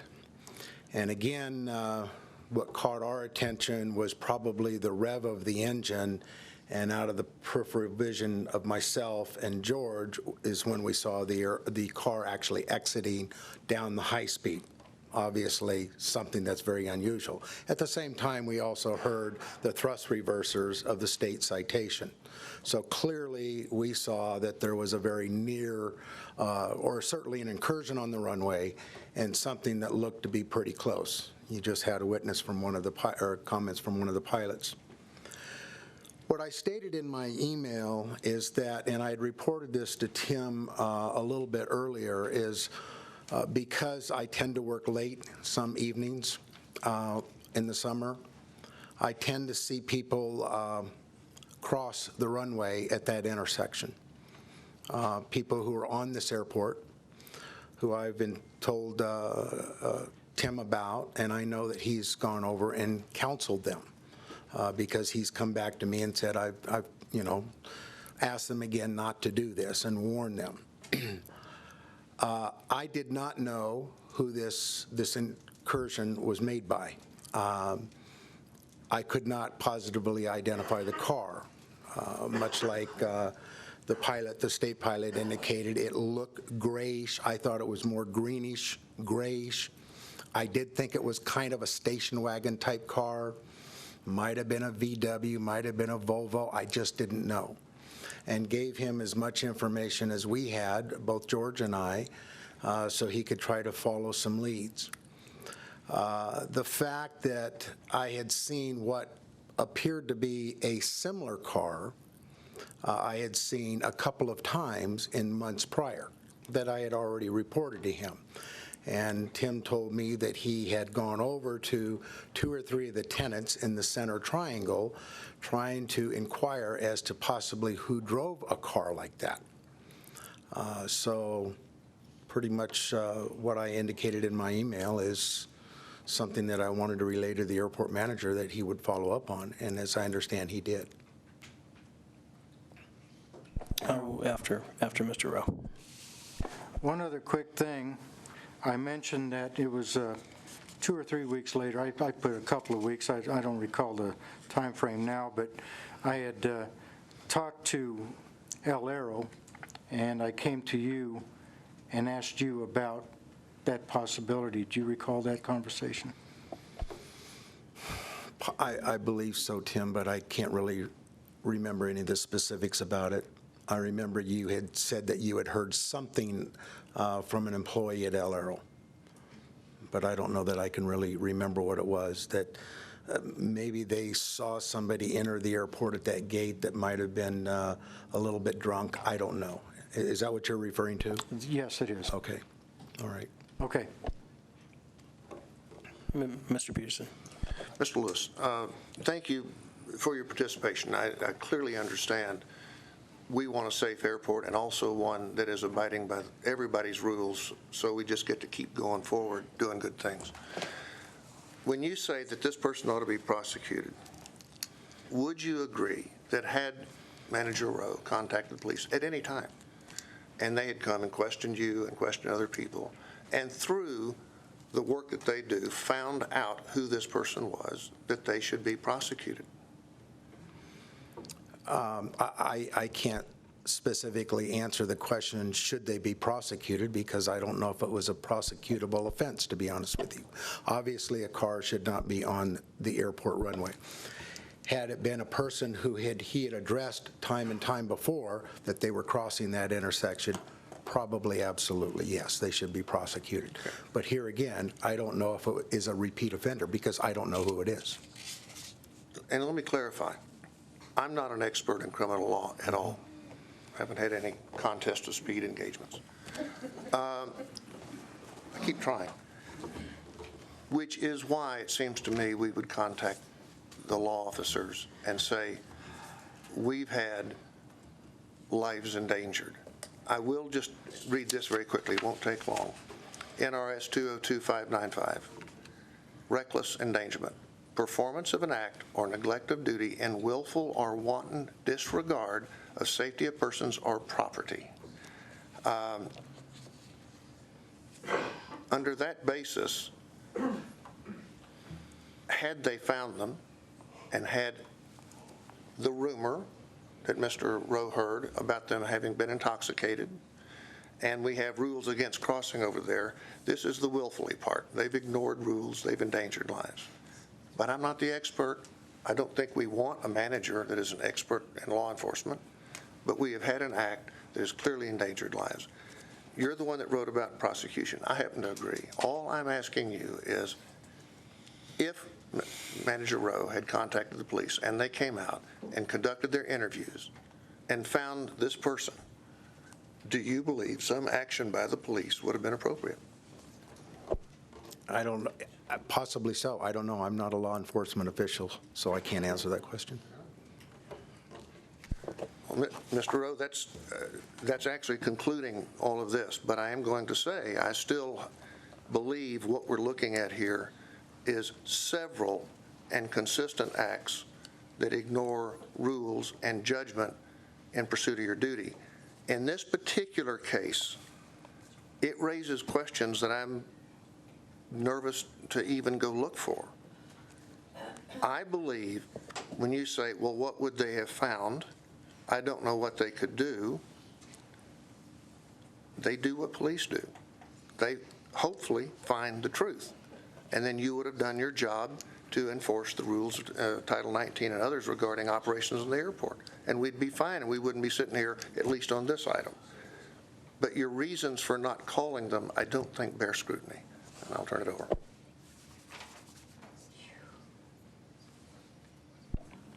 Any members of the authority have additional questions on this subject? Okay.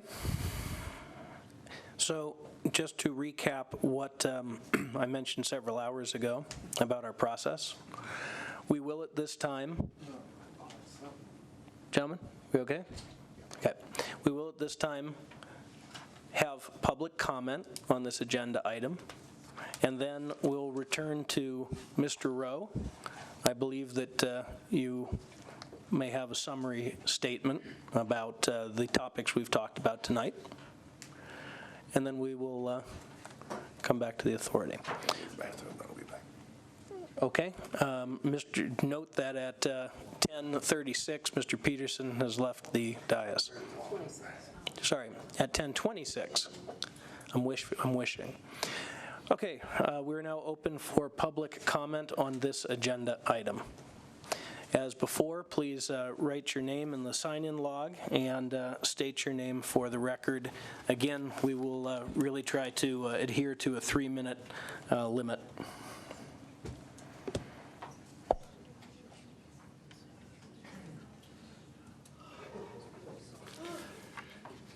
Mr. Chairman and Airport Authority members, my name is Michael Greedy. I have an aircraft based at Carson City. I find Mr. Rowe to be a competent manager. I recommend that you not dismiss or take any action with respect to Mr. Rowe. I have seen no demonstration of unacceptable managerial performance. Several references have been made to a job description. I did not see a job description in the briefing memo. If you intend to hold Mr. Rowe to the standards in the solicitation for the job, then you need to state that. I am dismayed that no contract exists between the Airport Authority and Mr. Rowe. After listening to this, I can easily conclude that the transcript here is going to be inconclusive. And my last thought in this is the one that first occurred to me when this proceeding was brought to my attention. I see Pedro Martinez in this misadventure. Thank you. Thank you, Mr. Greedy.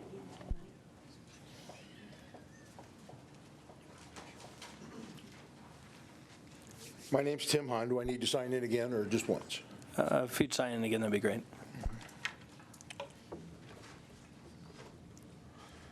I think I might be able to assist the board or the authority in shedding some light on the last exchange. I am a retired law enforcement officer.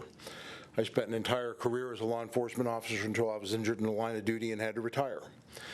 I can tell you right now that I've had someone called the police at the time that this was happening, and they could have caught that person on the airport. They would have been able to take action. 3 days later, not a chance. Nobody is able to identify the car. No one's able to identify the driver. There's not a cotton-picking thing that law enforcement could have done. Nothing. And the fact that it took 7 months from the time that this happened before somebody thought about calling the police, there's even less. So, Mr. Rowe not calling law enforcement wouldn't have done any good anyway. There's not a thing they could have done. If they had been called at that moment, they could have responded and caught the person. Past that, nothing's going to go. Thank you, Mr. Hahn. So do I need to sign again after I already signed once? You do need to sign in again, so we know that that really happened twice. Okay. Sorry about this. Okay. I want to reiterate the safety aspects. That was my job. Please state your name again. Ben Reese, I'm sorry. Carson City, actually Douglas County. My job was to save lives and to make the airport, the aircraft, and the people that flew them safe. So I get all this. Now, Mr. Rowe, he was asked if we could have the race on the runway.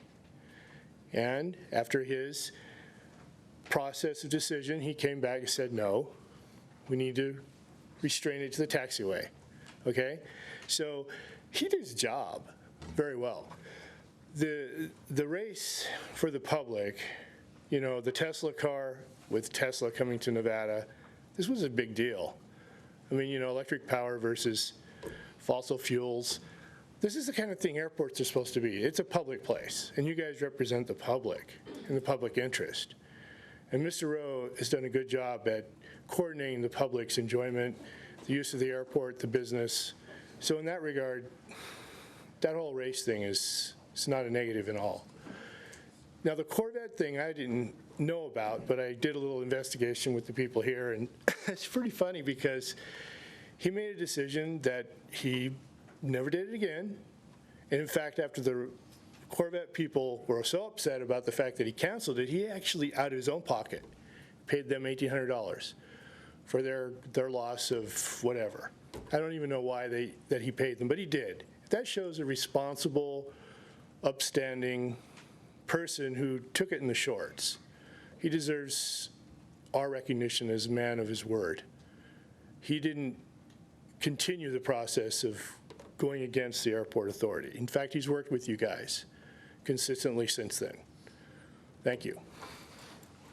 Thank you, Mr. Reese. And while you step up to the podium, I'll acknowledge that Vice Chairman Peterson has returned to the dais. It was a couple minutes ago, but it's now 10:30, 10:32.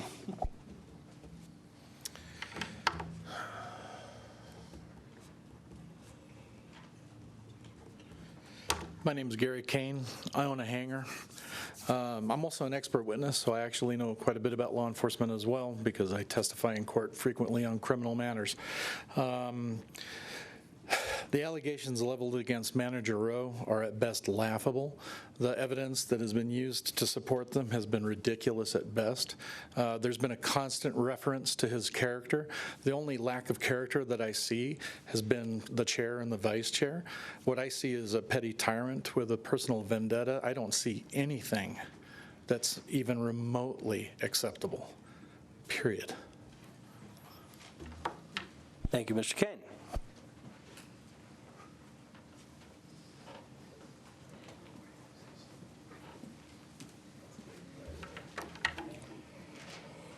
That'd be a grand tyrant.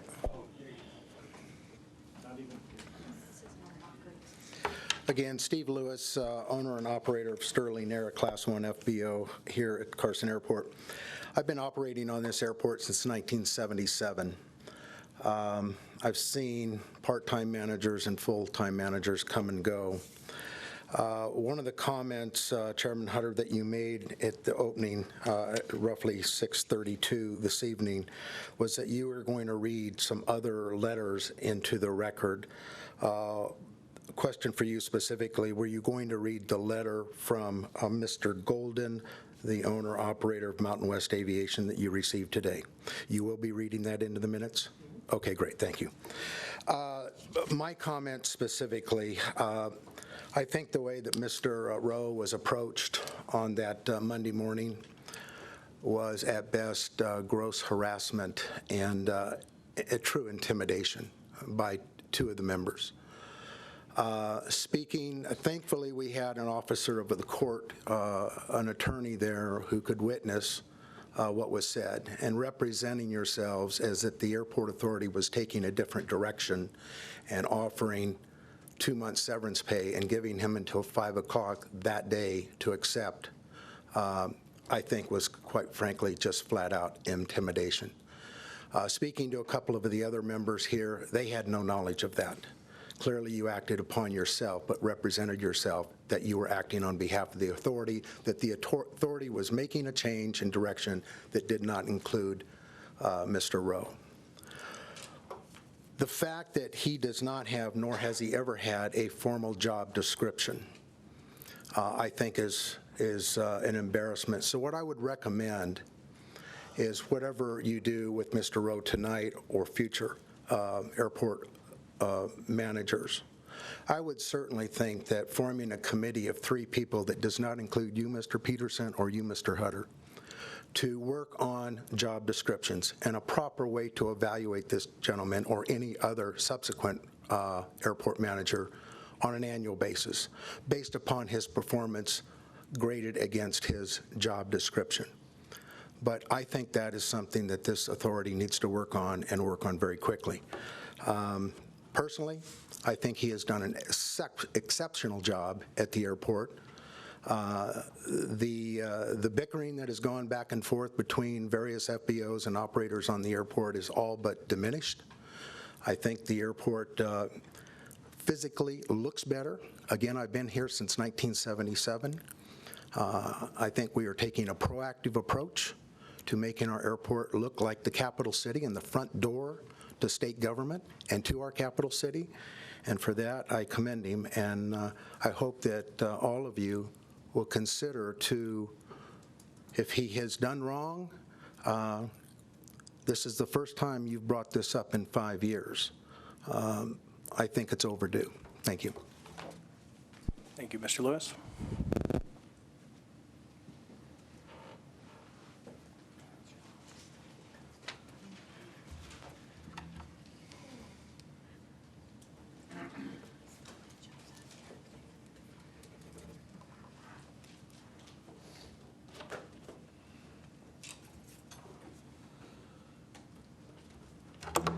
Good evening, members of the board. My name is Mike Reynolds. I think most of you know me, an FBO operator, and I have been an airport manager on 2 separate occasions. One airport that I managed was considerably bigger than this airport. In that capacity, I never left that airport. I wouldn't dream of leaving that airport without somebody being in charge of that airport. And if that person in charge had witnessed an incident that occurred, a serious incident, as you've brought up, Member Peterson, it would have been reported, and I agree 100%, to the police. On 2 separate occasions, in my absence, we had the exact same situation, a runway incursion. When I returned to my management duty, it was already being processed by the police. Now, I would like to know what member of the board, number one, was in charge when Tim Rowe wasn't there, and why was that member remiss in their duty not to call the police? So, who was in charge? Who's in charge of the airport when Tim Rowe's not there?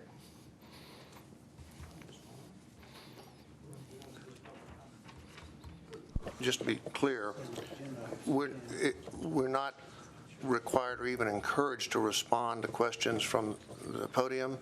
I am moved to do so. I just want to clarify. It's one of these funny things that it gets out of control.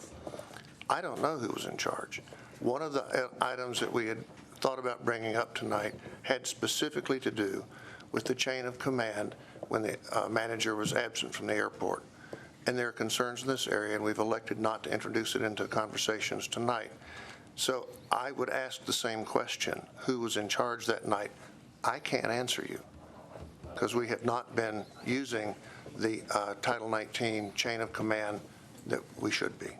And it begins with Mr. Rowe and a nomination sequence. Okay, thank you.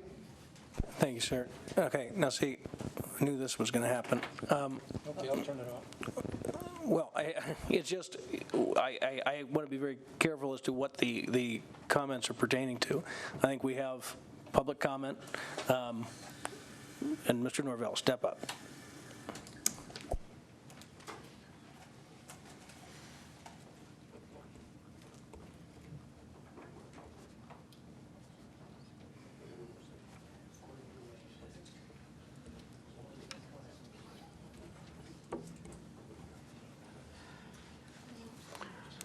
Mr. Chairman, members of the Airport Authority, Harlow Norvell. At the risk of delaying the conclusion of this meeting, I just would like to wrap up a couple of thoughts. With respect to Mr. Reynolds, I think you consult Title 19 when the airport manager is on vacation. It's very clear who is in charge. So I leave that to your discretion. With respect to Mr. Rowe and his very occasional flying, unless I'm incorrect, Tim is not an employee. Are you an employee of the owner of that aircraft? Do you receive a W-2 form? This is actually not an opportunity to ask questions. I understand, but I think this is trying to be characterized as something that it isn't. And he did this at my behest in the very beginning. because, as I said, he's never had a salary increase, never even been up for a salary review, and he was told that when he was hired. He was also told that he would be paid far less than the area average, and he was encouraged by me to do exactly what he is doing. And if there's any blame to go around, then it would belong to me. However, I cite the minutes of October 17th, 2012, when I implored the airport authority to take in hand the manner of an employee manual that would describe the leave policies of the airport, that the performance appraisal system that the airport would use, the job standards that would be described at the beginning of the rating period and signed by perhaps the chairman of the airport authority and by the airport manager, that there would be interim reviews throughout the year so that we didn't have to be here until midnight with a very confusing and disoriented and disjointed attempt to discredit a very fine and honest and honorable man. I think that this attempt has been scurrilous. I think that this review has been a cover for a very crafted, carefully crafted attempt to discredit Mr. Rowe for reasons that are not evident here tonight. And I feel very bad about that. I think it's beneath the dignity of the airport authority to do so. And I would plead with those members who have not been personally involved in this attempt to exercise discretion, to give Mr. Rowe the benefit of the doubt. If there's something you want him to do, then tell him. Let him know what you expect of him. I pleaded with the airport authority to do this 4 years ago, and there have been subsequent pleas tonight to do the same thing. Again, please impanel a number of members of the authority. I would suggest a quorum. Notice the meeting. Invite the public. Receive comment. Use what Carson City has already developed to manage their employees. Give this good man and our maintenance person something to work with. I mean, they're running scared all the time. They're keeping personal notes on when they go to the bathroom, for crying out loud, because they're afraid they're going to be criticized about it. They know that at least one member of the authority is after them, and anything that they can find, any little mistake they made is going to be called to their attention, and they're going to be accused of being dishonest. They're going to be charged with malfeasance. I think it is wholly inappropriate. There's a ton of people behind me who support this good man and the efforts that he has made over the last 5 years. I plead with you to listen to them. Listen to what we are telling you. Thank you. Thank you, Mr. Norvell. Is there any other public comment at this time? I do have one more thing to say, Harlan Norvell. I understand that the evaluation, the rehabilitation, and the care of the terminal building has now been turned over to Member Peterson. I assume that that's with the concurrence of the board. I make that assumption. I think it's a terrible thing to do. If you want him to do the job, then let him do it. But don't give it to the vice chairman to do in his place. I think it's just completely wrong. Thank you for your input. When we get to the agenda item about the terminal, there'll be another opportunity to learn more. I'm going to take this opportunity to, Michael Golden from Mountain West indeed submitted, as Mr. Lewis mentioned earlier, a letter to me and asked, this was earlier today, and asked for it to be made part of the record. I cringe at reading this in full as opposed to making it. May I be excused to go to the bathroom? Let the record show that Member Stotts has left the dais at 10:45.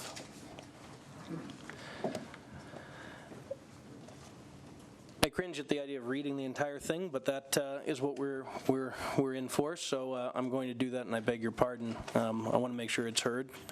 People are interested in that. So this was written to me as president of the Carson City Airport Authority regarding the CCAA meeting May 9, 2016, agenda item number 1.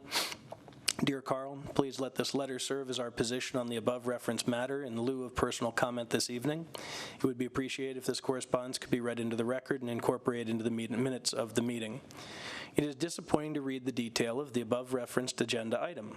While we are unable to address the specifics outlined in the agenda, items 1A through K inclusively, it's important for the Airport Authority to take into consideration our historic experience with the airport manager. Tim Rowe has been a great advocate for Carson City Airport. Unlike many airport managers I've dealt with over the course of the past 2 decades, Tim goes out of his way to promote the airport. The vast majority of airport managers maintain the status quo. They have little concern for the best interest of the airport. Sadly, these airport managers become nothing more than glorified property managers with a bureaucratic attitude. Fortunately for Carson City Airport, Tim Rowe has gone to great lengths to be a spokesperson for the airport and Carson City itself. Our dealings with Tim over the years have been professional in nature, and it is evident that he has the best interest of the airport at hand. We would urge the Airport Authority to work with Tim by setting forth specific expectations, goals, and objectives to meet in an effort aimed at addressing those shortcomings outlined in this agenda item. Doing so would result in a productive outcome to this unfortunate situation. Respectfully, Michael Golden, Mountain West Aviation. And I will pass this to Tamar for the record. Oh, thank you. If there is no more public comment at this time, I would recognize yes? Mr. Rowe. Yeah, sorry, I was going to say Manager Rowe. We do have one more, and very brief.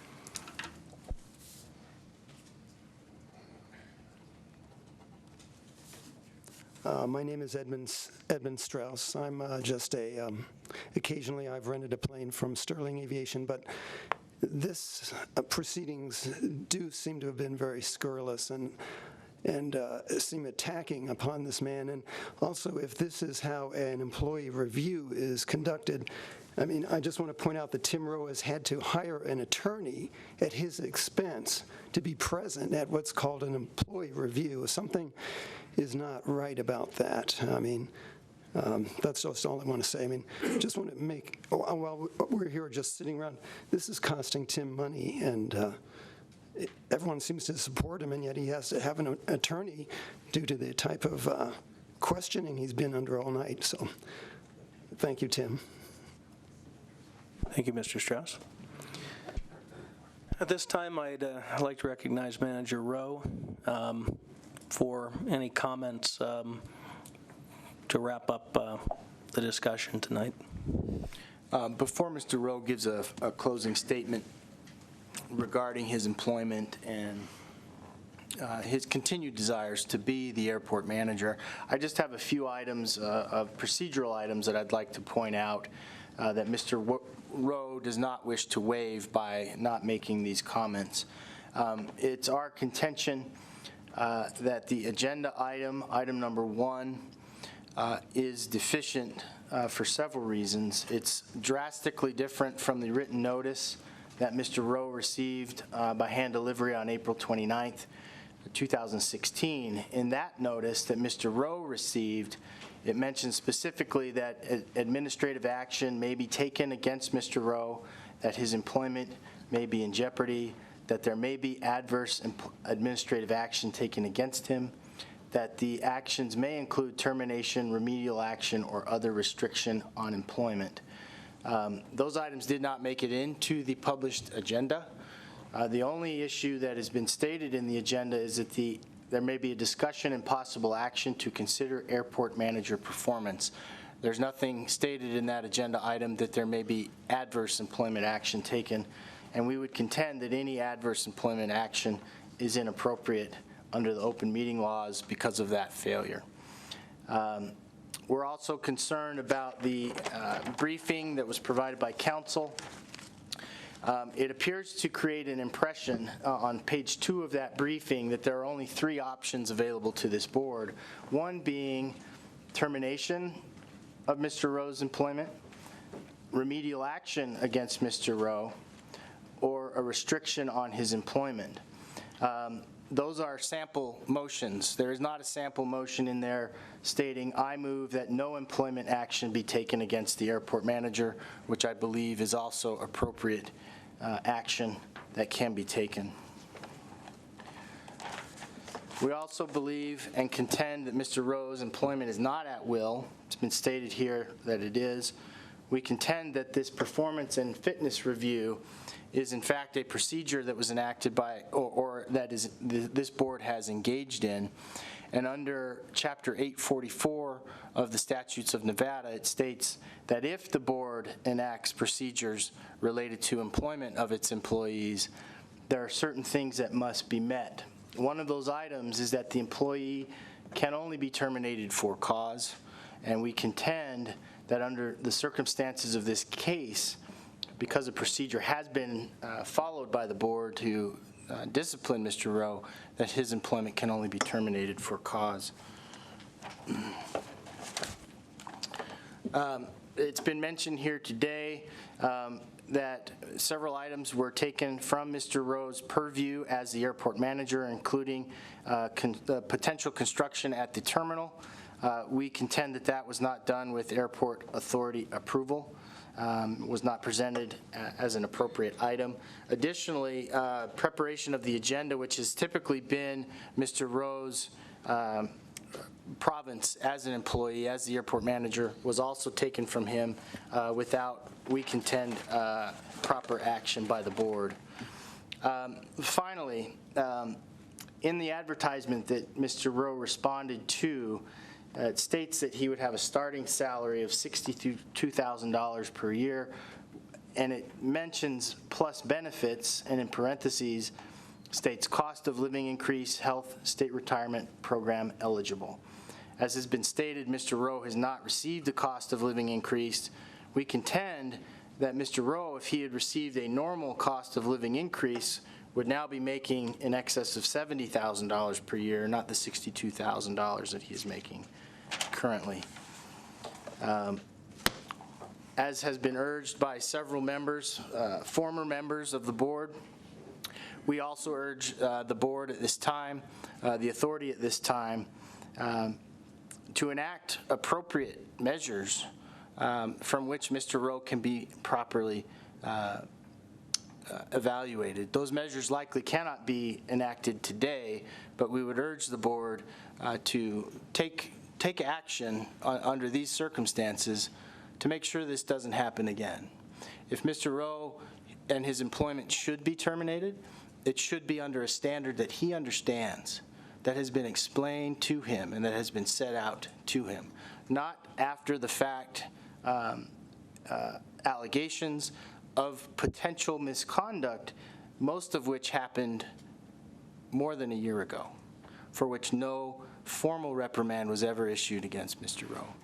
So that is our contention, and with those final items, I would like Mr. Rowe to read a statement that he has prepared. Thank you. Mr. Chairman, members of the Airport Authority, I have over 46 years of professional aviation experience as a professional pilot.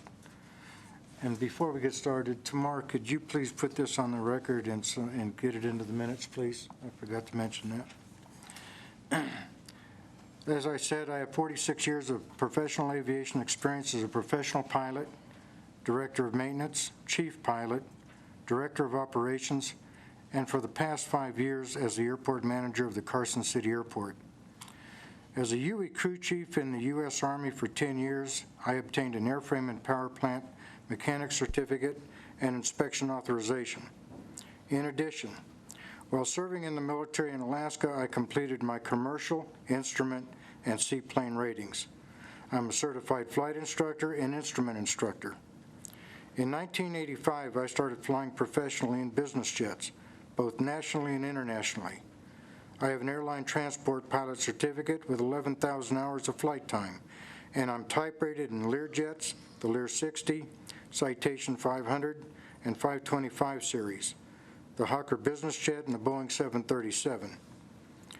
I'm a graduate of Embry-Riddle Aeronautical University with a bachelor's degree in professional aeronautics and a minor in business. In 2011, After the Hawker business jet that I flew was sold, Harlow Norvell, the chairman of the airport authority at that time, approached me and asked if I would be interested in acting as the interim airport manager. Casey Pullman, the airport manager at that time, was leaving to pursue other opportunities. I had to think carefully about this decision and had never had this type of experience. But ultimately, I concluded that airport management appeared to be a logical evolution in my aviation career and a new and exciting challenge. For 2 weeks, Casey gave me a crash course in managing the office bookkeeping system and other clerical responsibilities. This was the only training I received as airport manager. The Airport Authority published a notice for a full-time airport manager in February 2011.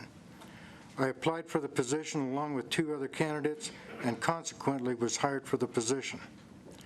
I understood that I had a lot to learn about airport management, and in January 2012, I attended my first Southwest American Association of Airport Executives Airport Management short course. That experience taught me much about airport management. Not long after, I attended the Loretta Scott Certification Academy for Airport Management on my own time at personal expense. This 1-week course taught finance and administration, planning, construction and environmental, airport operations, security and maintenance, communications, and community relations. After passing the final academy test, I was awarded the Certified Manager Certificate.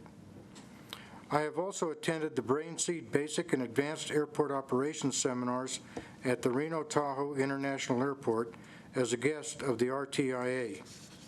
Let me emphasize that none of these training seminars were mandated by the Airport Authority or any other official body, but were solely motivated by my own interests and desires to do the best job possible that I could in my role as the airport manager of the airport. I've made it a habit to always research those areas in which I lack knowledge to gain greater understanding and expertise. That has included airport management. I've always attempted to make decisions in the best interest of the airport, and I make no apologies for doing so. Members of the authority have been presented with a list of complaints against me and my performance as the airport manager. Complaints riddled with factual inaccuracies that do a disservice to the airport community. By now, you have all had the opportunity to read my rebuttal to these accusations. First, I want to make clear that in the past, I have been fortunate to have worked with former chairmen of the authority who were actively interested, involved, and offered important guidance. However, unfortunately, the current chairman has proven to be the least involved chairman that I have worked with over these past 5 years. During his time as an authority member and his current 10-month term as chairman of the Airport Authority, he has visited my office in the terminal 4 times. The first time nearly 2 months after assuming the chairmanship, and then only after my repeated request for him to come by so that I can brief him on airport issues. The second time to verify the professional inspection and determination of the presence of mold and roof leaks in the terminal. The third time, when he and the vice chairman directed me to place visqueen over the roof as a temporary fix to stop the leaks. And finally, on April 22nd, to present me with a demand for my resignation with the offer of 2 months severance pay to expire at the end of that day. In addition, the vice chairman has fostered a hostile rather than cooperative relationship with the airport manager and staff. The vice chairman's pattern of false accusations and increasing hostility toward the airport manager are all documented in a journal that I have kept since this harassment began last year. He has tried to pressure me to reduce airport maintenance staff to either part-time or entirely. Again, apparently unaware that this is beyond the legal scope of the airport manager. That would be the responsibility of the Airport Authority as a body. Since they originally hired the maintenance technician, consequently, the Airport Authority must make the determination to terminate him. The vice chairman has also maintained that he is my immediate supervisor, apparently unaware that there are 6 other members of the authority who are also my supervisors as a body. This is outlined in NRS 844 that describes the Carson City Airport Authority as a body, corporate and politic. The majority of authority members are not relegated to simply being placeholders on the dais. They are ideally fully engaged in joint decisions regarding airport issues. In conclusion, I believe that my job is and always has been to act in the best interest of the airport, its tenants, and the surrounding community, even if it means standing up for what is right. Even if I'm standing alone, that's what motivates me. My hope is that this is also what motivates you.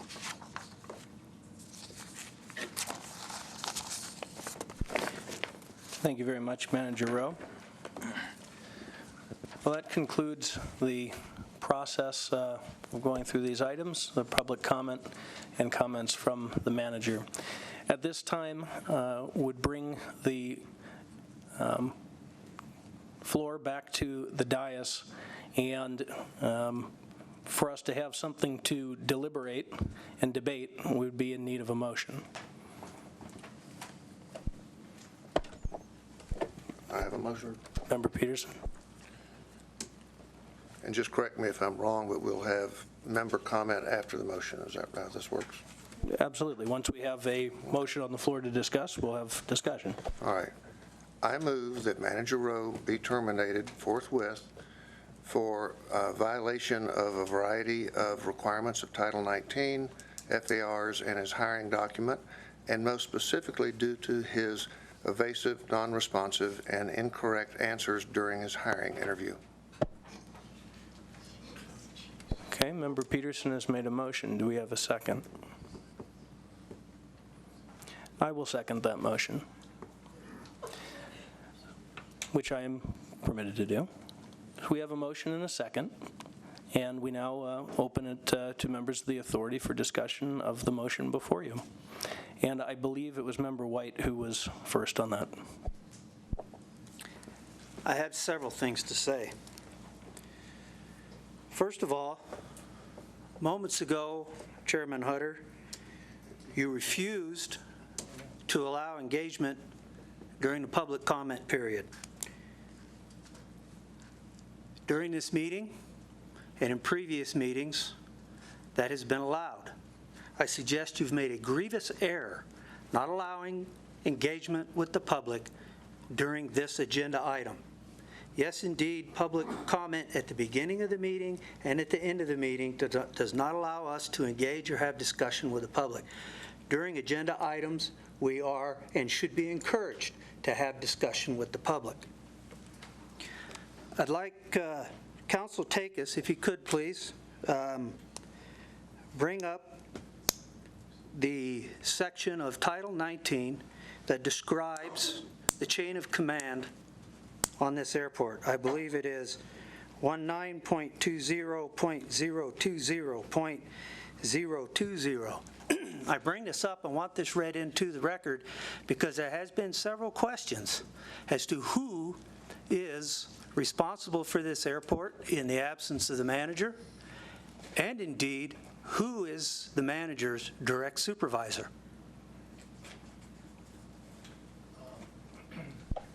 What is the chain of command? Yes, I can read that section to you. It's 19.02.020.020, airport manager. The person appointed as such by the airport authority shall be the airport manager. The airport manager shall at all times have authority to take such action as may be necessary for the handling, policing, protection, and safeguarding the public while present at the airport, and to regulate vehicular traffic on the airport. The airport manager may suspend or restrict any operations without regard to weather conditions whenever such action is deemed necessary in the interest of safety, subject to the review of such action by the airport authority. In the event the airport manager is not available, the chain of command for addressing issues of immediate need shall be 1, the chairman of the airport authority, 2, the vice chairman of the airport authority, 3, the secretary-treasurer of the airport authority, and 4, any active airport authority member. I think that answers the question at hand. Additionally, It has been testified here that the interpretation of Chairman Hutter's and Vice Chairman Peterson's actions regarding the meeting in Mr. Rowe's office was with the intent to convey that they were acting on authority of the authority. Absolutely not true. As far as I'm concerned, that is an action more grievous than any of the missteps that Tim has been accused of here tonight. If there's an action to take tonight, it would be against the chairman and the vice chairman. I will not support the termination of Chairman Rowe. Let me make it perfectly clear. I am not here to defend Tim. If Tim worked for me in the private sector, he'd be gone. That's not how it works here. Thank you, Member White. Member Posick. Yeah, being I'm a board member and I'm at the airport 6 days a week, mostly 7, I've been advised every time, maybe not in the correct sequence, when Mr. Rowe has his vacations or his weekends that he won't be available. So therefore, I believe that I'm qualified to be an assistant, if that's the way you want to put it, to Mr. Rowe. Member Shirk. You know, I think the discussion here raised a lot of questions, not only of the airport manager's position and duties and responsibilities, but also of the airport authority. We have not delegated those duties to our airport manager, I think. I think there's a lack of communication between the authority and the manager. And I think it is our duty here on this board or authority to first provide a job description, a job performance evaluation, or something we can weigh or measure his ability to provide the services that we wish him to provide for the airport authority. I think there's a lack of communication on the very basis. As to the issues that were raised here today, A through K, you know, I see your point of view. I just think these should have been raised as they were coming, as they happened.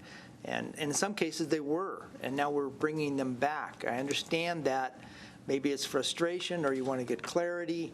I'm not sure. I try to at least evaluate everything and say there's this side and that's what they're trying to accomplish, and there's the other side over here. And I'm having a hard time understanding the other side. I can't grasp it, I guess. I see the frustration in dialogue, but it's really not the airport manager's failure to perform. It's our failure to tell him how to perform.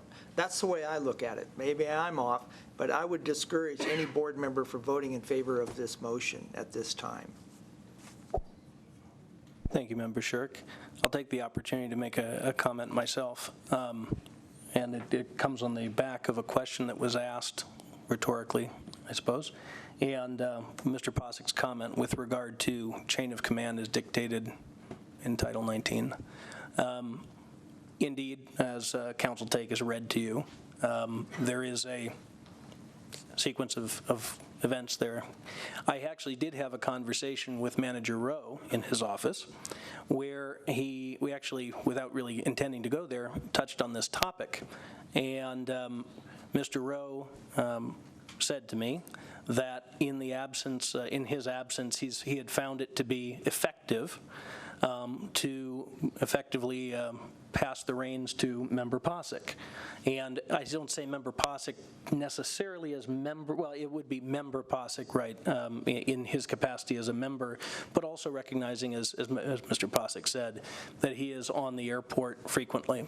And, really not, I'll admit it, totally cognizant of the details of that process. Maybe one of the things that could stand to be improved amongst many things I think we've learned about tonight.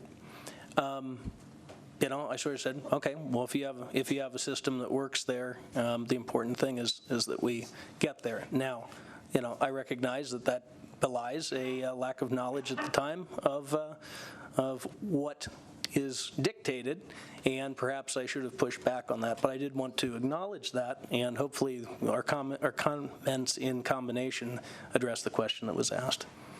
Member Peterson. Well, this has been fun. Early on in the opening comments by the public, there's more than a few of you that raised the question of the meeting where we presented Manager Rowe with the notice. And I responded to one of the people that I would attempt to respond to it later. Relates to the open meeting law and the regulations and how this is conducted. And we've heard a lot of frustration at, I think scurrilous is the term, that how this has been put together and how it's come about. And when the agenda item was first discussed, we challenged ourselves to focus only on the agenda item and not make this about 47 different subjects, including the open meeting law. So I'm speaking for myself, but I think I'm speaking for Chairman Hutter. We've not been responding to the open meeting law comments and to the allegations regarding the meeting with Manager Rowe. We really wanted to stick to the knitting on this, but it deserves to be addressed at this point. It may factor in people's votes later. We'll see. So I want to point out, to kind of walk you folks through this, and I'll back into the open meeting law. The meeting with Mr. Rowe, and I remember the day, the 27th, whatever the date was to accomplish one thing. It was to determine which of two agenda items could be put on the agenda. And just to clarify for all of you, all of us members have essentially the same power, and that's to sit up here and deliberate and vote. None of us have power to exercise authority outside of this group, and I will say right now, I have never presented myself as Mr. Rowe's supervisor. I do understand that the best defense is a good offense. I have, however, offered advice and guidance to various results, as many of us have. That is appropriate.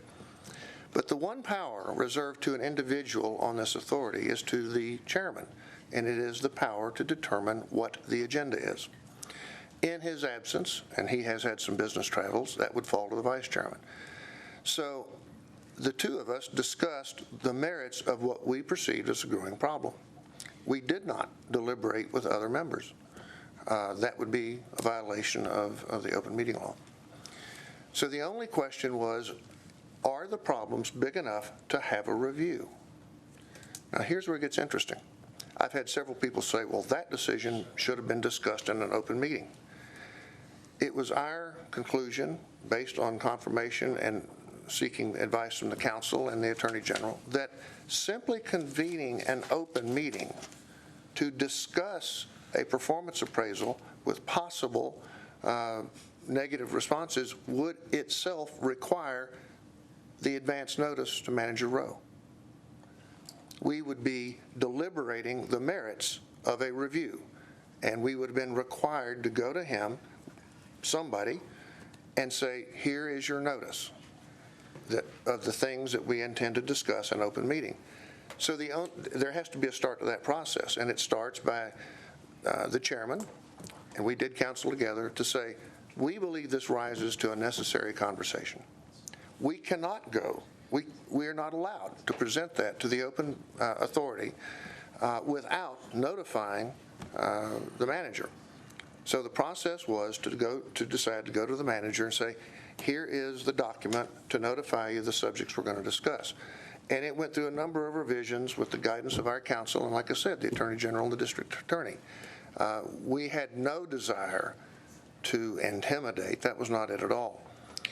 We actually were, it was recommended, and Steve, you'd correct me, I don't remember now if it was the DA's office or the Attorney General's, that it was routine in city actions that if you're going to go for a disciplinary hearing to a public employee, that you also offer to entertain an agenda item, and I want you to pay attention to that word, to accept his resignation. It is a professional courtesy.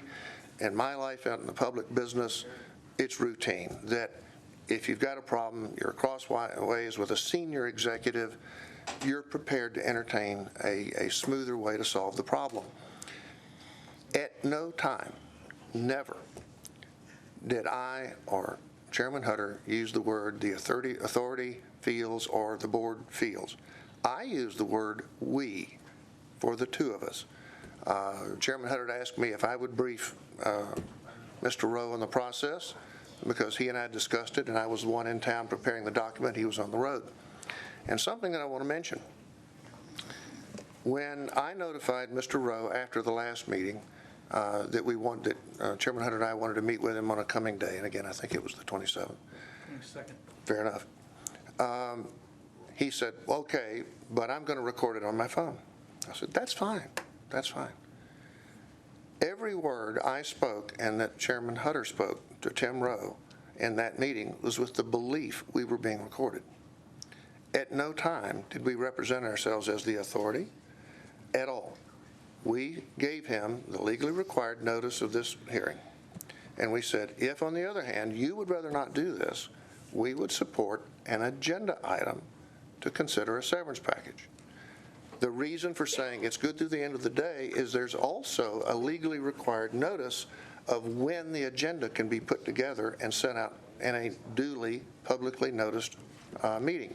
So we had time constraints. Manager Rowe said, I'm not resigning. We said, okay, then we're done here. You have the notice of review legally required, and we'll see you in the meeting. And that's why we're here. Now, we sat quietly on that. Was the notice legal? It was not only legal, it was specifically required, and it was the only option to begin this review process. As I said, if somebody decided, hey, it's time to review Mr. Rowe's performance, and the subtext is to give him a bonus and a raise and a new car, we would be required to give him that notice. It's the same notice. You wouldn't be here. I mean, you might be here and supporting it. And again, you may not believe me, but feel free to check with either of these attorneys. I actually think they would agree on this point. That's what our advice was. So the process that brought us here has... Excuse me, sorry, Mr. Peterson. You know, we've made it through a long evening, and you guys have done very, very well. You know, why are we acting out now? He is full of crap. Well, then why don't you just head on out as you were heading on out? Thank you very much. Goodbye. Goodbye. Apologies, Mr. Peterson. Believe it or not, I agree with the sentiment. The process is bulky as hell. When we heard that this is what we had to do, like, oh man, this is tough, but it's what we had to do. That's what we had to do. I will say, and I may have said this at the beginning, but if not, I'm going to reiterate it. If the events had transpired as Manager Rowe and his attorney had described them, I would be agreeing with your sentiments on it having been out of order. Scurrilous is a wonderful term. But it didn't happen that way. He was not intimidated. He was presented with legally required documents with one goal. Which one would he prefer to be on the agenda? Now, this brings me to the last point, at least on this briefing, which is at no time, I can't speak for Chairman Hutter, but I'm pretty sure of this answer. At no time did we deliberate with other members or canvass their votes. This was important. I actually had private people come to me when they heard what was going on, and they said, oh, gee, Don, would you like for me to call other authority members and tell them my opinion that, yes, this is overdue and da-da-da-da? I said, no. That's unacceptable to me. We cannot have serial quorums put together like that, and I turned down their offer to do that. This was brought to the authority for deliberation and looking at the facts, and whatever the decision of the authority is what will stand. That has always been the expectation. Now, I said, I made the motion on this because that's now the time for that, and we'll vote on it. I want to reiterate, and this is in response to Attorney Moore over here. My motion to terminate is based on cause. There is one of these that leaps out at me, and I was stunned when I saw it, and it's what I believe to have been evasive, non-responsive, and distracting response during his hiring interview. I believe there is a duty before you ever accept a job to come clean on every element. And I don't believe he did it, and I believe that habit of being non-responsive has continued. I think, hey, I'm done. Wait just seconds here. Oh, the last thing I'd say, and this is advice to future authorities. The duty for the authority to respond to problems as they occur sounds good. That's how I deal with my grandson. The problem is, we've also heard how he thinks he's being harassed and micromanaged and double-teamed and questioned on every point. If we ended up with a standing agenda item at every meeting, let's discuss the manager's flaws, this would be a horrible experience, as it already has been tonight, but it would be horrible in perpetuity, and I don't think we'd keep a manager regardless of his qualities. A review, I would agree with some other comments. This should have been handled a year ago, or 2 years ago, or 3 years ago. And Mr. Norrell, I appreciate your commenting that at the time that you hired Mr. Rowe, there were some things that we'd be better off if they'd been put in place back then. I agree with you, but they're not. I don't believe that relieves all 7 of us today from looking at what has occurred. What we do about it now, it's up to the authority. But I believe future authorities would do well to have regular reviews. They will have to be noticed 5 days in advance. It will have to describe possible negative actions. That's the law. But at least it would keep the tap down. But here we are doing a procedurally correct, legally required process. It has been painful. Unfortunately, in my opinion, the standard met over the last 5 years does not warrant a continue. And that's why partly why this is on. Clearly, I didn't act alone in believing this, or it wouldn't have gone this far, because it had to be on the agenda to begin with. I'm done. Thank you, Mr. Peterson. Mr. Posick? Well, I listened to this diatribe, and about 60% of it was an outright lie. I was at that meeting. Excuse me. I listened to about 60% of this diatribe, and it's an outright lie. Mr. Peterson came into that meeting, asked Mr. Rowe that the board was going in a different direction, and would you resign, and you have till 5 o'clock to make up your mind. If that sounds like a performance review, well, I may be just a dumb mechanic, but it sounds to me like that was a threat, an implied threat to try to get the chairman or the airport manager to quit. End of story. Thank you, Mr. Posick, and I would agree that if that's what actually was said, that would sound pretty terrible. But I'm going to reiterate for this group, and I am unwavering in my conviction and statement that absolutely that is not how it was presented and represented. Obviously, this is a couple people's viewpoint against a couple people's viewpoint in choosing how to present what happened. But in no time did I or the vice chair represent ourselves as acting on behalf of the authority in any of the matters that we presented. Okay, that's my comment on that.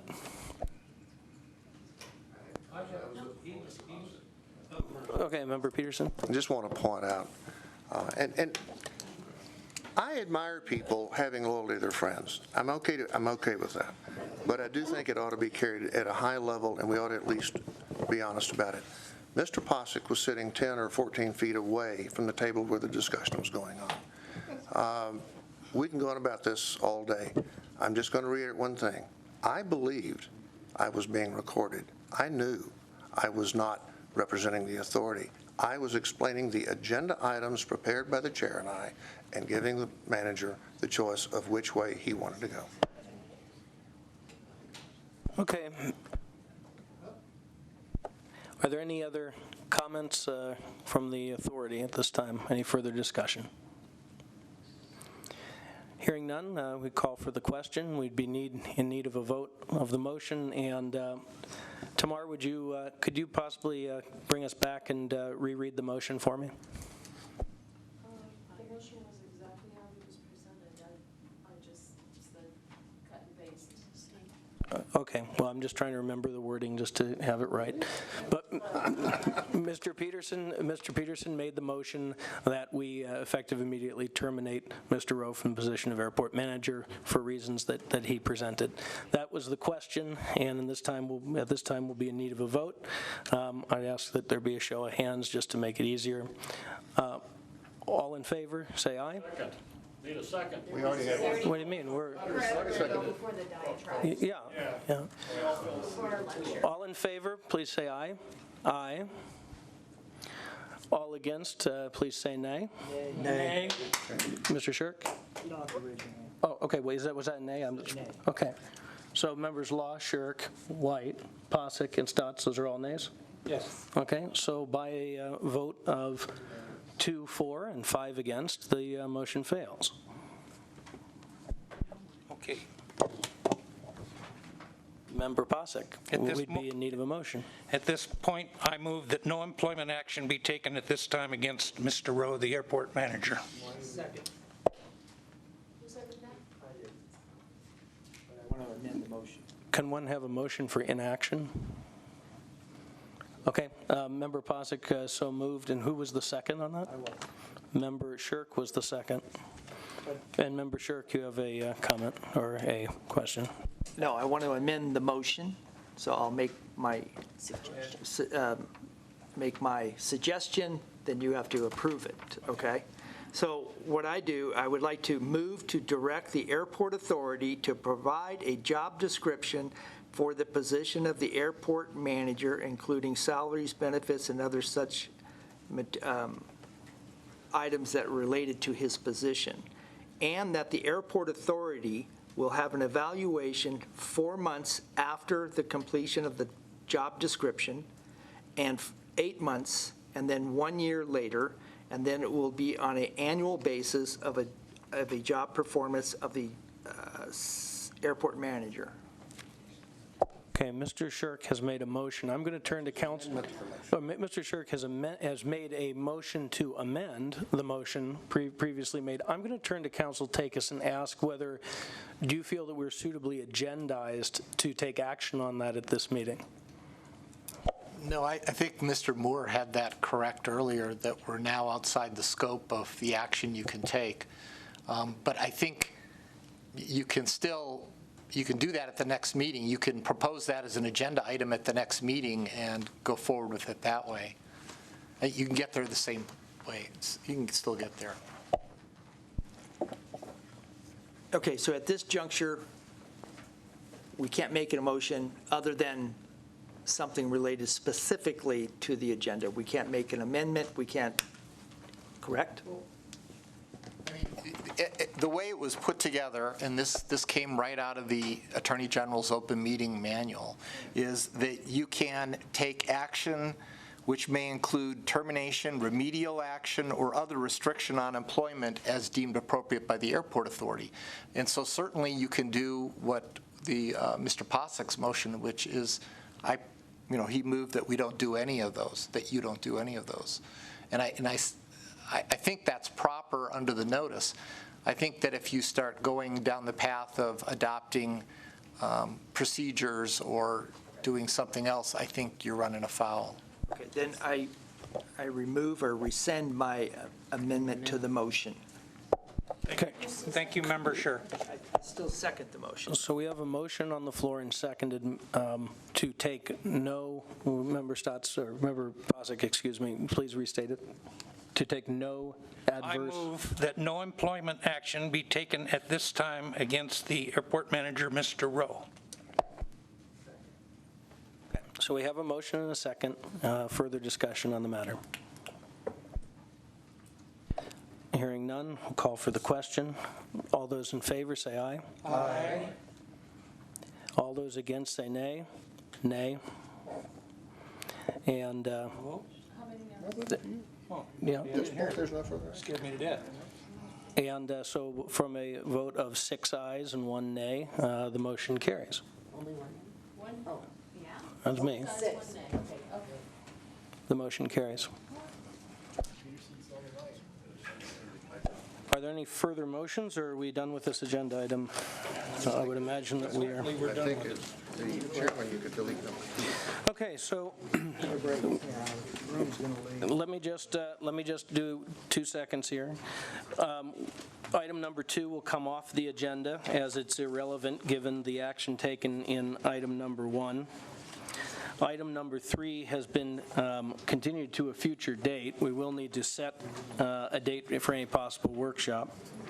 Item number 4, discussion and possible action to approve the proposal by the U.S. Marine Corps to conduct operations at the Carson City Airport is also taken off the agenda as a result of the Marine Corps informing us that while they appreciated our conversation about it, they've chosen to go a different direction, so there won't be any discussion of that tonight. Which brings us to our final item, item number 5, discussion and possible action regarding the repair or replacement of the roof and to mitigate the mold hazards present in the terminal building, and a reference to the bid for structural analysis received for $7,150. If folks would like to take a brief biological recess here, it's currently 11:30. Let's be back by 11:35. Thank you.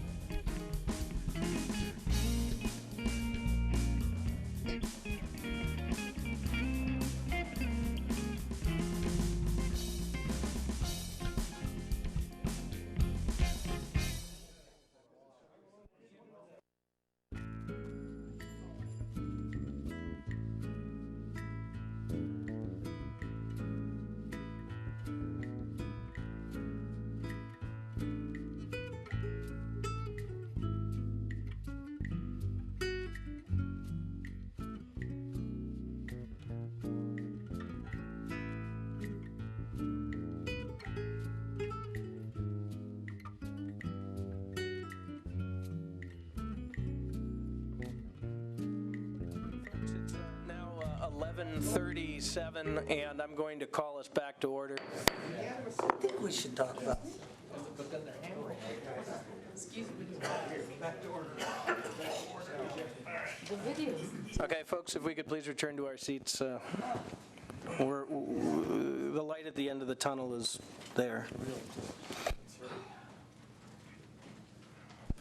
Okay, so as it's 11:38 and 37, and we are back in session. All members are present. As I teed up prior to our bio break, we have item number 5 before us, discussion possible action regarding the repair replacement of the roof of the terminal, mitigation of the mold hazards present, bid for structural analysis received for $71.50. As we open this item, I feel it's important to address another set of concerns or questions that came up earlier this evening about this, and that was my action unilaterally to move temporarily, by the way, as we will come to learn, management of the terminal renovation, contracting, and construction management process, including discussions with the contractor about the nature and cost of structural evaluation and exploratory work, to Vice Chair Don Peterson. And I had asked Tim to please, and thank you for doing so, Tim, convey the information necessary with the contact info for the contractor. Let me be very clear about what my reasoning was. I knew that this hearing was coming up. I knew that Manager Rowe was going to be very much involved in his preparations for this hearing, and we were hoping to keep the process of having the conversation with the contractor, having the conversation with the contractor on track so that we can keep this process moving without any more undue delay or damage to the building. That was, the full extent of the subterfuge, involved, was just making a prudent decision for the sake of expediency to have Mr. Peterson do some more follow-up with the contractor, and in fact, he will speak to that and what that conversation yielded. If it's the desire of the authority to place that responsibility back in the hands of the manager, I'm not going to stand in the way of that, and we'll have that conversation shortly. So back to a usual order of business. Why don't I turn it to Mr. Peterson, given that I had handed responsibility for the matter to him. Just an update. My only involvement over the last 4 days was to meet with Mike Fritz, the contractor, seeking clarification on some information we'd received. The original action item of a month ago was to move forward with the restoration of the building. We discussed about what to do if bad problems were uncovered, and we didn't want to get in 40 or 50,000 into it and find out that there was no point in doing it. So we set a price of $2,500 to work with the contractor to say, look, we'll authorize up to $2,500 of investigation of the structural integrity for you to confirm your commitment to the bid. If you get to that expenditure of $2,500 and you don't like what you find, we pay you $2,500. We find out what else we want to do with the building and we move on. Or we might decide to carry on based on his recommendations. So we began to get information flowing back through from Manager Rowe that there was a quote, I think, for $7,100 to $7,150 for an actual engineered review of the building. And that was well above the number that we had set, and that would be over and above, since it was an external engineer inspection, that would be over and above the $89,000. My memory of the original approval was that the $2,500 would come out of that $89,000, and if we proceeded, then all he would have done would have been work that confirmed that he can stick to his $89,000 bid. And so the new information of $7,150 actually changes the potential problem, because we would have, even if they would decide it's good, it would now be $89,000 plus $7,150, and that's not where we voted to go. So I met with Mr. Fritz and said, okay, help me out here. What are we doing and why are we doing it? And he said, well, I was instructed by Mr. Rowe to get an external engineering analysis. I said, okay. I said, let me ask you a question. In your opinion, is that what we need for you to confirm that we have a good bid here that you can meet. He said, Don, he says, this building's going to pass. I can tell you it's going to pass. I've been doing this a long time. It's a fine building. He said, I don't particularly see the need of the 71. Yeah, fine. Well, I understand the bird analogy. He said, I don't see the need to do the engineering thing. That's what I was told I had to do. I said, okay, let me ask you this. Can you go to work on this, pull up the roof, whatever you need to do for the $2,500 as we originally thought we were approving? And he said, well, it would only be a few thousand. I said, I need more. What do you mean a few thousand? He said, it could be 25, it could be 5. And I said, okay, let me find out the will of the authority, and this is just information I found. There's been no work done and no agreement signed with him. If we could amend this to a $5,000 cover, that he would expend no more of his labor towards investigating the building, and upon his confirmation that it's good to go, we are still tied to the original $89,000 approval. He said, it's going to happen. This is a good building. I can make it happen. So I said, I'll bring that to the authority, and that's where we are right now. Okay, thank you, Mr. Peterson. Mr. Rowe, any further info or comment with regard to that matter? Yes, when I received the instruction from the airport authority at the last meeting, the limit was $2,500 to find the structural and to pay for this an inspection of the structural integrity of the building. I called Mike Fritz the very next morning and told him what the authority had decided to do in adhering to the exact words of the authority. Mike Fritz called me a couple of days later and told me that he would have to, he contracted with Stantec to look into the building. Mike came out and he took some pictures of the building, came back with a quote and an estimate, which I forwarded on to the authority the very same day that I received it, at $7,000 plus $150 for Mike's time. It was never my understanding that any money was to come out of the $89,000 to Mike in his fee. Now, perhaps if the next motion is made, that I would know exactly what the expenditure is going to be out of the cost of replacing the roof and mitigating the mold, if we're going to deduct for an inspection or anything else, because that was not made clear to me. Okay, and so you've kind of gotten some good information around this. It's certainly my memory of the intent of the authority, and of course, people can comment on this, that what we were really looking for was a sublimit of the $89,000 that would really be the named contractor doing some initial work, pausing at that $2,500 mark and making a determination as to whether it was worth going further or not.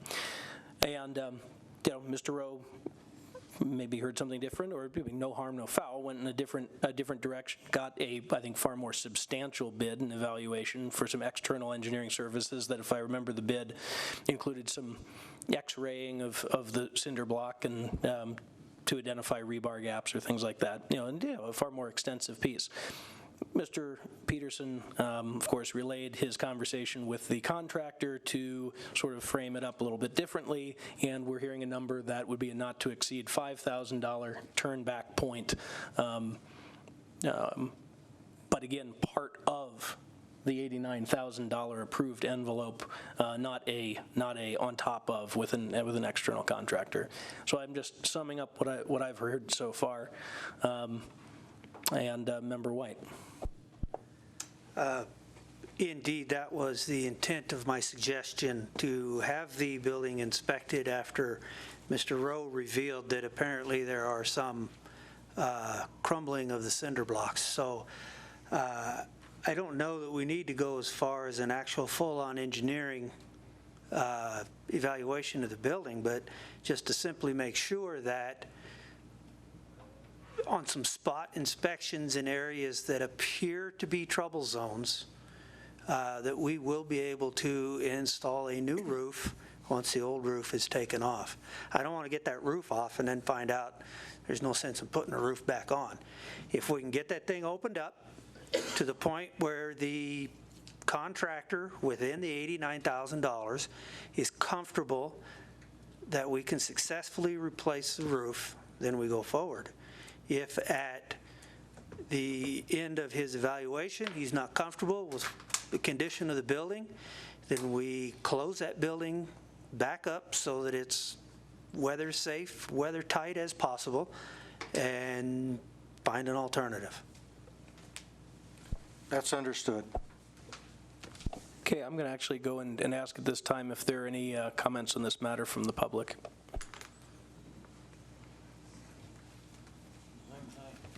Again, Steve Lewis with Sterling Air.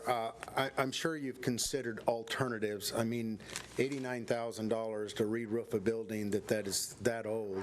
We know that it's probably served its life expectancy. A bird in the hand, as Mr. Peterson indicated, or whomever, Mr. Hutter. It's not a real shiny bird. As some of you know, that building was actually part of my original lease that I gave back to the Airport Authority in hopes that we could find a better use for it. Taking it out to the dump would be the appropriate use. And I was hoping that we could do that earlier. I believe that what I've heard is that Mr. Rowe has obtained some bids to actually knock it down and purchase a temporary facility. I just hate to see $89,000 spent on that building. Thank you very much, Mr. Lewis. I'm going to bring it back to the authority, and it seems like we would probably be able to entertain a motion with the information we've got and then have further discussion based on that. Mr. Peterson, I think, was first. Well, let me ask you for a motion. Mr. Lewis, this was deliberated. We did weigh all the costs. It was deliberated. We weighed all the costs. And the authority deemed a rehab of the building to be the best way to go. And it's more, that number is for the whole building, not just the roof. So unless things are discovered, and that's what led to, can we set a stop limit where if we get started and the scorpions come out, we call a King's X, revisit and consider all other alternatives. So we're all with you, except it was deliberated. I would make a motion that we move to create the letter of engagement with, and I don't remember the name. Tim, you can tell us who it is. Professional Home Developers. Thanks, Member Law. For the originally amounted quote, with a limit of $5,000 for him to do investigations, and upon confirming the building is usable, to complete the construction for the original $89,000 bid. If, on the other hand, his investigations reveal he cannot complete it for that, it's to be returned to the authority for consideration. We have a motion on the floor. Do we have a second? Second. Seconded by Member Law. Mr. Chair, for the motion, could we get the vendor's name? The name of the vendor is Professional Home Developers. His actual name is Mike Fritz. Thank you. We have a motion and a second discussion. And Member White, is this is this a good time to acknowledge you? Yes. Okay. I'd like to throw a little twist into the situation here. We have for some time been discussing how we might develop the front properties at the airport. Several months ago, it was discussed that we might engage some developers and see if there is an appetite in today's economic climate to develop the front of the airport. Indeed, I have engaged several people I know in that realm, and I believe there is that appetite currently. So while I suggest we continue to move forward with making sure that we have a functional terminal, I believe it is time to perhaps visit the idea of issuing an RFP in regards to leasing the properties and see if we can get a couple of developers to compete with one another on putting together the front of our airport.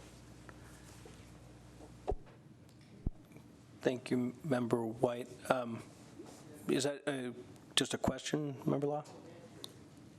I'm just wondering if that can be added to the motion since it's not on the agenda. No, it can't. It can't. I don't part of this motion. And the other part of it is the process would be at a meeting, you would adopt a resolution to move forward, and you would also need to get an appraisal of the property, and then you would set terms and conditions, a time frame for sealed bids, an opening, and then an award of bid. And I don't believe, I mean, correct me if I'm wrong, Member White, your intent was not to actually add action on that to the motion, but to rather inform. Strictly to inform and set the idea that we want to be cautious about moving forward on another $89,000 when maybe that terminal won't be there at the end of the summer. Let's keep moving forward with what we're doing now.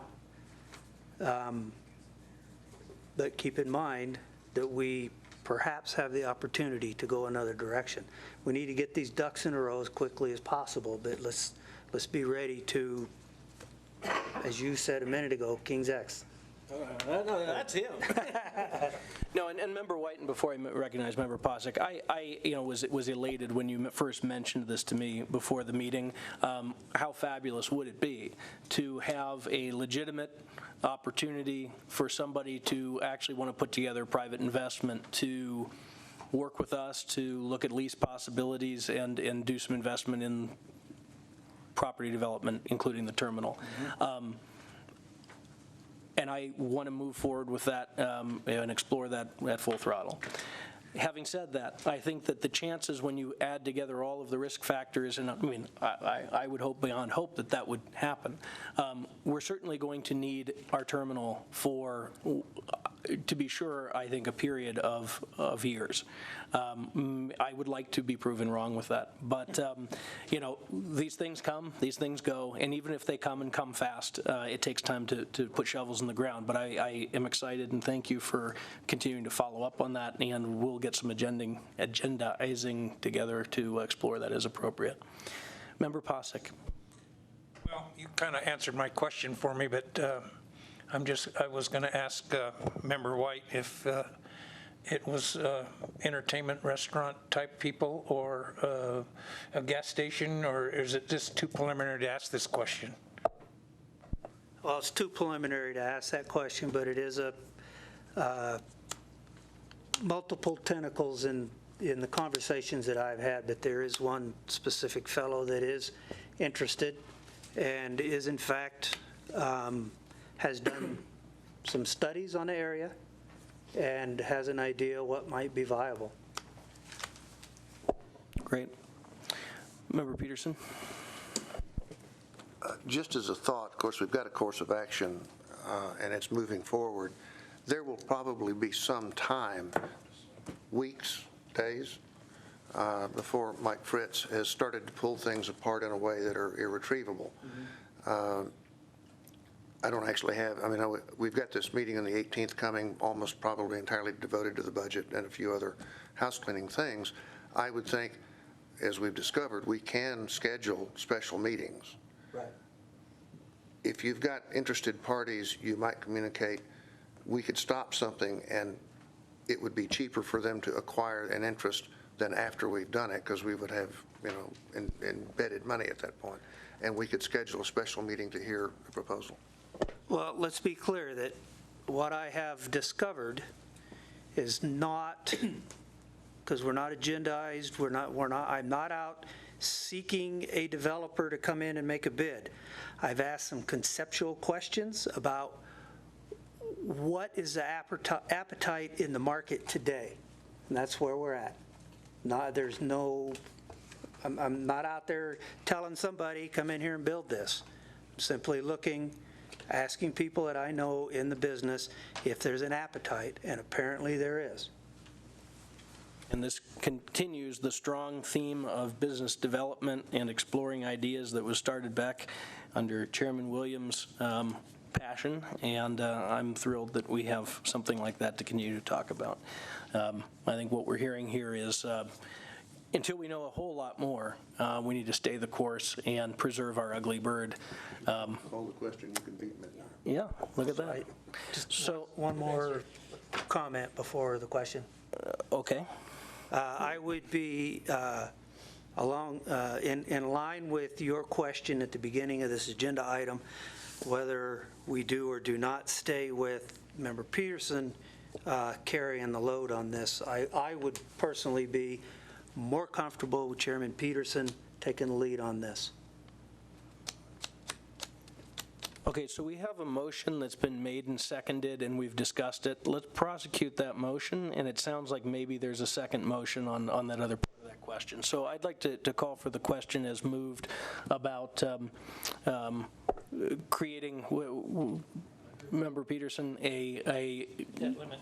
It's a $5,000 look-see limit as opposed to a $2,500 limit as previously proposed, but still the not to exceed $89,000 in the construction. All in favor of the motion, say aye. Aye. Aye. All opposed if there be any. Hearing none, the motion carries unanimously.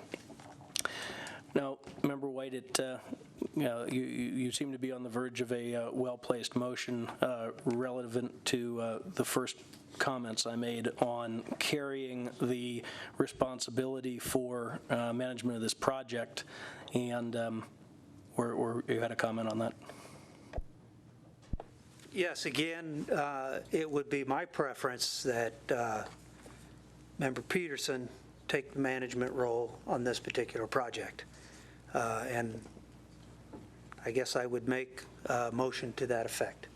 I move that Chairman Peterson take a management role in this project. Okay, Member White has made a motion. Are there any seconds? I would second that motion, and that would bring us to discussion. Bring us to discussion. Yeah. Member White, sorry, Member Shirk. No problem. It's getting late, no problem. I just have a question of, if Steve can answer, can we have, is this a future agenda item that that this motion is, right? It's not for passage tonight, it's a future agenda item which will come back to the board. No, I think this is within the scope of the noticed item. You know, deciding who's going to be responsible for pushing it forward.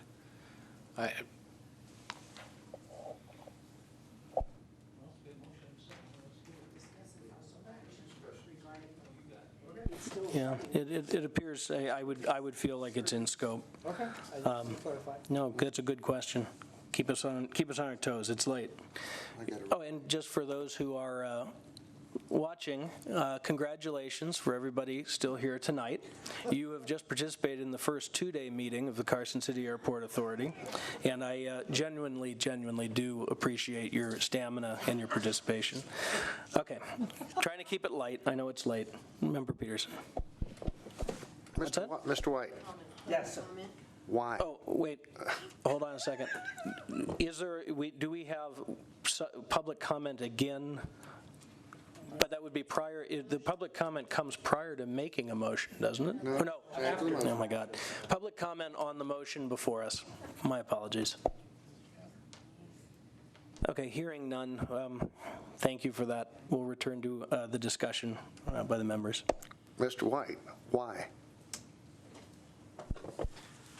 You've shown an apparent interest in managing this project, whereas you accepted the assignment from Chairman Hutter, and I have the utmost confidence that you will be diligent and understand the process and see that it is done properly. Thank you for the vote of confidence. As Chairman Hutter said at the beginning, it was always anticipated that any contribution I might bring was going to be of a very temporary nature. And I've reported what we found, which was a way to contain the cost and move forward. And I'm happy to have contributed that. I'm also happy that Manager Rowe picks up and does his duties. That doesn't bother me in the slightest. And I'll just go on to comment that as I think we've produced tonight, and I'm going to look on the positive side here, it could very well be that the work that Mr. Norvell tried to get done and couldn't will now be done. That we'll get some specificity in job descriptions, reporting responsibilities, communications, coordinations, and I think we need to move ahead quickly with that. And given that, the contributions of the entire authority in guiding the manager, I would like to think would be more effective than I have personally seen in the last few months, perhaps forever. I mean, I do go back to when we had Yvonne as a part-time manager and got to witness all of that, and I was around with, at that time, Chairman Lewis to kind of work through that, and I think there was progress made. More progress, but I'm very comfortable and confident that Manager Rowe is the right one to pick this up and run with it. If you're not willing to take this particular assignment, then I would draw my motion. Well, as I'm saying, if there was a compelling reason, I'm here to serve the authority, as we all are.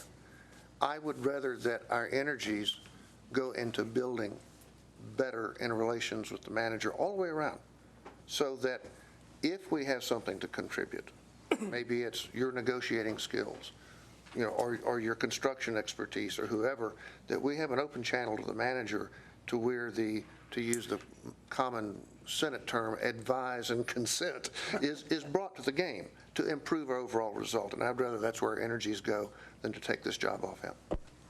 Well, and I for one, am continuing to try to hone my Roberts Rules skills, which have come under greater test tonight than I ever anticipated. I actually believe that a motion like this may not be able to be withdrawn and needs to be seen through for consideration, interestingly enough. And I think with those comments, are there any, we'll see this one through. Are there any other comments or discussion from the authority? Okay, so hearing none, we'd be in need of a vote on the matter of an aye vote here would signify having Mr. Peterson continue to manage the rehabilitation construction of the terminal. A nay vote would return this to the typically established duties of Mr. Rowe as the airport manager. All in favor, say aye. Aye. And who are those? Okay, Member Stotts, Member White. All opposed, say nay. Nay. I believe that was the balance, unless anyone didn't vote. So by a vote of 2-4, that being Member White and Member Stotts, and 5 against, the motion fails. All right. Well, unless there's something I'm missing, that brings us to the end of our public hearings for tonight. And if I had money in the budget, again, I would have little medals made for everybody who participated. We want pizza. Pizza, I see. Well, Don't forget the beer. this actually finishes our public hearings for tonight. Item number G, or letter G, the airport engineer's report. The grant application for the North Apron was submitted the day after the last Airport Authority meeting, and the Phoenix ADO has since sent it off to Washington, D.C. to be evaluated and funded. And that's where it stands. Thank you, Mr. Clegg. I'm glad that we're off and rolling. The airport manager's report. I have nothing. Thank you. The legal counsel's report, Mr. Takis. I just had one thing. I talked to the Ethics Commission about the item that we discussed, I guess it was the last meeting, the meeting before, to find out how we rectify the fact that Member Posick properly withdrew from the item on reimbursement of the sign when it was first put on, but then at a later meeting got caught up in the discussion and the vote as to what to do in terms of refund. And I was under the impression that they were going to say just renotice it and retake the action. They said, well, that doesn't really fix the problem. The violations occurred, but if you renotice it and take the action, it mitigates any kind of claim or any kind of damages or any penalty they might seek. And candidly, I didn't get the impression they would be seeking any kind of penalty.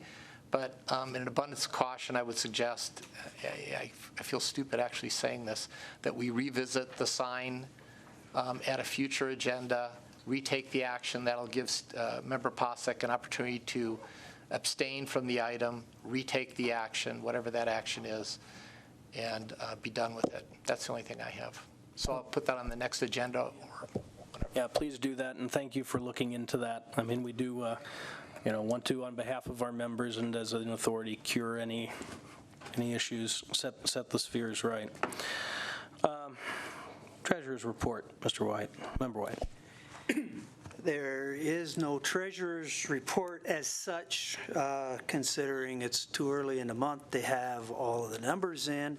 However, I do want to alert this body, as I have in the past, in regarding to charges from council. The airport has been presented a bill from council at over $15,000. That bill will put us about $15,000 over council's budget. Additionally, tonight, now that we are 6 hours in, 6 hours times $300 an hour is, we are substantially over budget for council. We need to have a very serious discussion about this particular line item. Okay, and well, I'll address that when we get to agenda items for next meeting. Any reports from authority members? Okay. Item L, our final round of public comment. Members of the public who wish to address the authority may speak on items discussed on the agenda. Comments limited to 3 minutes. Hearing none. Item M, agenda items for the next regular meeting. Okay, the next regular meeting is scheduled, calendared for the 18th. Am I correct? Wednesday. And I'm going to imagine that since, well, that is our meeting for budget workshop, or budget. Okay, we have to pretty much get our budget completed and submitted by the end of that meeting. I'm going to imagine that that is going to be the primary matter at hand, perhaps aside from a curative item on that previous sign question. The question I'm going to ask is, does anybody feel that there is the need to schedule before that time an interim budget workshop? And I guess I would turn to Treasurer White. Or do you believe that with a limited agenda really focused on the budget, that you can conduct that all on the 18th? I think it probably really depends on how many concerns the rest of the members have in regards to the budget. I have on multiple occasions asked for input from members. I have received none. However, I do understand that some members do have concerns and suggestions. So I think we need a special budget workshop and get this budget put together post haste. Okay.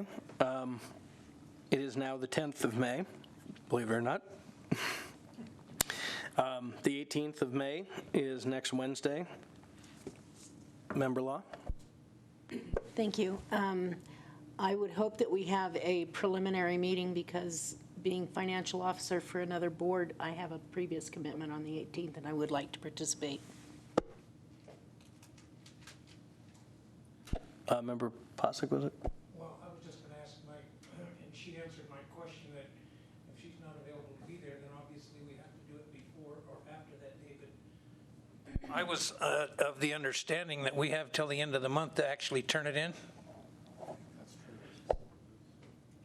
That is actually true. We have until the end of the month to complete this. So theoretically, you could use the 18th meeting as the workshop and call a special meeting after the 18th, but before the end of the month to actually be the final budget meeting. So, that's another way to look at it. I guess my question is, if we're going to make that a budget workshop and you cannot attend, do you feel that you need to be there? Actually, as long as I get a chance to meet with Maurice White after that meeting, I think that would be fine. Okay. After the 18th, you mean? After you have the workshop, So I could meet with you could, before. can you get your concerns and thoughts plotted out, and we'll go to work on that? Yeah. Okay. Okay, I think it's prudent that if what I'm hearing is that we're considering using the calendared meeting, the regular meeting on the 18th as the budget workshop, that we not leave here tonight without a date for the final budget meeting. That just would be bad business. Would anybody, for those of you who know the meeting room schedule so well, present a recommended date for the final meeting? Let me go look at the schedule that's on the door. Okay. Because they've added a whole bunch of stuff. Okay. I will throw out Monday the 23rd as being good for me. Even if the room is taken, you can have it. We can always have it at the terminal, absolutely. So we don't need to have it here in this room. I would request just to kick it off Monday the 23rd. I'm open that day. I'm losing my voice, too. Member White, being the treasurer, you're the important man in the room. Would the evening of Monday the 23rd work? Let me get back to my calendar.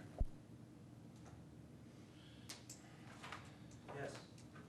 And that happens to, yes, I'm available that day, and that happens to be the only day this room is open. So we could actually do it here? Yes. I was just looking at the calendar. Oh, that's great. Member Stotts?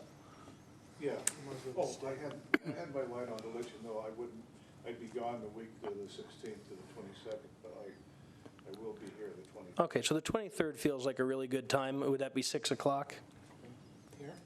Okay, so we will, again, just to tee it up, Wednesday the 18th, budget workshop. Monday the 23rd, 6 o'clock here. 6 o'clock here will be the final budget meeting. It will actually be the special meeting, and the budget workshop meeting, the 18th, will be a regularly calendared meeting, and might be able to pinch in a couple other items and have our usual reports. Sound good? I'll get you the room. Great. Oh, thank you very much, Tamar. Appreciate it. Okay, so if there are any additional items for the agenda on the 18th, please get them to Manager Rowe. And that moves us to, our favorite item, an action on adjournment. All in favor? So moved. Aye. And